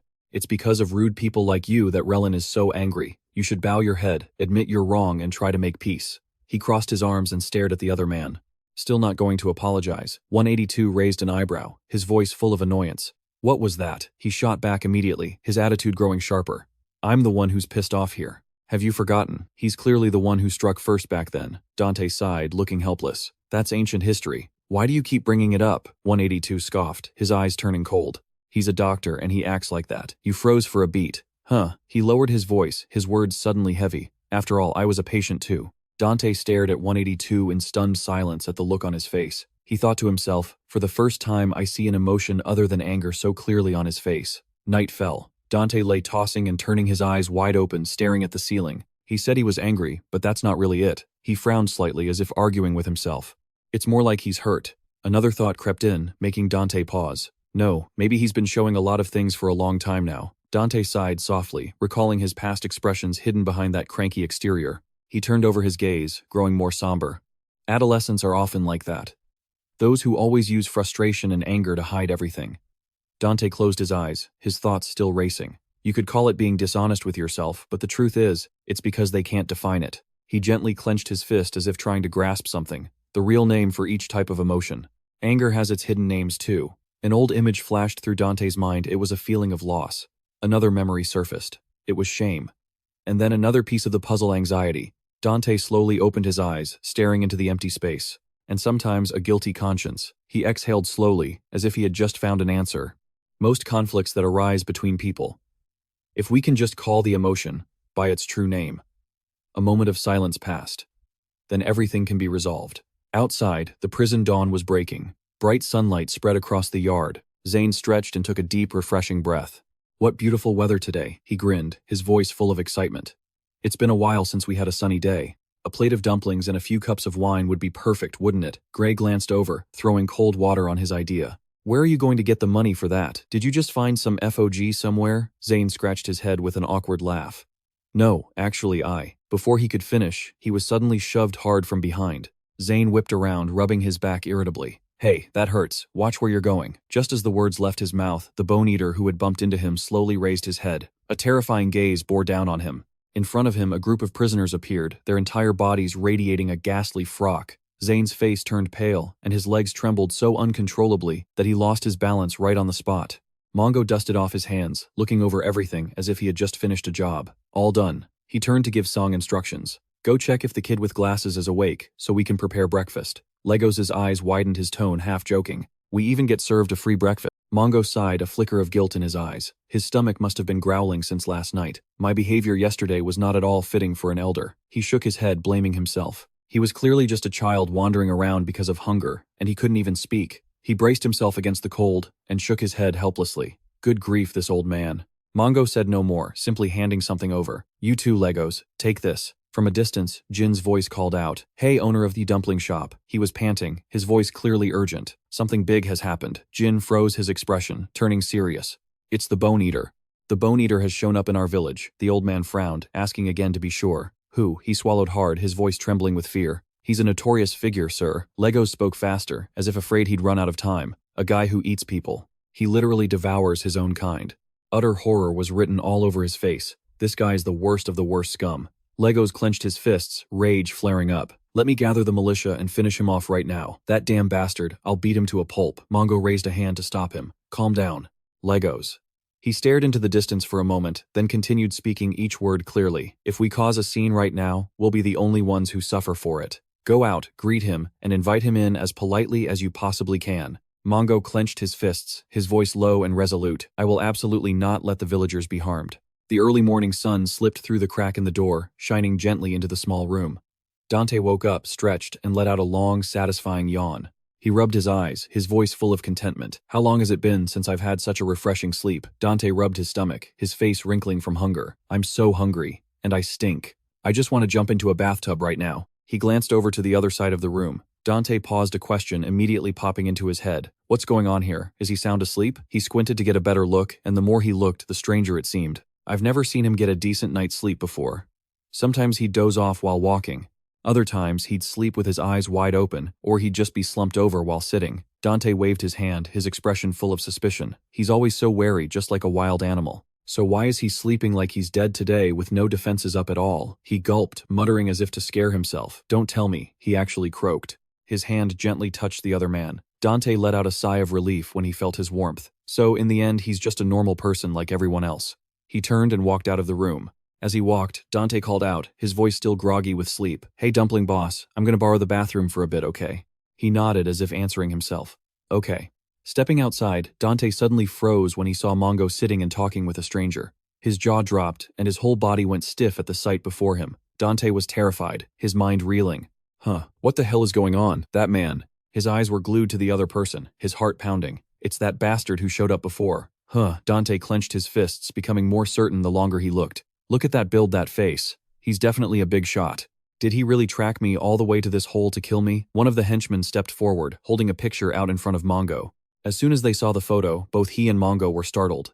The Bone Eater narrowed his eyes, his cold voice ringing out. Have you ever seen his face? Dante was speechless, a name immediately flashing in his mind. 182. That's number 182. Mongo maintained his composure slowly, asking, This man? Dante stood rooted to the spot, trying to keep his cool. Hold on a minute, old man. Dante's heart pounded, a bad feeling rising within him. This isn't good. I have to get this guy number 182 out of here immediately. The old man kept a calm expression, answering as if he knew nothing. I don't know anything about this person. Hearing that, Dante froze for a second, his gaze wavering. He called out, silently, unable to speak aloud. Old man. The man rubbed his belly, his voice full of irritation as if complaining. So that's how it is. I'm so hungry, I'm about to collapse. What should I do now? My meal. The soldier next to him stepped forward, his voice cold and threatening. I know damn well he's hiding in this village. The guy I ran into before is somewhere around here. If you know what's good for you, spit out the truth. Otherwise, you'll become a substitute meal for that bastard. After hearing them speak, Mongo's face darkened with worry. The Bone Eater licked his lips, his eyes darting around as if choosing his prey.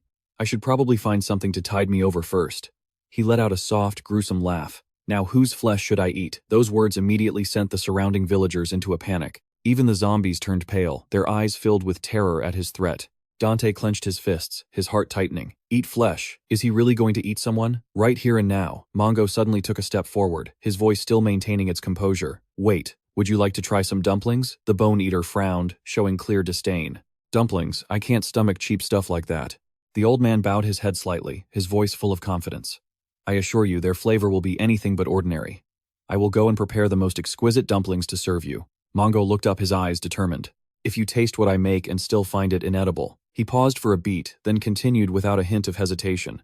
Then I will voluntarily offer this body as dessert for you to chew on. Legos cried out in horror. Sir Mongo turned back, acting as casual as if he'd just said something trivial. Hey, why do you all look like all the blood's drained from your faces? Do you have no faith in my cooking skills? He smiled, his voice full of pride. These are the renowned dumplings of this very dumpling village. Dante stood silently, his eyes following Mongo, speechless. His mind was just a chaotic mess of one thought. This is insane. Everything's been turned upside down. Dante took off, running his thoughts in a tangle. Aren't those dumplings just made from leftover scraps? I mean, the taste isn't terrible, but it's hardly a delicacy. So why would he bring this disaster upon himself? He clenched his fists, his eyes wavering. just to protect a stranger like me. Without hesitating any longer, Dante turned and ran straight back to the room. The door flew open. He panted a mix of frustration and panic. Damn it all. How could he possibly sleep like the dead on this fateful day? Of all days, Dante rushed to the bed and shook the other man violently. Wake up! Startled, the man's eyes snapped open, staring at Dante with a wary gaze. Dante froze too, and the two stared at each other for a few tense seconds. Without warning, 182 shot up, kicked Dante to the ground, and raised his fist. Dante panicked. The man's fist stopped right in front of his face. 182 looked down with a grim expression, his eyes still full of caution. Dante backed away, trying to de-escalate the situation. What's wrong? Did you have a nightmare? He asked, trying to ease the tension. Why did you shoot up like that? Dante looked closely at his expression, his voice dropping. Are you still feeling unwell? He sighed and turned away. It's nothing, the other guy shrugged, half joking, half serious. When is it ever normal? So can you even walk? Dante held out his hand, gesturing. Try and get up for me. 182 stood up, his expression as irritated as ever. Happy now, you're such a pain. He stared at him for a moment, then his face grew serious. If that's the case, Dante lowered his voice, speaking quickly. Can you escape from this village by yourself? His gaze became urgent. The big shots have already sniffed their way here. They're the ones hunting you down. We have to escape right now. 182 frowned, staring intently at Dante. You expect me to just leave by myself? He turned away, avoiding his gaze. Because I have somewhere I absolutely have to go first. Dante spoke so quickly, he couldn't get a word in. I'll see you at the entrance to Dumpling Village. Climb through that window so no one spots you. If this luggage is too heavy, just leave it behind. I'll take care of it later. 182 clenched his fist, his voice dropping low. Why? His eyes darkened. Are you planning on leaving me behind again? He quickly turned away and retorted. It's not what you think.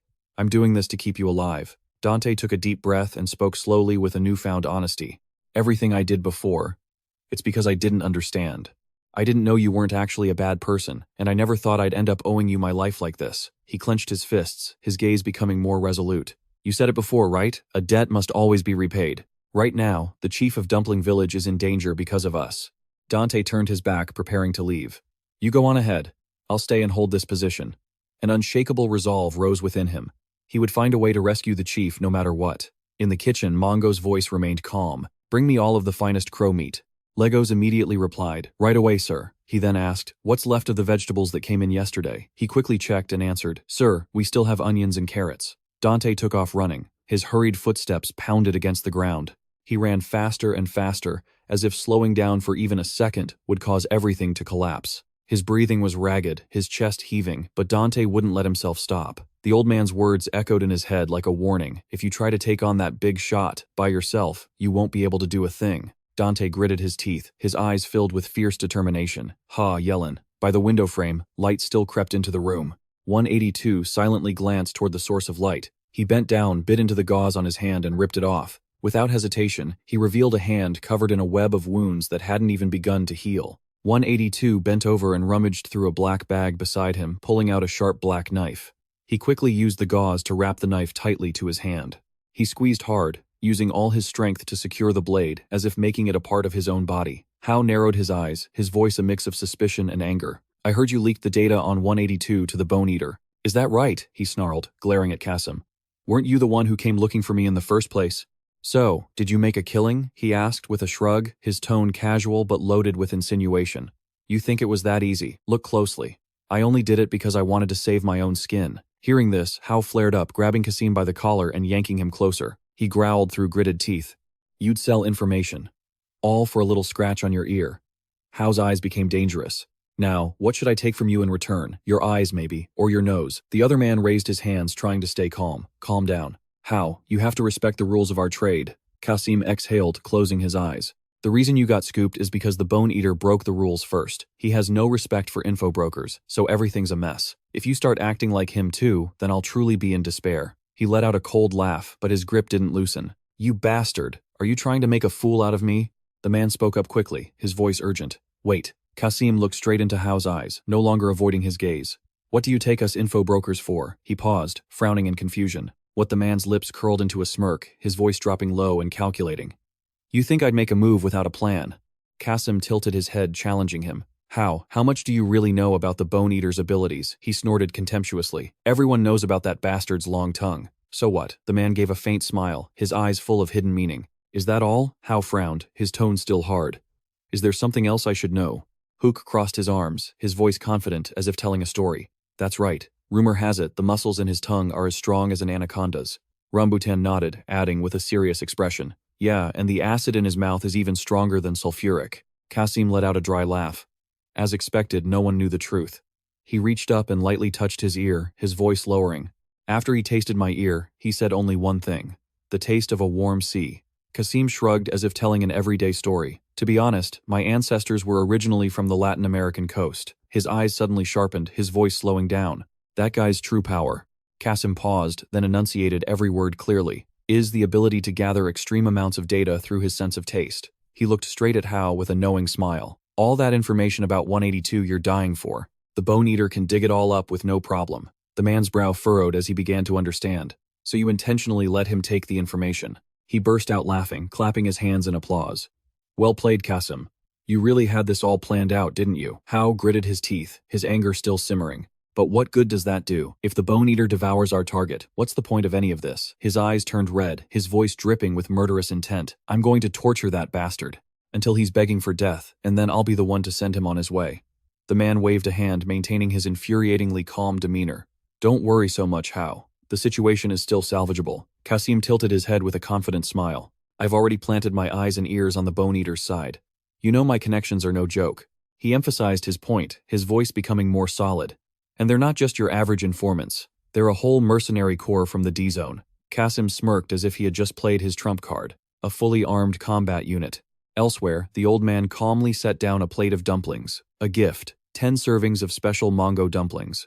Mongo smiled faintly, his voice gentle but full of confidence. This dish was made with the finest ingredients in our village. Please enjoy. The Bone Eater didn't reply, simply pulling out a chair. He slowly pushed the chair closer to the dining table, his movements slow but full of pressure. Without a word, he removed the metal plate covering his face, revealing a horrifyingly long tongue. The sight made the old man and the surrounding villagers turn pale with fear. The creature's tongue extended slowly, approaching the plate of steaming dumplings.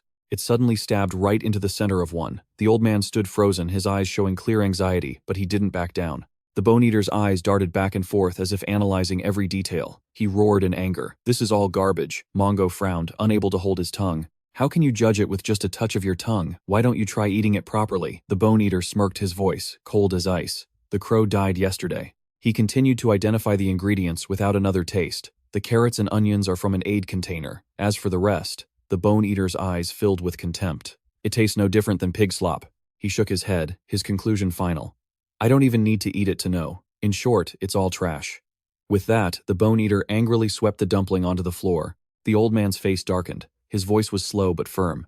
You only say that because you don't understand. I have endured starvation for countless days. Mongo looked into the distance, memories flooding back.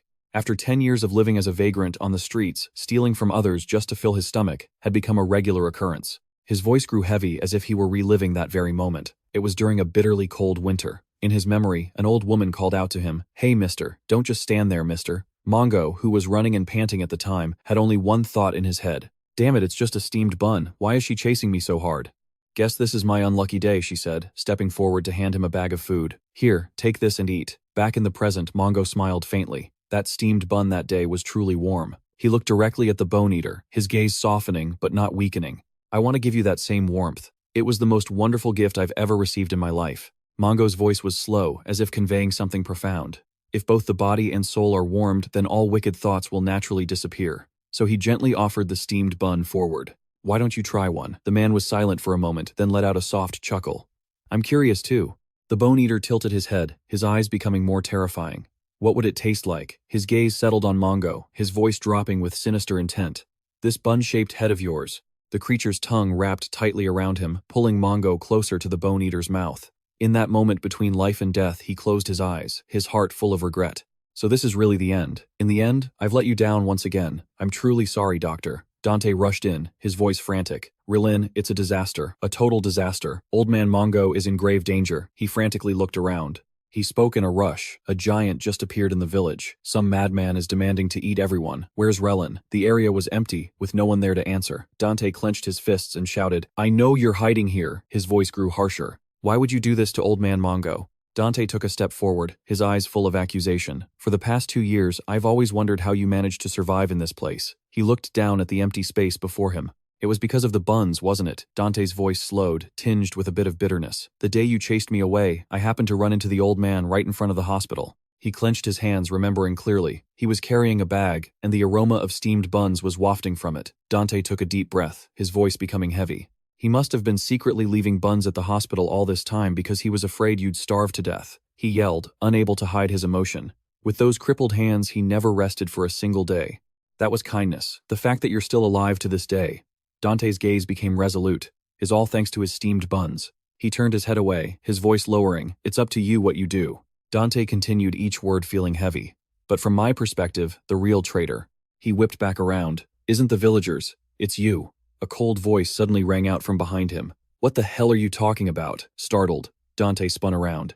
Outside, Legos shouted, leading a crowd of people forward. The entire Bun Village charge, Mongo was horrified, trying to stop them. All of you, stop right now. It's too dangerous. But Legos didn't stop, still yelling, let the old man go now. The Bone Eater swung his tongue, whipping it hard into the charging crowd. Legos was sent flying, his body slamming hard onto the ground. The other villagers were also thrown aside one by one. No one could stay on their feet. The enemy roared, his voice savage. Who dares to cause trouble in my big bro's territory? You idiots, mince every last one of them for me. The old man struggled to speak, his voice trembling but still resolute. Stop it. Stop your hands right now. Isn't an old man like me enough? I'll let you eat me without a fight. The creature narrowed his eyes, his voice icy. Still not enough. The Bone Eater held up a picture, his eyes flashing with cruelty. If you want to replace this. His voice dropped as if giving an ultimatum. One final question. Where is he? Mongo opened his mouth, about to speak. Another voice cut through, interrupting everything. Right here. The Bone Eater and the old man flinched in unison, turning toward the source of the sound. 182 stood there, his cold eyes fixed on the creature. I'm right here. Relin frowned, his voice full of annoyance, as he witnessed the scene before him. What the hell do you think you're doing? Hearing that voice, Dante immediately turned, panting, both relieved and worried. Relin. A definite thought flashed through Dante's mind. Just as I expected.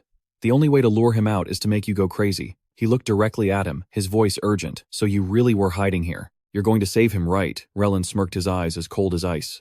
That worthless old bun seller saved my life, he snorted, showing clear contempt. Cut the sentimental crap. I had enough supplies to live even without those buns. Dante clenched his fists, trying one last time to persuade him. But you have to understand, the old man poured his heart and soul into them. Please save him. If he really dies, aren't you afraid you'll regret it later? Relin let out a cold laugh, his eyes darkening. Regret. Do you know what the biggest regret of my life is? He held up his hand, staring intently at it. It's that I used these hands to save a dying prisoner. Relin's voice grew heavy, filled with resentment. And because of that damn prisoner, dozens of my fellow doctors had to die. He looked straight at Dante, his gaze unwavering. Whether filthy prisoners like him live or die, I couldn't care less. Elsewhere, 182's voice rang out. I'm here. Legos, lying on the ground, painfully lifted his head to look at him.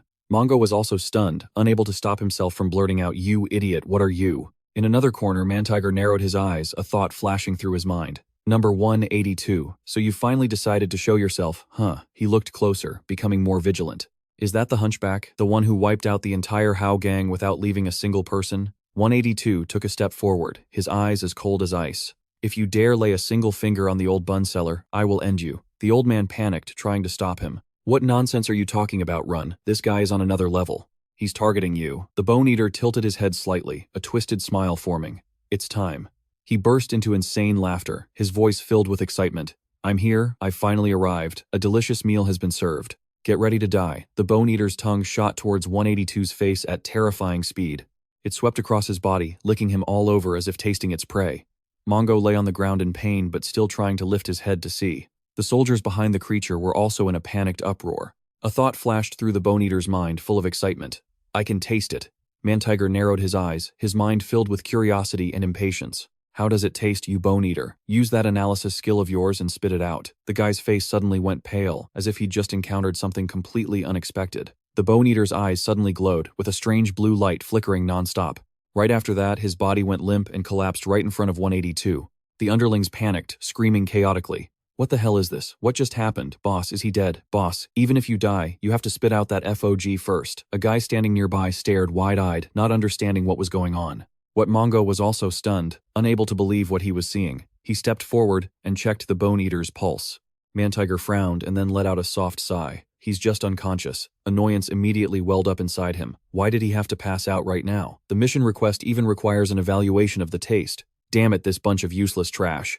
Mantiger's gaze shifted to him, a flicker of interest in his eyes. He'd just have to experience it himself. Looks like this could be interesting. The underlings quickly regained their composure, yelling, "First, grab that bastard. If we let him get away, we'll be the next ones to get carved up," he called out worriedly. 182. He dodged nimbly, avoiding the barrage of attacks coming at him. Immediately after, 182 swung his blade-fitted hand in a wide arc towards the opponents. One by one, they were struck and sent tumbling by the decisive slashes. One guy quickly grabbed a nearby chair and raised it to counterattack. He slammed it down hard on him, but the blow seemed to have no effect. 182 stood firm, continuing to unleash sharp and dangerous counterattacks. In the blink of an eye, the mob was covered in wounds. Some stood, some fell. Even those in the back couldn't escape the onslaught. He continuously pressed forward, giving his opponents no chance to fight back. Mongo was stunned, utterly shocked. No way. How can he do that? One guy snuck around behind, preparing a sneak attack, but he instantly spun around, blocked the blow, and countered. The man growled and lunged forward recklessly. "You're dead meat. Your weakness is your severed right arm." He gritted his teeth. "I'll gladly sacrifice some of my own flesh and blood just to take your life." Just as the knife fell from his hand, 182 quickly kicked it up into the air. He followed with a powerful kick, sending the blade flying straight towards his opponent. The guy didn't have time to react, was hit, and collapsed to the ground. 182 stood up straight, his voice ice cold. "Of course." His murderous gaze swept over the remaining men. "Anyone who dares to oppose me, I'll kill them all." Mantiger spoke up, then his voice calm but full of pressure. "All right, that's enough. Stop right there." He looked 182 up and down, his interest clear. "Your swordsmanship is quite sharp, just as the rumors said about the one who wiped out the Hao gang. I'm starting to get curious. What is your real ability?" He didn't answer immediately, lunging towards the one holding Mongo. Mantiger sighed, shaking his head as if dealing with a stubborn child. "You should learn to let people finish what they're saying." He shrugged, his voice becoming clearer. "First of all, I'm not with these small fry bone-eaters. I was only ordered to come here and pick you up." He froze, his gaze sharp. "Pick me up." "Where to?" 182 narrowed his eyes, his voice full of suspicion. "Was it that guy, R, who sent you?" Mantiger paused for a moment, a thought flashing through his mind. "R, I've never heard that damn name before." He quickly regained his composure and replied curtly, "I can't reveal the identity of my client." Mantiger crossed his arms, his voice calm but calculating. "Even so, it would be wise for you to come with me quietly." He smirked, glancing over at the other group. "Because this is your only chance to escape from those bone-eaters." Mantiger's voice deepened, carrying a clear warning. "I don't care how strong you are, but you have no chance of winning against the bone-eater boss." His gaze stopped on 182's arm, full of mockery. "Especially with that broken, useless arm of yours." He didn't flinch, replying instantly. "Then I'll just finish him off right now, won't I?" Mantiger scoffed as if he'd heard a ridiculous joke. "Are you dreaming?" He took a step forward, his voice turning cold. "That's something I'll definitely have to stop you from doing." Mantiger's gaze sharpened. "That's not happening, kid." He tilted his head slightly, as if just remembering something. "I almost forgot to introduce myself." Mantiger's voice rang out, clearly carrying a hint of pride. "I belong to the D District Mercenary Group under the Armed Special Task Force. My multi-purpose combat call sign is Mantiger." He glanced at the bone-eater on the ground and smirked. "I never once claimed that I was weaker than the useless bum on the floor over there." On the other side, Relan spoke coldly. "The lives of those trash prisoners. I don't give a damn." Dante stood silently, a heavy feeling welling up inside him. "I was too hasty. This doctor is colder than I imagined." He clenched his fists. But the fact that he agreed to treat 182 proves that deep down he's a soft-hearted person. He turned to Dante, his expression annoyed. "And why do you keep doing that? Is sticking your nose into other people's business in your blood or something?" Relan frowned, his voice sharp. "This has nothing to do with you." He took a deep breath, mustering the courage to speak. "The truth is, what happened to the Bowsy village was our fault. He helped hide us." Dante's voice trembled slightly, but remained firm. "Those people. They were truly good people. With their last breath, they refused to reveal our location." He stared at him, his eyes gradually turning cold. "You see yourself as a good person and feel remorseful. Still haven't woken up. Have you forgotten why you're stuck in this dump? You're a teacher, for crying out loud." Relan let out a derisive laugh, his voice dripping with sarcasm. "After all that's happened, you mean to tell me you haven't learned a single lesson?" Dante gritted his teeth, his eyes flashing with long-suppressed fury. "You bastard. You think I haven't learned my lesson? To me, ordinary people are more important. I need decent people." He took a step forward, his voice growing sharper. "And what's so noble about someone like you? Is it smart to push away people who want to help you, and then just hole yourself up here?" Dante pointed directly at Relan without hesitation. "Let's be blunt. The mess at this hospital wasn't caused by the old man either, was it? Are you trying to take on this entire village? Are you planning to just lie here and wait to die alone? All because of your hatred? He let out a sneer, his voice full of sarcasm. Don't kid yourself. Dante's gaze turned ice cold, his every word like a dagger aimed at the other man. It's not because of some petty grudge. He clenched his fist, his voice lowering but growing heavier. It's because you're the only one who survived, so you're tormented by your conscience. Dante looked him straight in the eye, exposing the deepest reason why he couldn't go on living like a normal person. He gave a faint smile, his eyes never leaving Relin. Model, you should be ashamed, you still have the gall to breathe. Mantiger smirked, his voice ringing with confidence. I'm from the Special Operations Unit of the Mercenary Forces, you know. My multi-purpose combat call sign is Mantiger. He glanced at the motionless Bone-Eater, scoffing. I never once admitted I was inferior to that bastard. The blade in 182's hand sliced sideways, clashing hard against Mantiger's weapon and sending sparks flying. Without stopping, he swung hard again, aiming straight for his opponent's head. He blocked it with ease, his voice still unhurried. You know that old story about the unstoppable spear and the unbreakable shield, right? Mantiger raised his shield, his eyes full of confidence. The unbreakable shield that can block any attack, and the unstoppable spear that can pierce any armor. 182 didn't bother to reply, immediately charging forward to attack. He raised his shield, blocking every blow. Mantiger smirked and continued as if he'd never been interrupted. If I were forced to choose between the two, his eyes flashed. I'd just take them both. He dodged the counterattack that was just launched. He spun around the assault, continuing relentlessly, because I have the ability to pour all my strength into both at the same time. It's not just about switching between them fluidly. Mantiger pushed his advantage, forcing 182 back. Not at all. His voice dropped, filled with absolute confidence. It means I can operate them both in perfect parallel. He gritted his teeth and bit off the bandage wrapped around his knife. 182 gripped his weapon tightly and immediately charged forward again. Blood seeped from the unhealed wound on his hand, but his speed didn't falter. Mantiger glanced over and chuckled dryly. But a guy like you can only choose to either attack or defend. He suddenly changed his angle of attack. It's this way. Immediately, Mantiger spun and struck from another direction. Ah no, this is the right way. He continued his relentless assault without leaving a single opening, launching both punches and kicks simultaneously. A powerful kick sent 182 flying. An onlooker blurted out, his voice certain. It's over. Mantiger casually dusted off his hands, as if he'd just finished a chore. Of course I can attack with my feet at the same time. Suddenly, he froze, a hint of surprise in his eyes. Mantiger narrowed his eyes, his voice low. Since when? He let out a small laugh, looking towards him. I have to hand it to you. Mantiger glanced down, his tone turning sharp. But look at you carelessly tossing aside your only weapon like that. His eyes locked onto his target. Do you really think you'll be okay? He put all his strength into his legs, twisting to dodge the blow, just in the nick of time. But in that same instant, Mantiger closed in from behind and launched a surprise attack. The blow tore open the wound on 182's chest and blood immediately gushed out. The spear swept sideways again, but he managed to lean back and avoid it. Mantiger smirked, his voice dripping with sarcasm. You're as slippery as an eel. Fine, go ahead and find a corner to hide in. He laughed coldly, his eyes filled with contempt. Because your kind is only good at skulking around and hiding. 182 stopped for a beat, pivoting on his foot as he gathered all his strength for a counterattack. Then he shot forward, charging straight ahead. Mantiger narrowed his eyes, momentarily surprised. He dares to charge head-on like this. 182 didn't say a word, his face grim, his eyes chillingly cold. He tightened his grip on his weapon, his voice firm. Hey, your life is forfeit. Mantiger drove his spear straight into his shoulder. Blood sprayed out, staining the ground red in front of them. In that moment, Mantiger was startled. Damn it, I'm not supposed to kill him. I accidentally used my full strength. But right after, he noticed something strange, and his gaze immediately shifted. 182's fingers were impossibly bending Mantiger's shield. He quickly pulled his spear back and retreated to create some distance. He was already falling to the ground, his body covered in blood. He looked down at his scratched shield, his eyes full of doubt. What the hell is going on? Mantiger clenched his fist and started to think. Does this mean I can't finish him if I'm only focused on defending? Another thought flashed through his mind, making him frown. He took a fatal blow just for a chance to counterattack. Ugh, you.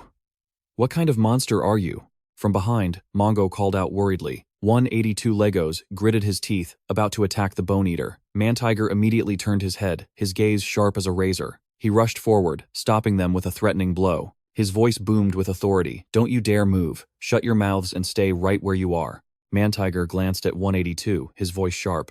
You crazy bastard, are you trying to get us all killed? My orders are to bring you back alive. He frowned, looking again at the wound on his chest, his expression puzzled. What the hell's going on? My cut wasn't this deep. Mantiger leaned down to get a closer look, his expression slowly turning serious as a series of possibilities ran through his mind. Where did this strange injury come from? You came into this deathmatch with a body that was already wrecked. Mantiger gritted his teeth, beginning to understand.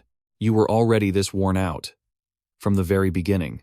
He took a breath, his tone half joking. I don't care what you are, but don't you dare drop dead on me, or they'll dock my pay. In his mind, Mantiger quickly summarized the situation. Target neutralized, mission complete. As for his ability, even after fighting him directly, I still can't figure it out. His physical condition looks normal with no signs of mutation. He frowned, slightly annoyed. And I guess the flavor assessment will have to be put aside for now. Just then, a low voice spoke from behind him. I've tasted this flavor before. Mantiger immediately spun around. Behind him, the Bone Eater had sat up at some point. The man tilted his head, his eyes wild. A flavor so familiar it's maddening. He froze for a moment, his expression one of pure shock. An old memory suddenly surfaced. S's voice rang out. Looks delicious, doesn't it? It's today's lunch menu. Back then, he had looked up weakly, his voice almost a plea. Please, sir, just a piece. He had laughed contemptuously, tossing back a cold remark. In your dreams, idiot. S waved his hand dismissively, his voice mocking. If you want to eat, drag your rotten corpse to the kitchen, you bastard. He leaned down, his eyes filled with malice. If you even have the guts to step out of this place. What a pathetic little puppy. Kun, standing beside him, asked curiously, who's that guy? S shrugged, speaking as if it were an everyday story. He's a new recruit. The warden accidentally locked the cell door and just forgot about him, so he's been trapped in there for a whole month now. Talk about a streak of bad luck. He narrowed his eyes, a wicked smile spreading across his face. My turn. Let's see if I can have some fun with him. Kun pulled something out, his voice full of excitement. Using this on him should be interesting. Inside the cell, the Bone Eater trembled, his voice growing weaker. So hungry. I can't hold on much longer. He held his hand near the bars, his voice mocking. Hey Don, from the moment you were born, have you ever seen anything this delicious? Want a taste? Kun smirked, uttering a single bait-like word as he glanced at the rice, then chuckled. It's raw. The moment his hand came through the bars, the man suddenly lunged forward, biting down hard. Back in the present, the Bone Eater's voice deepened, laced with a hint of madness. And that was the first flavor I ever experienced, the taste of FOG. Kang Dante's voice lowered, carrying a threat. It's not because of that damn grudge. You still act all nonchalant on the battlefield. It's because you chose to be the only one who survived. That's why you're always tormented by guilt. Kang Dante suddenly froze, bewildered that he was still existing like a normal person. The color instantly drained from Rellen's face. You're just humiliating yourself for still having the nerve to breathe. He sank into a moment of thought. Damn it. I really didn't want things to end like this. A deep unease filled Kang Dante's eyes. This cruel way of rubbing salt in someone's wounds isn't some brilliant method of persuasion. It's just the same terrible nature my brother used to treat me with. He declared frantically. Yes, that's right. It's all my fault. My colleagues died because of me. Relin sank into a bottomless pit. That bastard said it was all because I chose to save his life. I deserve this too. I deserve to suffer this mental torment. People approached as they heard the desperate cries. Save me. His whole body trembled as his eyes turned bloodshot. Please save me. The room was overwhelmed by the stench of blood. You judges from the world outside. Scream in pain, just like the moment you were born. The voice deepened as if echoing from hell itself, and realized that this life is, in fact, just another level of hell. Everyone's eyes seemed to waver, losing control. This is an execution ground. No one here gives a damn if you're guilty or innocent. A torture chamber where they don't even bother to listen to a confession. The criminals suffering torment immediately grabbed their weapons and charged in a frenzy. Don't let them think they have the right to judge us. The clash of weapons rang out shrilly. Relin decisively grabbed Kang Dante by the collar. His eyes were wild, his voice a snarl. Everything that bastard spat out. Damn it, it was all true. This place is truly hell on earth, and I can't die, but I can't truly live either. A sarcastic smirk spread across Relin's face. Even though deep down I thought it would have been better to die with my colleagues. This miserable body of mine still automatically struggled to find a way to live. His expression contorted in shock, and Relin's eyes grew uncontrollably wild. To survive, I even frantically devoured the fog in the hospital like a madman. He mimed the actions with frantic gestures. With the gift I got from that, I performed surgery on myself. Relin's voice lowered with menace. I scraped up all the fog from the bastards who came to cause trouble at the hospital, and I used their very flesh and blood to patch this body of mine together. A triumphant smirk slowly spread across his face. Using the bodies of that worthless prisoner scum I despised so much. That's how I've managed to hold on until now. Relin's gaze hardened as he declared, surviving in a humiliating and utterly filthy way. By the time I turned into a monster like this, the kind Dr. Relin that the villagers needed never really existed. This is what you were dying to hear, isn't it? The veins on his arm bulged as he tightened his grip. In this disgusting form, where the hell do you think I have the face to go? This place is the most suitable place for me. I'll bury my corpse in this Lin Fog until I die. Living a miserable life no different from those perverted prisoners. Relin's eyes became crazed from his twisted psyche. And that is the destiny I chose for myself. Kang Dante maintained his cold, unchanging expression. Dansik spoke mockingly as he looked at a document. Destiny, my ass. How to cultivate sweet potatoes. He maintained a casual air, his voice laced with insinuation. Elementary School Science Education Theory. A Guide to Reading and Evaluating Elementary School Students. Developmental Psychology in Light Children. Dansik's expression twisted with disbelief. Elementary school. Don't tell me you want to become an elementary school teacher. He immediately snatched the documents back decisively. Give those back to me now. What right do you have to go through other people's things? Kang Dante's eyes filled with confusion and helplessness. Are you serious about this? His brother continued provocatively. My God, have you lost your mind? If Dad finds out about this, he'll fly into a rage. He questioned back resentfully. So what the hell does that have to do with you? Kang Dante's face darkened, and he gritted his teeth in fury. What I do is my own business. I already declared that I would decide my own life. What right do you people have to decide everything for me like this? Dansik's voice dropped, carrying a threat. I'm just giving you my opinion because I'm worried about you. You studied yourself to death just to get a job as a babysitter. Don't you think being an elementary school teacher is just too mediocre? He clutched the file tightly to restrain himself. You people are such perfectionists obsessed with glamorous jobs. You glory hounds in this society, you're all scum. Kang Dante seemed to lose control, questioning frantically. You're all clearly monsters. Mom and Dad are exactly the same. Stop trying to control my life. I will never become a miserable bastard like you people. It's my life, and I will choose my own path. He helplessly recalled his dream application form. But in the end, even the path he had chosen for himself, Kang Dante couldn't decide his own direction. As it had become twisted, veering off from what his heart truly desired, his eyes grew wild. That's right, standing on a podium teaching little kids. That's truly shameful. Kang Dante couldn't control the person within himself because the one in charge of his mind was never him to begin with. His heart was being suffocated by prejudice because the teacher who had molded him was in fact a monster. Dansik's expression changed to one of disbelief. You're dead wrong. Kang Dante immediately affirmed in a heavy tone. That isn't the destiny you chose for yourself. Hearing this, his brother was speechless. It's just the curse that trash of a prisoner forced you to bear. His heart seemed to waver and struggle. A person like him could never be that kind of scum. He maintained his casual demeanor and then confidently declared, Open your eyes and take a good look at this dumpling village. In the middle of this awful hellscape, this is the only place I've found that still managed to hold onto its soul and its morals. That old man built it with his own 2 hands as the true teacher of this village. Danksich immediately shot back with utter indignation.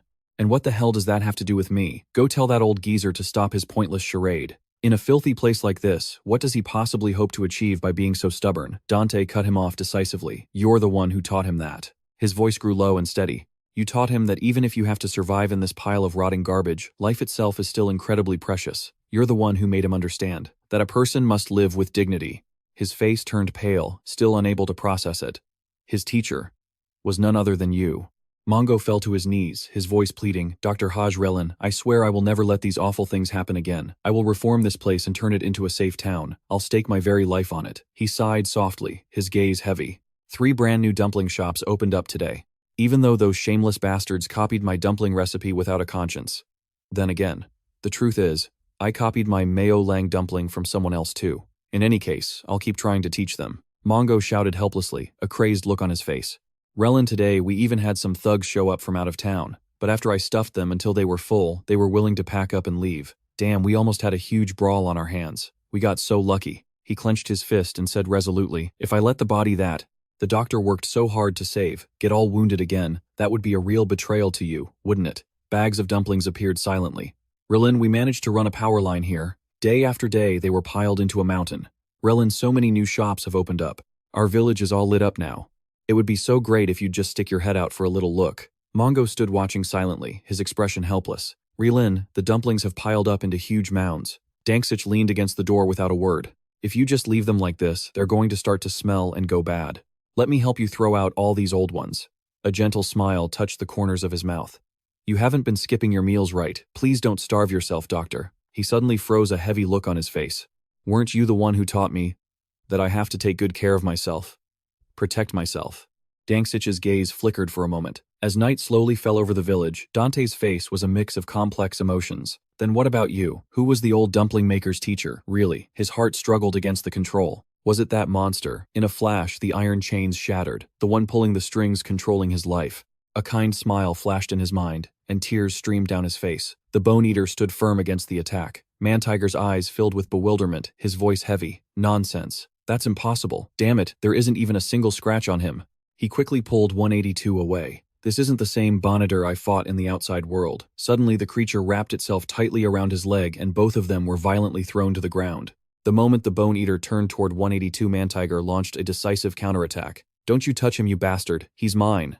The creature's tail seemed to rage as it swung its blade in a powerful horizontal slash. The color drained from Man-Tiger's face in terror.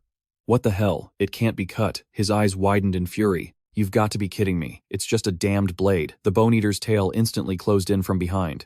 Man-Tiger roared in agony as he was restrained. His entire body trembled as his muscles tensed up. Man-Tiger's eyes filled with disbelief. Gritting his teeth, he thought, nonsense. Damn it, this can't be happening. Damn it all. Not even a single scratch. Veins bulged on his face as he grew frantic. This isn't the Bone-Eater I fought in the outside world. The Bone-Eater quickly moved toward 182, but Mongo stood resolutely in front to block its path. His eyes blazed with fury as he declared Legos grab number 182 and run. Now Legos' face turned pale with fear. Mister, you have to be careful. Run. The creature ground its teeth in utter fury. Why do you dare stand in my way? Why does every single one of you try to steal my delicious prey? The Bone-Eater's eyes were brazen, its expression crazed. Hurry up and hand him over so I can feast.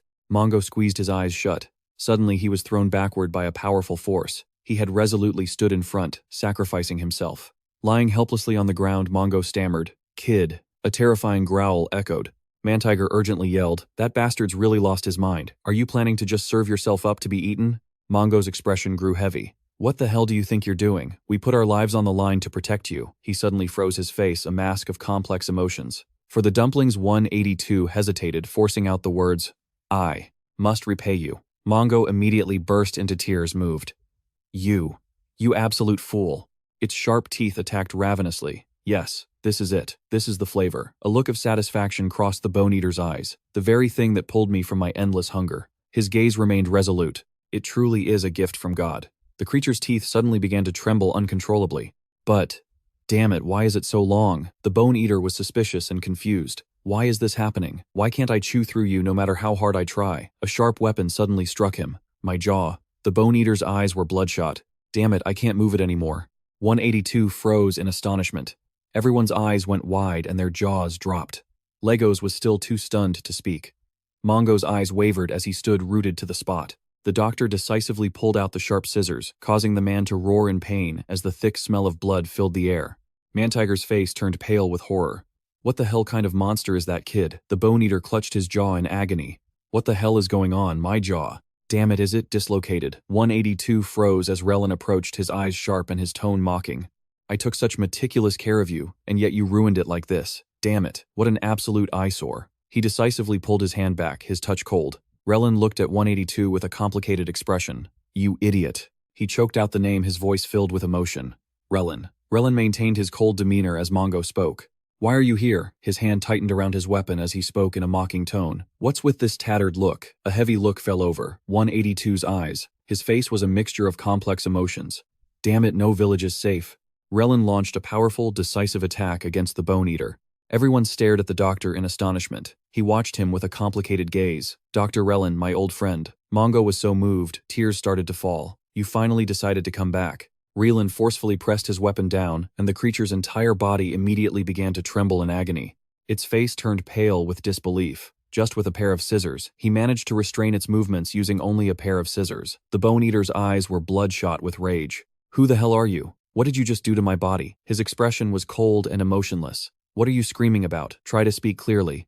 A crazed, piercing shriek rang out, and Mongo quickly shouted a warning. "Relin, get out of the way. Those scissors can't cut through its tongue." Relin's face was a complex mask of emotions as his eyes fixed on the creature's giant tongue. The tongue Relin's body moved swiftly, closing the distance.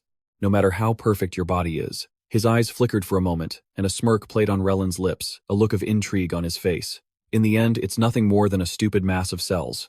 The sharp blades of the scissors plunged deep into its oral cavity, and the Bone-Eater's body shuddered in pain. The scissors moved deeper inside, and the base of the tongue was instantly ripped in two. He remained perfectly composed after the flawless maneuver. The stench of blood filled the air. Mongo stood frozen to the spot, in utter shock. Everyone's eyes went wide in unison, their jaws hanging open. A stunned silence fell over the area. The whites of the bone eater's eyes were shot through with blood vessels. The base of its tongue had been torn to shreds. Its whole body trembled as it tried to struggle. In a moment, your tongue will retract and get stuck in your throat. A triumphant smirk spread across Rilin's face. And that filthy thing. It will slide down and block your airway. The bone eater's fingers clawed frantically at its throat. Can't. Breathe in. Its eyes turned bloodshot from the lack of air. I can't breathe. A moment later, the thick smell of blood permeated the space. The bone eater immediately dropped to its knees, then collapsed helplessly onto the ground, the color draining from its face.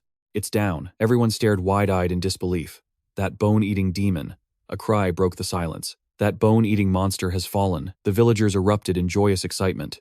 The Demon King. The Demon King has saved our village. People hugged each other in happiness, choking back tears of relief. We survived. Not a single person was lost. Sounds of dancing and shouting filled the air. Mantiger was still reeling from the shock. There's no way someone could take down a boss-level monster in the blink of an eye like that. How could such a terrifying monster be hiding in this region? He made a clean, straight cut down the bone eater's torso. Its internal organs were instantly exposed. A look of displeasure darkened Relin's eyes. Its shin bones. It really has been eating people. Human flesh has barely any muscle. What's the point of eating it? This is utterly ridiculous. He suddenly froze as a voice called out from behind him. Dr. Mongo dropped firmly to his knees with a heavy heart. He lowered his head, his voice pleading. I'm sorry. Tears streamed down his face. I couldn't keep my promise to build a peaceful village. The villagers also knelt down with sincere expressions. To be honest, I couldn't change the nature of the bastards in this village either. On top of that, trouble just kept piling up one thing after another. I'm sorry. I'm truly sorry, Doctor. Relin's face was a mixture of complex emotions. Maybe the scumbags here are just as you warned. Completely beyond saving. Mongo froze when he heard Relin's cold voice.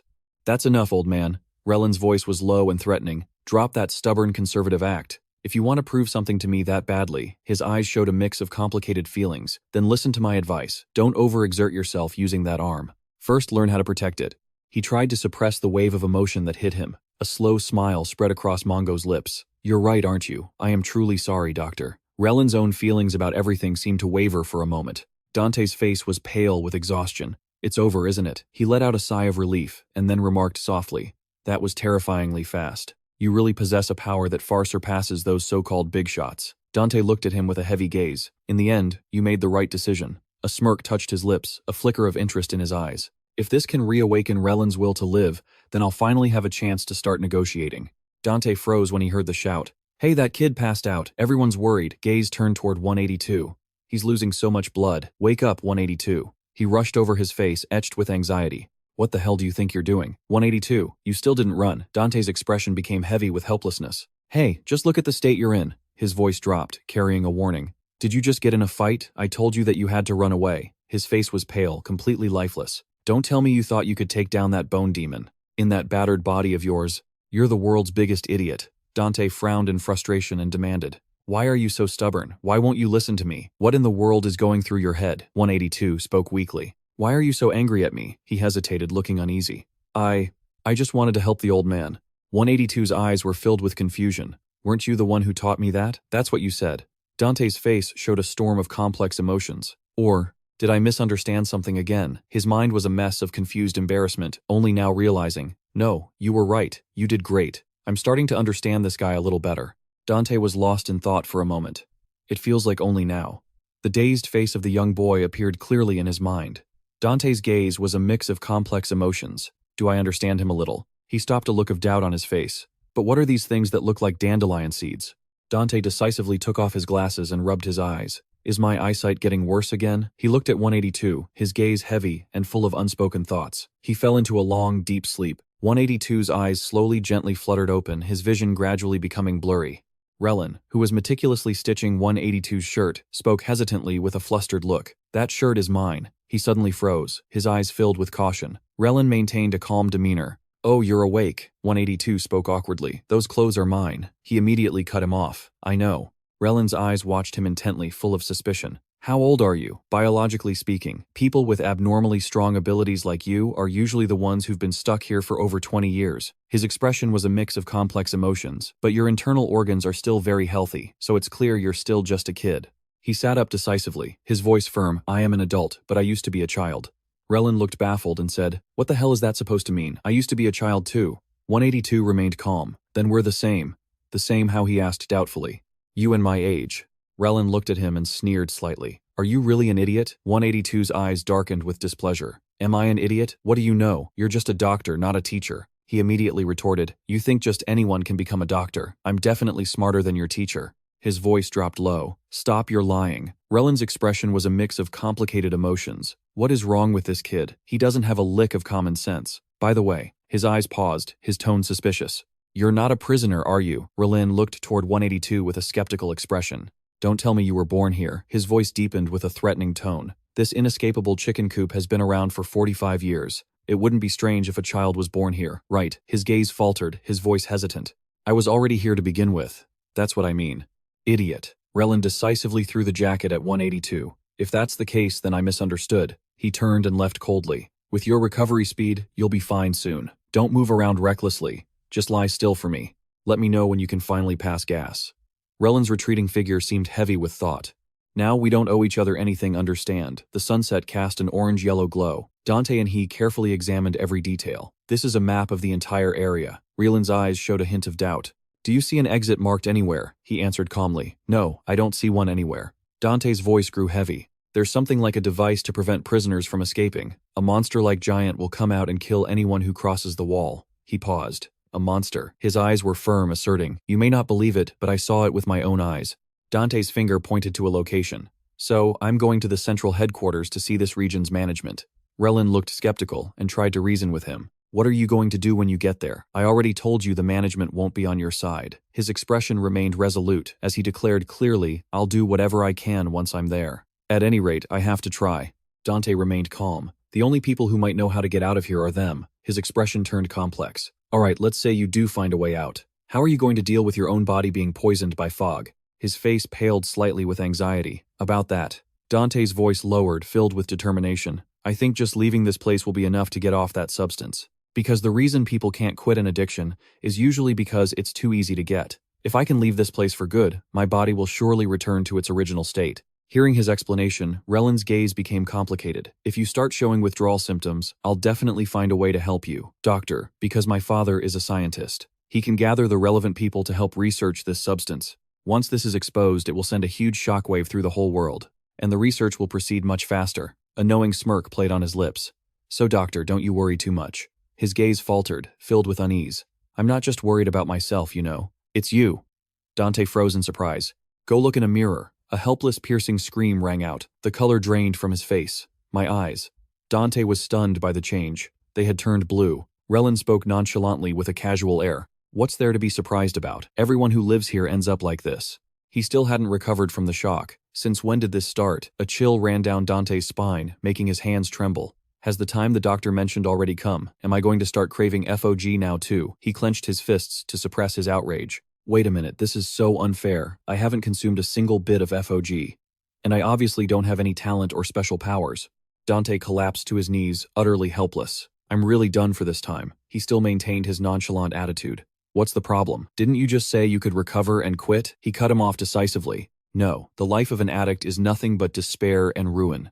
Relin gritted his teeth. This damned kid. The color drained from Dante's face. What he said isn't wrong. They used to experiment on prisoners. If a person is kept in a constant state of addiction, he glanced over indifferently, his tone casual, they'll slowly lose their cognitive abilities and fall into a coma. Furthermore, if you fall into that state in the outside world, where there's no fog at all, his face darkened with a frantic look. You won't just become an addict, you could die, Relin then declared, coldly leaving Dante speechless.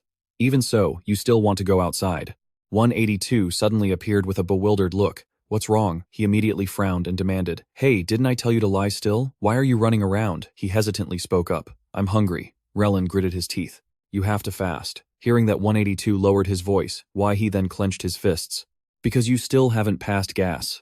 His eyes were filled with helplessness. Do I need to force it? Stop talking nonsense. The two of them suddenly froze when he declared clearly, of course.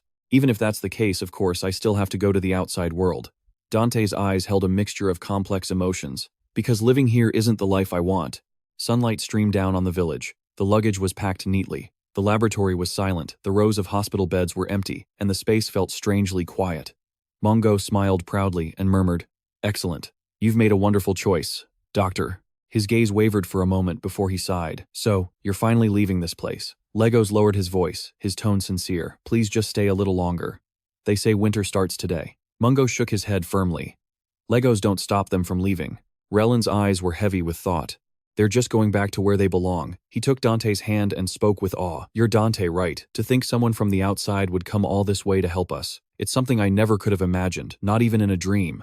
Dante smiled reassuringly. I promise I'll get Relin home safely. Mungo's voice was gentle, his eyes full of gratitude. Thank you truly. The corner of Dante's mouth slowly turned up.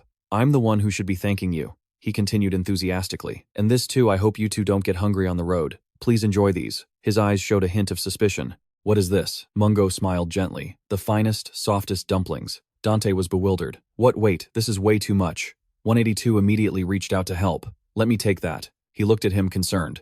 Your stitches will open up. You guys take them all. Doesn't 182 love these mungos? Eyes filled with tears as his voice choked up. All right, you should get going before it gets dark. He gave a firm wave. Goodbye, doctor. Goodbye. He turned back, hesitating before speaking. Take care then. Relin suddenly stepped forward. Lee Chief. Mungo froze for a moment, confused. Let me see your hand. The chief smiled gently, rubbing his head a bit awkwardly. It's true, my apprentices made those dumplings. Really. I kept our agreement. He carefully examined its current condition. Your hand. Is it still working okay? Mungo was still surprised as Relin spoke. Because my surgical skills back then were terrible. This was the best I could do. His eyes also welled up as he spoke, his voice thick with emotion. If we ever meet again on the outside, I'll treat you properly then. The chief smiled gently, his expression sincere. Dumpling Village slowly came into view. A sudden exclamation was heard. It turned out to be the doctor and Professor Turris, who had appeared looking excited. How interesting. The backpack she was holding suddenly vibrated. Turris's expression was complicated as she looked at her phone. This guy just keeps calling. She immediately answered, her tone indifferent. Hey, perfect timing. That poison fang isn't as strong as you said, is he? He's not dead. Turris's expression darkened. Someone saved him. How and his companions moved forward, it seems he's made some friends. Red's mouth twisted into a mocking sneer. Friends, he laughed excitedly, a crazed look on his face. How is that possible? Red's face was a mix of complex emotions. How could a guy like him possibly have friends? A luxurious building came into view. He strode forward coldly, his voice low. How much fog is left? In a meeting room, a large screen illuminated the dark space where a group was in discussion. They were discussing the available fog reserves, which would only last for the next 5 years. A masked person asked, only 5 years. If that's the case, aren't we already behind schedule? Is there any way to get everything done in 5 years? Red rested his chin on his hand, his voice emphatic. I need more exceptional individuals. The masked person analyzed the problem. Targeting mediocre people isn't yielding results anymore. Public manipulation has also reached its limit, especially when it comes to the talented people you're so eager to acquire. Red smiled, a terrifying smile, and uttered some cryptic words. Winter is coming. He snapped his fingers, giving a signal. Are the preparations for the supply crates complete? Report the situation now. A person came forward and reported in detail. According to the plan, a total of 500 crates will be dropped. The man listed everything, including daily necessities, clothing, blankets, soap, toilet paper, food supplies, flour, various grains, over 10 types of seeds, and 10 types of spices. Building materials, cement, plywood, a generator, and lighting equipment. Also included are toolkits with handsaws, hammers, and screwdrivers. The man finished his presentation. As for weaponry, there are 10 Glock 19s. That concludes the report. Red once again spoke cryptically. How monotonous. His question confused his subordinate.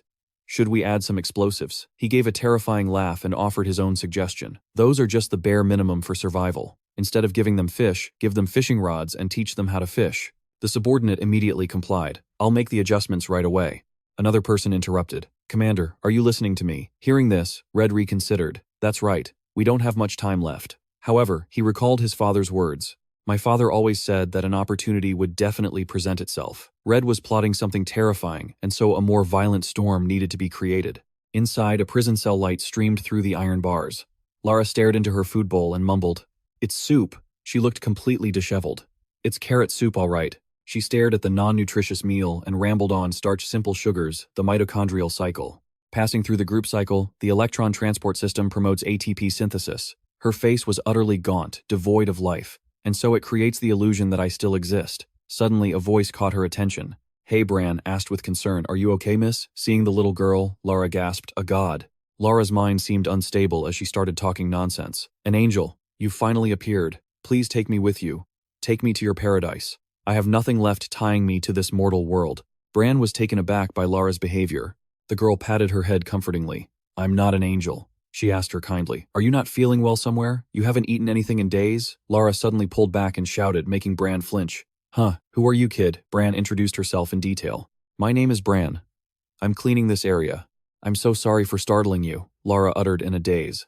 A child. She's just a child, isn't she? Bran reminded Lara caringly. The thing is, if you don't eat, you won't have any strength left. The girl advised Lara, both shy and concerned. I'm sorry. You of all people should know that since you're a teacher. Lara forced herself to stand up and asked, Hey kid, who are you really? Bran stammered in her reply. Lara said, confused. Why would a child like you be in a place like this? Bran's awkward behavior only confused Lara more. It's not what you think. Let me count. 1, 2, 3, 5, 6, 7. The girl's next words were even more shocking. I'm 17 years old. I'm old enough to do cleaning work. The little girl's innocent words made Lara's face go pale. It's just, 'cause I don't get enough to eat that I'm so small. So you shouldn't skip meals either, okay?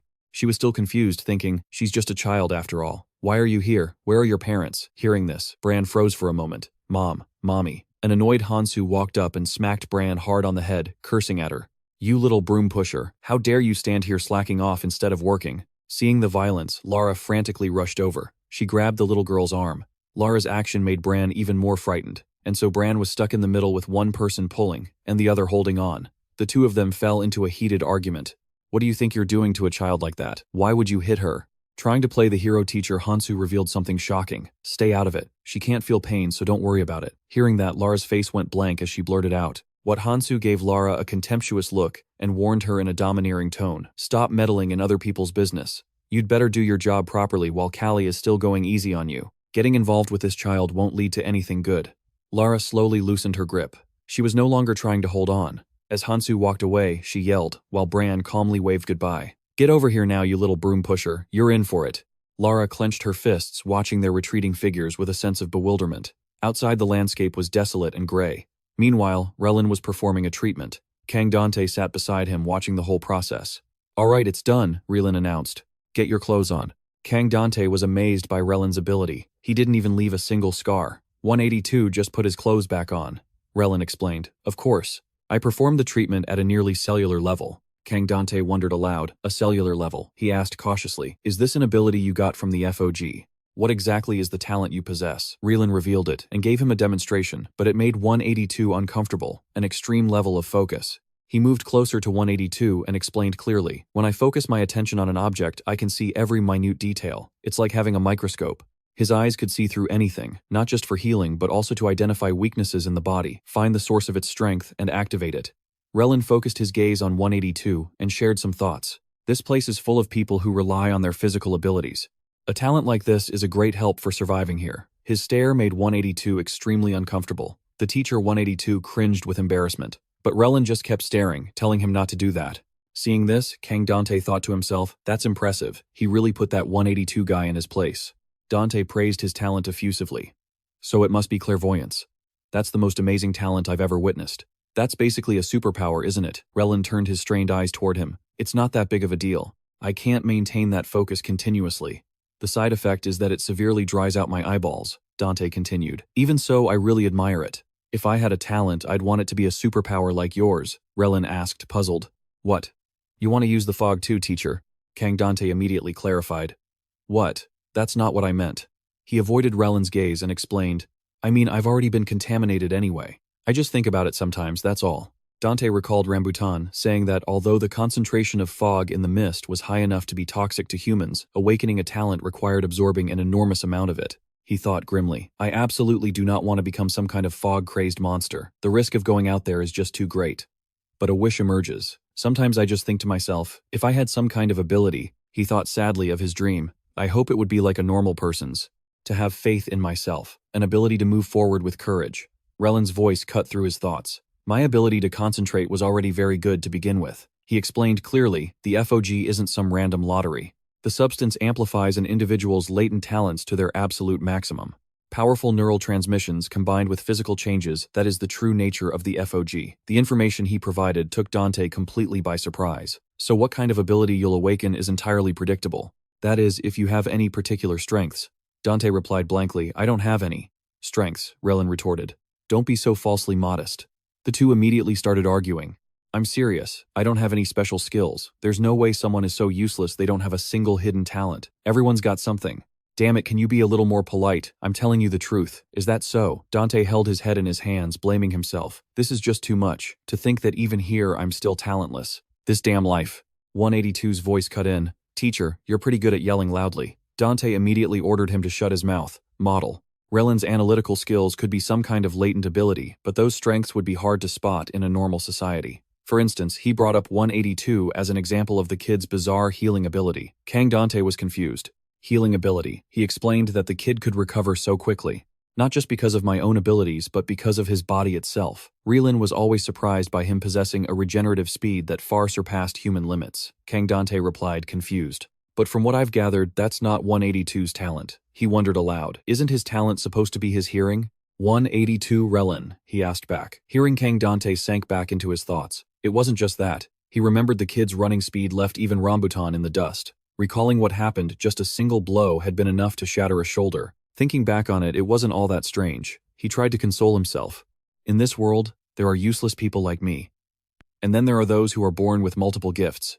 A glimmer appeared in Dante's eyes. If 182 really is one of them, if that's true, their eyes met. It must just be because he hasn't been properly educated. Kang Dante suddenly requested. 182, could you tell me one more time about what happened with the high-ranking captain? An idea sparked in his head. Suddenly, an idea flashed through my mind. The key to breaking the sealed door of the F.O. might just be in his hands, Dante proposed. 182, can you tell me that story about the high-ranking leader again? You're bringing that up again. Didn't you already say that? If I become a high-level leader, I can get out, Relin asked, confused. A high-level leader, Kang Dante seriously explained the story. It's a legend passed down in Fogland that a person with infinite talent will become a liberating god, who can free everyone here. After hearing that, he exclaimed in disbelief. What kind of crazy legend is that? But Dante was still hopeful. It sounds absurd, I know, but there's no smoke without fire. He asked for 182's opinion.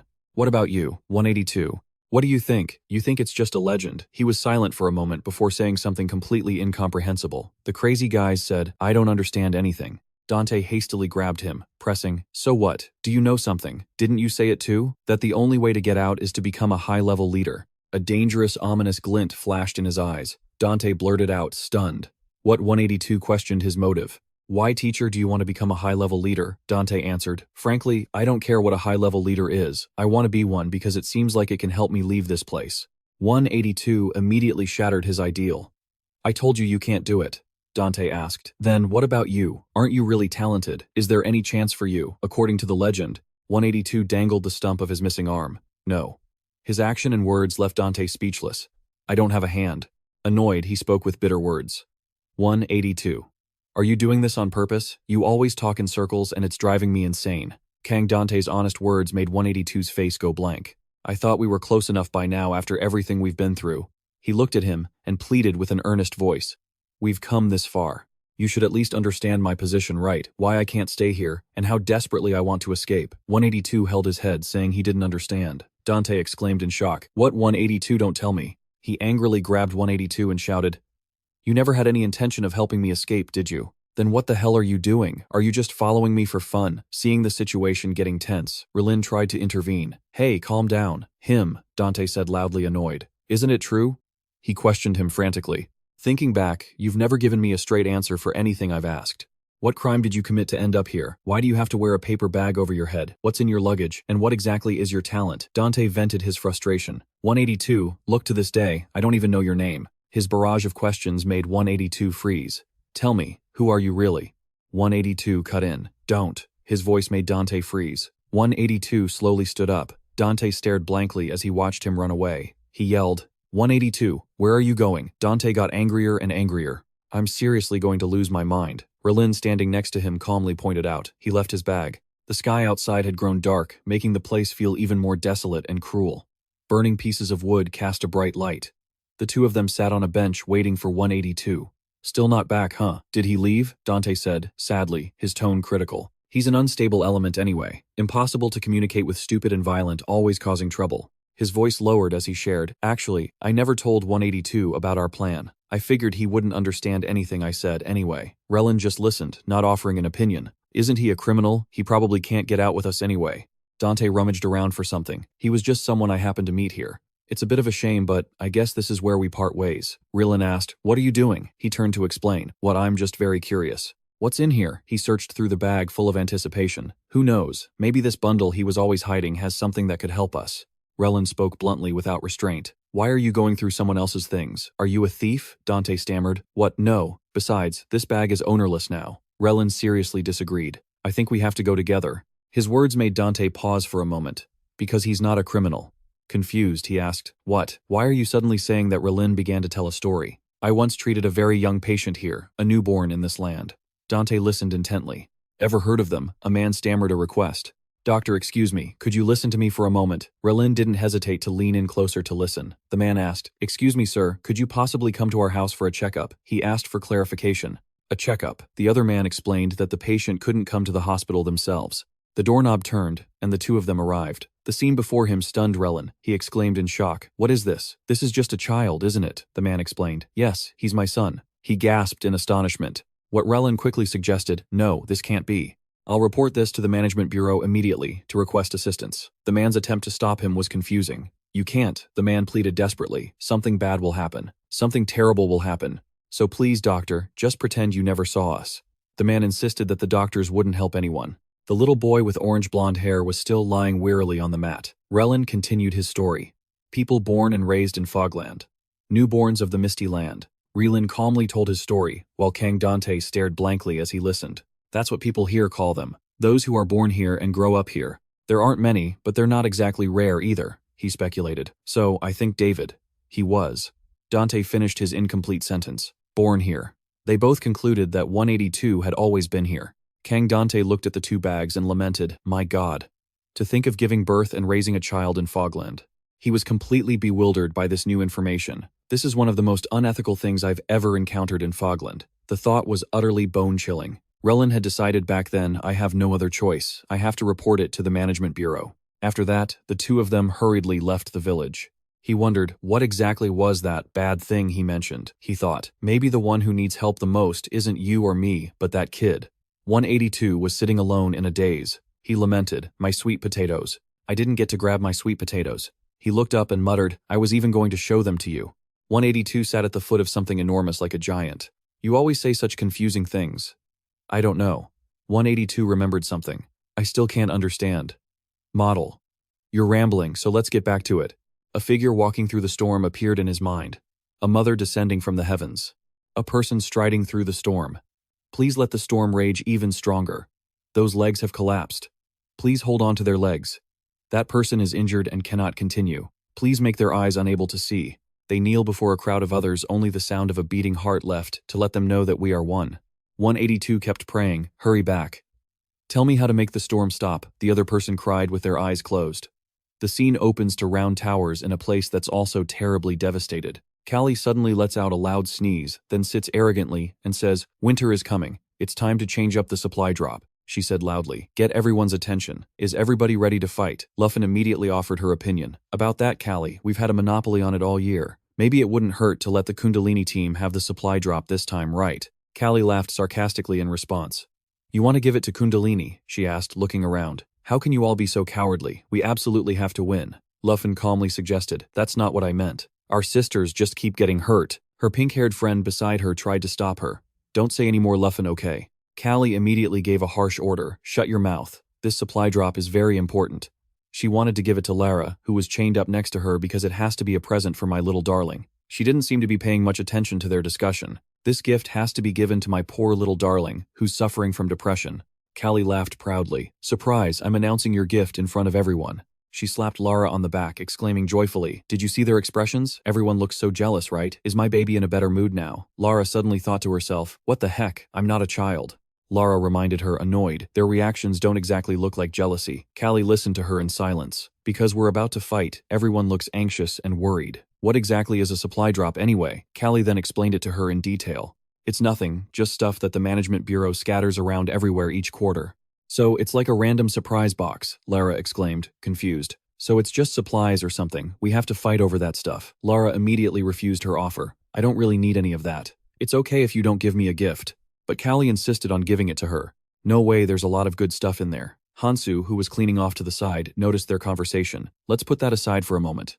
I have a question to ask. Uh-huh. What is it? What's your question, sweetie? Lara said slowly. I saw a child here. Her name is Bran. Hearing this, Callie's expression changed. Hansu also broke into a cold sweat when she heard that. So, what's the question? Lara suddenly exclaimed. What Callie asked in an annoyed tone. Why are you so curious about that kid? She explained cautiously. Because a child that young doesn't seem like she should be here. Callie gave a frightening smile. Is it because you were a teacher? Looks like you really like kids. She then turned and walked away. I don't really like children. They're a nuisance. I don't care what happens to her. Lara still tried to press the issue. No, what I want to ask is. A hand reached out and stopped her. Hansu's anger left Lara stunned. You crazy bitch, why do you keep pestering Callie about this? She warned her cautiously. I already told you don't worry about it. Don't meddle in that business. Lara was terrified by her frightening attitude. This is all because of Bran. Elsewhere, in a quiet place, Lara sat and listened to Hansu's story. Bran was born here, she exclaimed in astonishment. What? Lara thought it over, and then screamed. What did you say? But Hansu just calmly reminded her. Don't be so surprised. She explained. This kind of thing happens often with the ones who run around outside the women's zone. Lara wondered. You didn't report it to the management bureau. Hansu put out her cigarette and explained. The management bureau doesn't really exist. There's no way to contact them. No matter what happens, they won't intervene. Hansu provided a shocking piece of information. You think the people locked up here who didn't commit any crime are in the minority. She shared this while reminding Lara, there's no way to go back to our old lives. We can only adapt to this place. And don't mention the management bureau again, Hansu cautiously advised, especially not in front of Callie. Here, no one is allowed to show that they desperately want to escape. Lara froze when she heard that. Bran's mother was a good person, an innocent person, just like you. Hansu threw her cigarette away and said, and then she died at Callie's hands. From the outside, this place still looked completely desolate. Two people were resting and discussing 182, so his parents must be prisoners, and he's never been educated either. Maybe he's been poisoned by FOG since he was born. That's what happens to the children of addicts. Kang Dante believed that he wasn't hiding his identity, but that he simply didn't have one. Even his name. Relin cut in. Isn't his name David? The other guy sat up, annoyed, and said, No. Why are you still bringing up that name? That was just a name I made up on the spot. He exclaimed nonchalantly, and here I thought it was real. Kang Dante stood up to leave, thinking Relin can be so foolish sometimes. Relin asked, Where are you going? He answered, To the bathroom. Outside, the moonlight illuminated the dark place.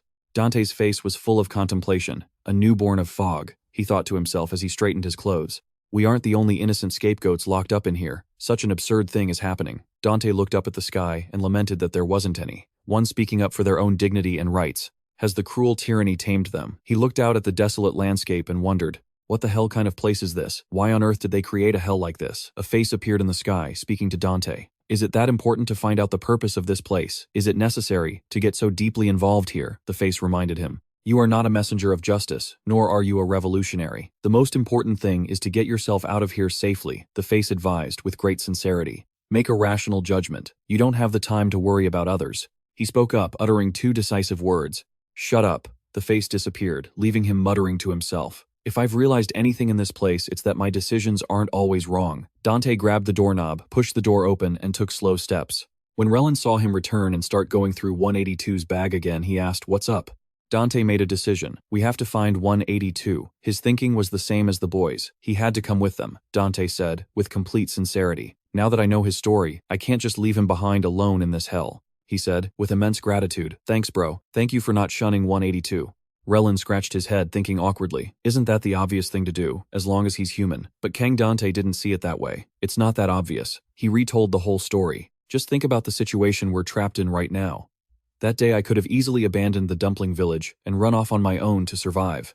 That would have been the smartest choice. Relin listened to every one of his heartfelt words. But I just couldn't bring myself to do it. Just like you said, maybe I'm just a slow learner. Kang Dante thought to himself, but it seems I still made the right choice. Kang Dante confessed. The person I put my all into, saving, is a kind person just like you. His expression relaxed after getting his thoughts in order. He thought with confidence. That's why I'm sure what I'm doing this time can't be wrong. Relin wondered. So, how are we going to find him? Dante proposed a plan. I have the perfect bait. It's probably hidden in this bag. He figured, what if a diary or something like that was inside? You don't think so? No way. Dante's face went blank. He stared at the contents, completely baffled. What is all this? Is this junk? Relin exclaimed, annoyed. It really is just a pile of garbage. Dante scowled in frustration. Then why the hell was he holding onto this stuff like it was treasure? Relin rooted around and pulled out a potato, showing it off. Hey look, a village potato. Without a second thought, they started to roast it. Perfect timing, I'm starving, let's just cook it. But Dante yelled, that's it, that's what I was looking for. He quickly snatched it, saving it from the fire. Relin asked, confused. What's with you? Have you lost your mind? Dante explained. This is the bait. Dante clutched the potato, silently relieved. Luckily, the potato was unharmed. Since it was preserved so carefully, it still seemed fresh. Then something caught his eye. The potato had grown roots. It was sprouting. The potato was showing him a miracle happening in slow motion. It was gradually growing, even though the world outside was still a desolate wasteland. Even in an environment this harsh and unforgiving. Crows were perched everywhere, flying about. A group of men discovered 182. What's with this brat? Hey kid. Get up. Taehan and Winston saw him lying neatly inside a red circle, and exclaimed in confusion, how dare you sleep in someone else's territory? He immediately shot back. I wasn't sleeping. The two immediately argued back. What do you mean? You weren't sleeping. We could hear you snoring. Taehan ordered him away with an arrogant tone. Now that you're up, scram. There's so much open space. Why did you have to come and cause trouble right here? Didn't you see the X marked on the ground? Only then did 182 notice the circle on the floor. Taehan was about to say something when Winston clamped a hand over his mouth. This is where we get our supply drops. The two morons tried to shut each other up. How could you just say that out loud? It's a secret spot. Not even the big bosses in the gang know about it. You idiot. Why would you reveal something that even the top guys don't know? Damn it. The two of them got a sinister idea about 182. There's no other way. We've got to take this punk out. 182 looked at them confused. Take him out, he asked, even pointing to himself as if to confirm. 182 suddenly stood up, making the two men nervous. He stood with his head bowed, looking incredibly intimidating. Seeing his massive frame, they began to tremble. What the hell? Why is he so much taller than I thought? Don't be afraid. We've got guns. Remember, Taehan pulled out his pistol and threatened him. You really want to pick a fight with us? He aimed the gun at him and introduced himself. I'm from the Tech faction, a specialist in crafting firearms, he said with brimming confidence. And I'm the one who will inherit the title of Pillar in the future. Winston beside him also struck a pose. I am the assassin, Winston also from the Tech faction, if I have to say so myself, he said, getting a little embarrassed by his own bragging. My most prideful asset is my perfect pitch. When they saw 182 start to move, they both freaked out. Don't move, hands in the air now. What the hell are you doing? Just shoot him. Taehan strained his voice to threaten him. Don't you know who you're messing with? My barrel's already glowing hot. This trigger is about to teach you a lesson. He fired, but every shot went wide. Winston saw this and yelled, You idiot, where the hell are you shooting? He looked away sheepishly. Aiming at a real person it's really hard. Winston then stepped forward confidently. You useless brat, get out of the way. Let me handle this. But just as he raised his gun, 182 moved. He closed the distance in an instant, pressing the gun back against Winston's own head. Winston froze, stunned and terrified. Where's my gun? When did he? Winston watched his every movement. He's about to pull the trigger. In that moment, 182 was the most terrifying thing he had ever seen. Hey, he's really gonna shoot. Taehan yelled, trying to intervene. Wait, hold on. He immediately dropped to the ground and started groveling. Big boss, please have mercy. Spare us this once. You say the word and we'll vanish immediately. Tell us to fix it. We'll fix everything. Woof, woof. Seeing this, Winston started barking along. Taehan saw the look on the big guy's face and was filled with dread. It's way too noisy here. The two were promptly beaten up by 182. He then sat down comfortably and interrogated them. So, what exactly is a supply crate? The two men looked at each other in confusion. Big boss. Are you new around here? How can someone who doesn't even know that be so terrifyingly strong? Taehan quickly explained. It's sort of like a gift box. It contains all sorts of useful items. Even our weapons were made from the stuff we found in those supply crates. Winston boasted confidently. It's because of them that we've made a name for ourselves in this region. Taehan clarified, however, not just anyone gets the chance to touch them. Each village usually only gets 2 crates dropped at most, and they're almost all taken by the pillars. He pointed to the circle and explained, the spot where you're sitting is the exact drop coordinate for a supply crate that only we know about. Since this place is so remote, the pillars haven't discovered it yet. Taehan then tried to recruit him. I've just shared a prime spot like this with you, boss. How about it? Do you want to join our tech faction? 182 asked a strange question. Are there sweet potatoes in it? The two men's faces went blank. Huh, he explained. I mean, are there sweet potatoes inside the supply crates? Taehan glanced at Winston, then stammered out a reply. Usually, it's produce. Things like different kinds of seeds you can plant. 182 asked again. I'm asking you directly, are there sweet potatoes or not? Taehan hesitated and said, I'm sure there would be right, if you count the seeds, I mean. Hearing that, 182's eyes lit up. Growing 100 sweet potatoes wouldn't be a problem at all. Meanwhile, the potato that 182 had been saving was placed in a cup of water, and Dante was using it to call him back. The sweet potato you cherished and protected in the palm of your hand. It has finally put down roots. Dante continued to scream. The sweet potato you cared for like your own child has finally taken its first steps. What kind of parent has never even seen their own child's face? Dante fell to his knees, screaming in despair. It's not like that. 182, I was wrong, I misunderstood you. I promise it'll never happen again. Relin stood nearby and asked sarcastically, is this the brilliant plan you came up with? Kang Dante believed that 182's hearing was incredibly sharp. He could probably even hear a sound from hundreds of meters away. If he's anywhere around here, he'll definitely recognize this sound. He suddenly pulled out a sharp knife. Relin's next move made Kang Dante freeze. If you don't show yourself right now, this sweet potato is going to die. The air grew awkward as no one responded. Relin figured, looks like he doesn't care that much about the sweet potato after all. That's absurd, he shot back. He always poured his heart and soul into sweet potato. Well, that must mean he's already long gone, he said. Relin scanned the surroundings while Dante tried to guess which way he'd gone. Where could he be, uncle? In the restaurant he had spotted something. He called out, teacher. Both of them looked up at the sky, confused. What is that thing? Helicopters with cargo containers hanging below them. Dante was stunned to see them. Helicopters, he wondered, then yelled. It's definitely helicopters. The two of them ran out, shouting at the top of their lungs. S.O.S. Kang Dante yelled in confusion. You morons, I'm sending an S.O.S. signal, Relin reminded him.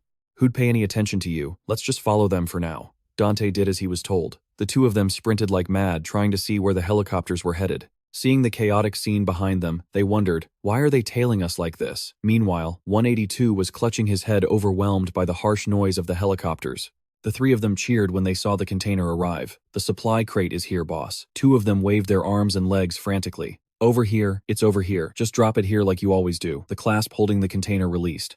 The container's parachute deployed, and it floated down slowly, as everyone cheered. Awesome. Winston exclaimed with delight. Looks like we'll be able to stay warm this winter. A black wing appeared. It took Winston completely by surprise. A murder of black crows flew over and swarmed the container. They looked like they were trying to steal it. What the hell is going on? Winston said worriedly. Did they just fly off with it? 182 also looked over to see what was happening. Our container. They watched with regret as the container was stolen away. It's gone. The container had landed safely on the ground. A crowd of people swarmed around the supply crate. Dante stared, wondering. That crate? They just drop a few crates and leave just like that. The two of them whispered back and forth, guessing what was inside. What is that thing? I have no idea. But it was dropped by the administration. The crowd seemed unsure of what to do. So, who are we supposed to give this to? Now, it was supposed to go to the boss. But he's not here anymore. They argued endlessly. How about we just split it among ourselves? Are you nuts? Look how many people are here. One guy, hunched over, suggested, let's just crack it open and see what's inside. First come, first served. Whoever's fast enough to grab what's inside gets to keep it, all right. A voice cut through the noise. Everyone freeze, don't move. DM Sum stood in the middle of the crowd and declared confidently, even though we don't have a leader right now, the rules haven't changed. Only the strongest has the right to own this. He stepped forward. So, is there anyone who dares to step up and challenge me? Another guy with a buzz cut stepped forward confidently. I didn't think I'd have to play this card. It's been a long time since I've had to solve things with my fists, huh? Several others chimed in. I want in on the fun too. Who knows, maybe this fight will decide who the next leader is. All right then, come and get some. They gathered around the crate, ready to brawl. It's the four of us. There will be only one winner who gets to take the entire crate. Any objections? Of course not. Relin was still curious, not paying attention to what was going on behind him. What on earth could be in there? He spoke up, breaking his concentration. About that, Relin. We also need to figure out a way to open that crate. Relin shouted angrily. What? You want me to jump into that brawl too? There's quite a crowd watching the show, huh? Kang Dante insisted. We need to find out what the administration dropped in this area. He said nonchalantly. What you got, stage fright? Relin cursed under his breath. This little brat. He clutched his head, thinking. Relin strode forward boldly and threatened them. Hey, if you don't want to die, then all of you need to get the hell out of here now. The other group glared over their eyes full of killing intent. They grumbled. What the hell is up with that outfit? He's really asking for a beating, isn't he? Where'd he even get that thing? Dante cheered him on. Go get him. They looked at him with contempt. Who's this skinny, flashy-looking punk? He's totally out of proportion, trying to act all cool, DM Sum said nonchalantly. There are 5 of us here, which is an odd number. How about we send you to your grave first to even things out? Relin cockily spun, his scalpel taunting the men. Model. What the hell are you talking about? All of you just come at me at once. Zam decided with a serious look. She's so disgustingly kind, isn't she? In that case, she'll be the first one to charge him. I'll deal with you first to even out the numbers. Relin used her special eye to find his weakness. He scanned her body and realized the amount of fog visible in her bloodstream was pitifully small. It seemed she didn't have any special abilities at all. He easily dodged her. She was just slow and weak, her muscles all for show. Relin completely surprised the guy, and at the same time seized the opportunity to retaliate with the scissors he had ready, but as it turned out he just punched her, not skewered her with them. Her jaw was as weak as a newborn's. He took her down easily in the night. She was rolling on the ground, wailing. The people nearby exclaimed in shock, "She's actually crying." Seeing this, the others sneered contemptuously. "Is this guy really that weak? Guess he was all bark and no bite, huh? Body weight doesn't mean a thing." The one-eyed good-for-nothing shouted angrily, "Don't make me laugh." He was trying to use his weight to crush him. "I'll show you what a real difference in weight class looks like." Relin quickly found his weak spot. "Are you sick?" He kicked him hard in the knee, right where his joints were degenerating. He finished off another one who was crippled by his own weight. The remaining guys cried out in fear. "Wait a minute," Relin confidently demanded. "I told you to come at me all at once." He gave a terrifying smile, rushing towards them with scissors in hand. "Stop wasting my time." The men screamed in terror. In a desolate place like this, you'd only expect to see crows.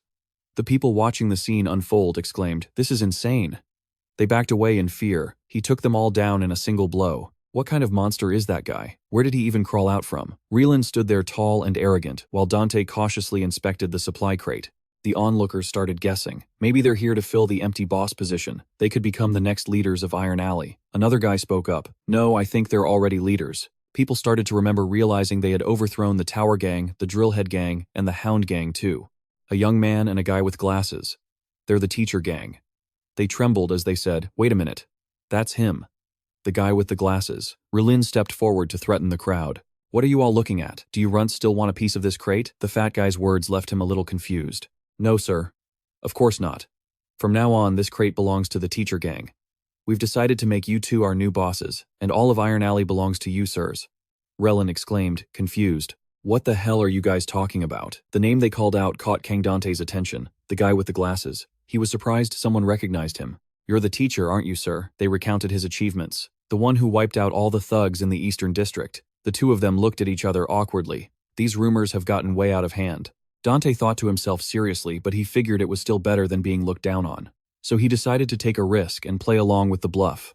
"That's right. I am the teacher," Dante declared arrogantly. "The one who straightens out thugs with my ultimate lessons."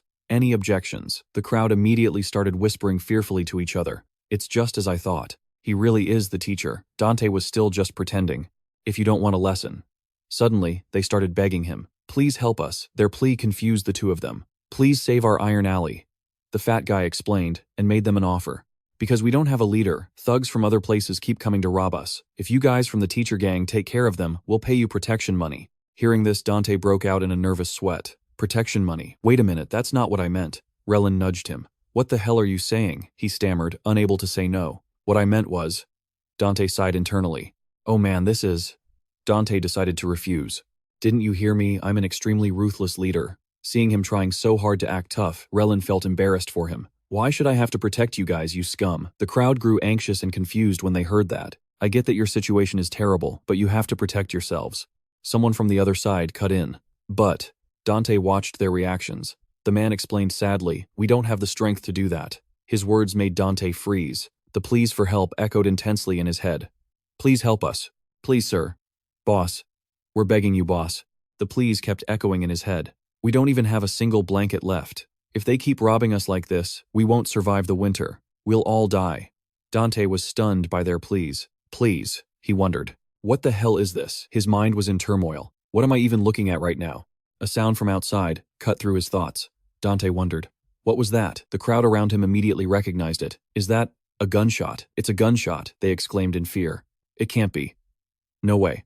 Taehan walked in arrogantly, holding a gun. "I was wondering where this thing flew off to."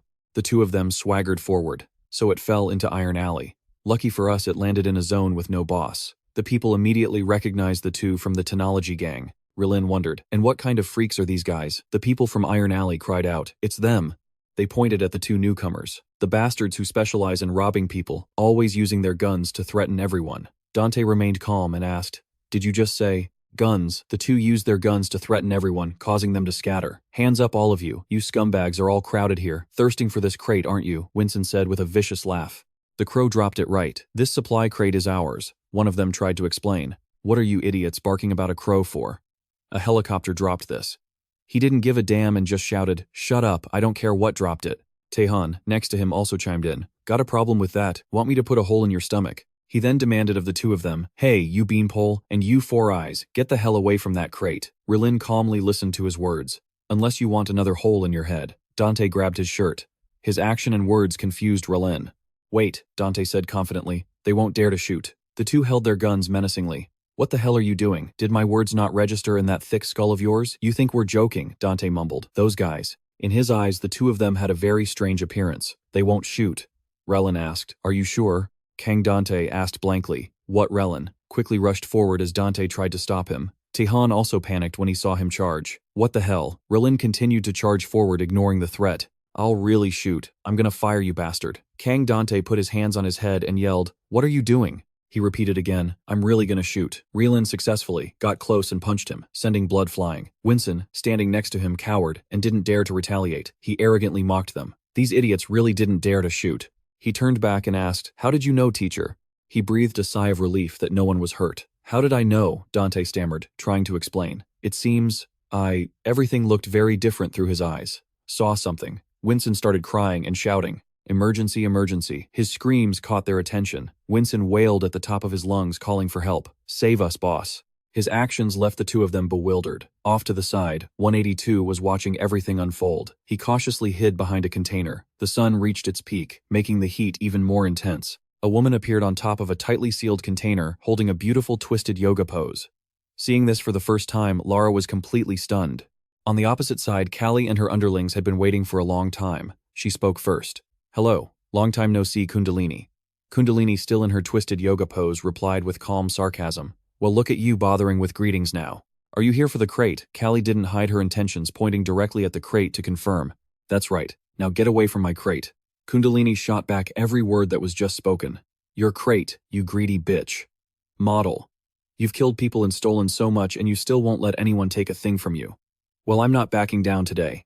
Callie burst out laughing as if she'd just heard the funniest joke of her life. Then she shouted to her underlings, "Well, well, well, did you guys hear that? That coward, Kundalini, wants to fight me. How interesting. You girls ready? Let's rip the heads off those little chicks in yoga pants." On this side, the underlings of Kundalini also got into a ready stance, not forgetting to spout a few curses. Suddenly she yelled, "Stop. This is between the two of us. There's no need for our whole gangs to tear each other apart. Let's have a life or death battle. You and me, a duel to the end." The women in the back-cut yoga outfits couldn't help but be stunned when they heard this. Our leader, Kundalini Kali's underlings, were also momentarily stunned, unsure who to listen to. Lara, standing on the sidelines, was shocked by her words. "She's not a coward at all." Lara silently acknowledged that Kundalini was a true leader. She recalled the words that woman had said to her. Bran's mother was a good person, as innocent as you. And Kali made her kick the bucket.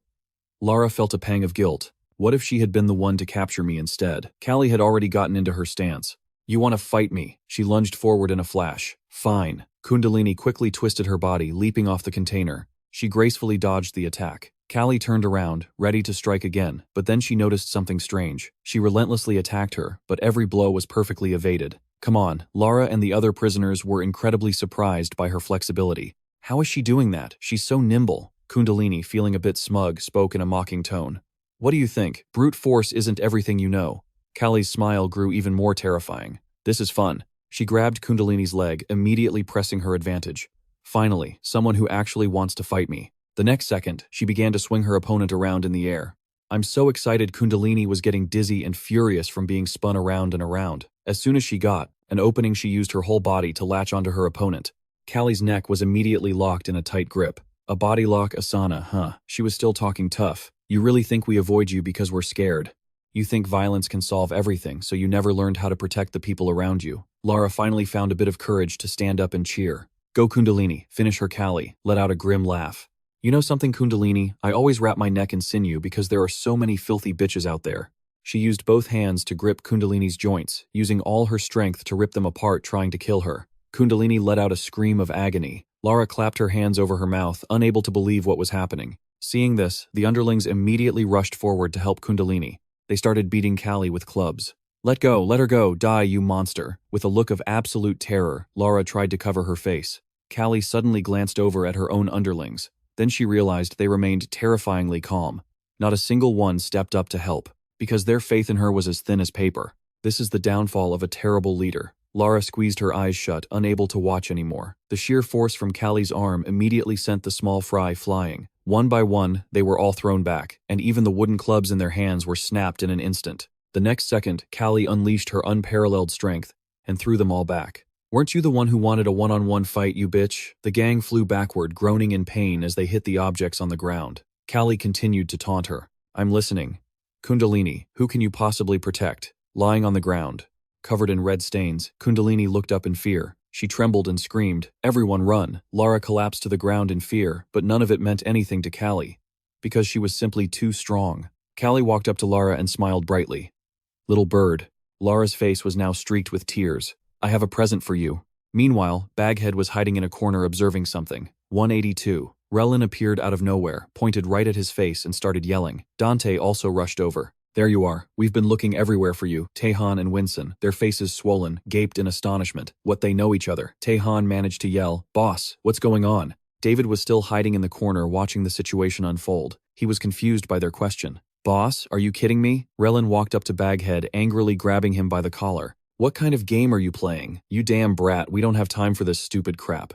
After all the trouble you've caused us, this is as far as you got." Baghead just cracked open his eyes, looking at him with utter contempt. This made Relin even angrier. "What's with that look? Are you giving me attitude, the punk?" He yanked the mask off, revealing a handsome but freckled face.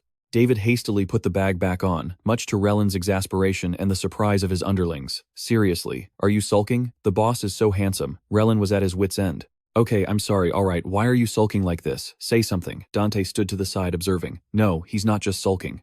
It's not that simple."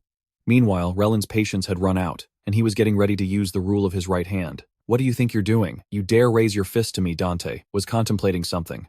"I'm also seeing something from 182. Something huge and overwhelming pressing down on him." "What is this?" "It's not a hallucination, it's incredibly vivid, like I could almost touch it." "What the hell is this?" 182, is that you? What's wrong? Why are you buried under all this stuff? Do you want me to pull you out?" Then the very next second, he took a kick straight to the face. David didn't hold back, sending him flying backward. "I heard everything you said. You tried to kill my sweet potato." Relin immediately caught on to the key point and turned back to ask, "You could hear me." Dante was rolling on the ground, trying to yell. "Hiron, I think he broke my nose." David's next words were unbelievable to him. "Then just let it die. I don't need that sweet potato anymore because now I have 300 sweet potatoes." Dante shot up and asked in disbelief, "What 300 sweet potatoes?" Relin was just as confused. "There are sweet potatoes in that container. Are you delirious?" Baghead quickly stood up to block the container. "Are you trying to take my sweet potatoes?" Relin cursed back. "What the hell would I do with them? Stop messing around. Bring the container over here. We need to talk." Dante was still trying to mediate. 182, we can share them. "We're friends, right?" David replied seriously. "It's mine." The next sentence directly twisted the knife in his heart. "We are not friends." He repeated it word for word. "It's mine. We are not friends." Relin smiled lightly and walked up to the group. "Is that so?" He was carrying a black bag in his hand. "Then why don't you tell me whose this is?" David looked at the bag a bit confused. Relin walked up to him and held out the bag. "You know, the teacher told me to throw this away, but I brought it all the way here. But now maybe I should just get rid of it." Baghead hurriedly tried to salvage the situation. "Give it here, that's mine too." However, Relin refused to compromise. "If you want it, bring the crate over here." Baghead muttered angrily to himself. "The greedy bastard." Relin heard him and didn't hesitate to curse back. "What, you think we're doing all this for our own benefit?" He threw the bag on the ground. "You know what, forget it. I can't for the life of me understand that thick skull of yours. So it'd be faster to just cut his tendon and drag him along." David refused to accept it and struck first. The onlookers screamed in fear. They're fighting. The instructors faction and the tech faction are about to fight. "The tech faction is challenging the leader," one guy shouted, Suchek. The prisoners outside grew more and more excited. "You think you can take on the instructors faction? You're about to get wrecked, red shirt. Teacher, show him your power." Taehan's guys tried to save face for their leader. The instructors faction had never even heard of this guy. "You think you're more notorious than us? Go for it, boss. Give him a taste. Show him who we are." Dante stood on the sidelines watching, unable to comprehend what the hell was happening. His mind was filled with worry. What if 182 refuses? What if he doesn't want to leave this place? I don't understand why he ran away like that today. Maybe he's trying to avoid the whole idea of escaping. It was as if something was weighing heavily on David's soul. "You can't get out of here. Just shut up and live. No one is coming to save you. Anyone who tries to leave here will die. There's no way to get out." That's what he'd been telling me this whole time. Relin tried to reassure him. "He only says that because he doesn't know the way out either. Maybe." But Dante didn't seem to believe it. But what if he has completely given up on the idea of freedom? His fog addiction might have affected his mind, making him not want to go to a place without fog. Relin fell silent for a moment thinking but then had to admit it. That's possible. Because I used to feel the same way. Until you got me out of the hospital, my head was a mess, especially when I was about to fall into limbo. The guilt was just an excuse. There were times I really wanted to stay in this land of fog. But of course what I want to do now is get out of here with my colleagues' dog tags.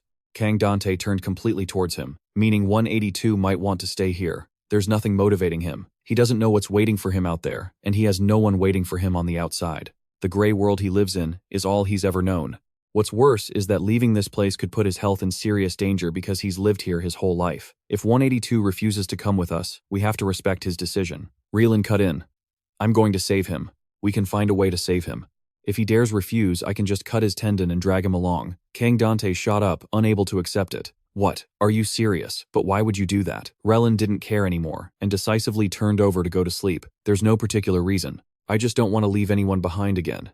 Thus ends the flashback.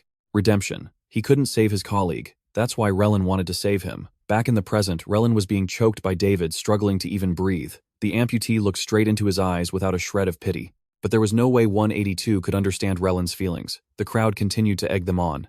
Fight, fight, go for it. Relin still held the scissors menacingly. If you've got the guts, you make the first move. The two Winston guys also chimed in. Get him, boss. Take out his whole damn family. Relin gave one last threat. Redshirt, if you don't let go, I swear I'll cut your tendon. The amputee didn't flinch. Do it. If you don't, I'm going to seriously kill you. One guy yelled out a tip. Hey doctor, stop talking to him, just punch him straight in the face or he'll choke you to death. The other guys quickly joined in. That's right, hurry up and use the scissors to take out his eye. Relin heard everything but still hesitated to act. The more they talked, the more excited the crowd became. Let's hang their leader's head in front of the alley, then no one will dare to mess with us again. Brilliant. Sounds awesome. Let's take his head and hang it at the entrance to the alley. Get his FOG too, that Winston guy, not to. Be Outdone yelled even louder. Boss, we can handle all of you, are you all talk? Right boss, hurry up, go on and finish him, or he's gonna shred your clothes. David took a step back, bracing himself to attack. The crowd outside grew even more frenzied, chanting over and over. Relin held the scissors out about to make his move. Suddenly Dante shouted, stop. The shout grabbed the attention of the other two. Dante rushed over to them. What the hell do you think you're doing? You're all adults. You should be stopping them, not egging them on. You're cheering for murder. Do you have no humanity? Does a human life mean nothing anymore? The crowd was suddenly scared and didn't dare say anything. He's yelling at us. His voice is booming like thunder. Dante then turned back to the other two. You call them bastards just because they have guns, don't you? The way I see it, you're all the same. All of you are awful, ignorant, idiotic, disgusting, and utterly pathetic. All of you turn into animals the second you think you have the slightest bit of power over someone else. If you want to live by the law of the jungle, then go ahead, but don't come begging others for help. Because in the end, you're the ones who made that law for yourselves. With that, he pointed the tip of his boot toward the two main characters. And Taehan, what are you doing? Why don't you just spit it out? The next words took even David by surprise. You wanted to help that 182, didn't you? Hearing this, Relin furiously flung the severed arm aside. Forget it, he doesn't even know he needs help. Didn't you see the way he was acting? How am I supposed to talk to someone like that? Dante continued his sermon. We can only try. And so, he looked 182 straight in the eyes and said, seriously, do you want to leave this land of fog with us? Don't you want to see what's out there? There are so many things to see. Things much better than sweet potatoes. A sudden flash of light burst forth as iron chains shot out and wrapped tightly around each other. A solid fortress encased in massive chains appeared before Kang Dante. He was still trying to salvage the situation.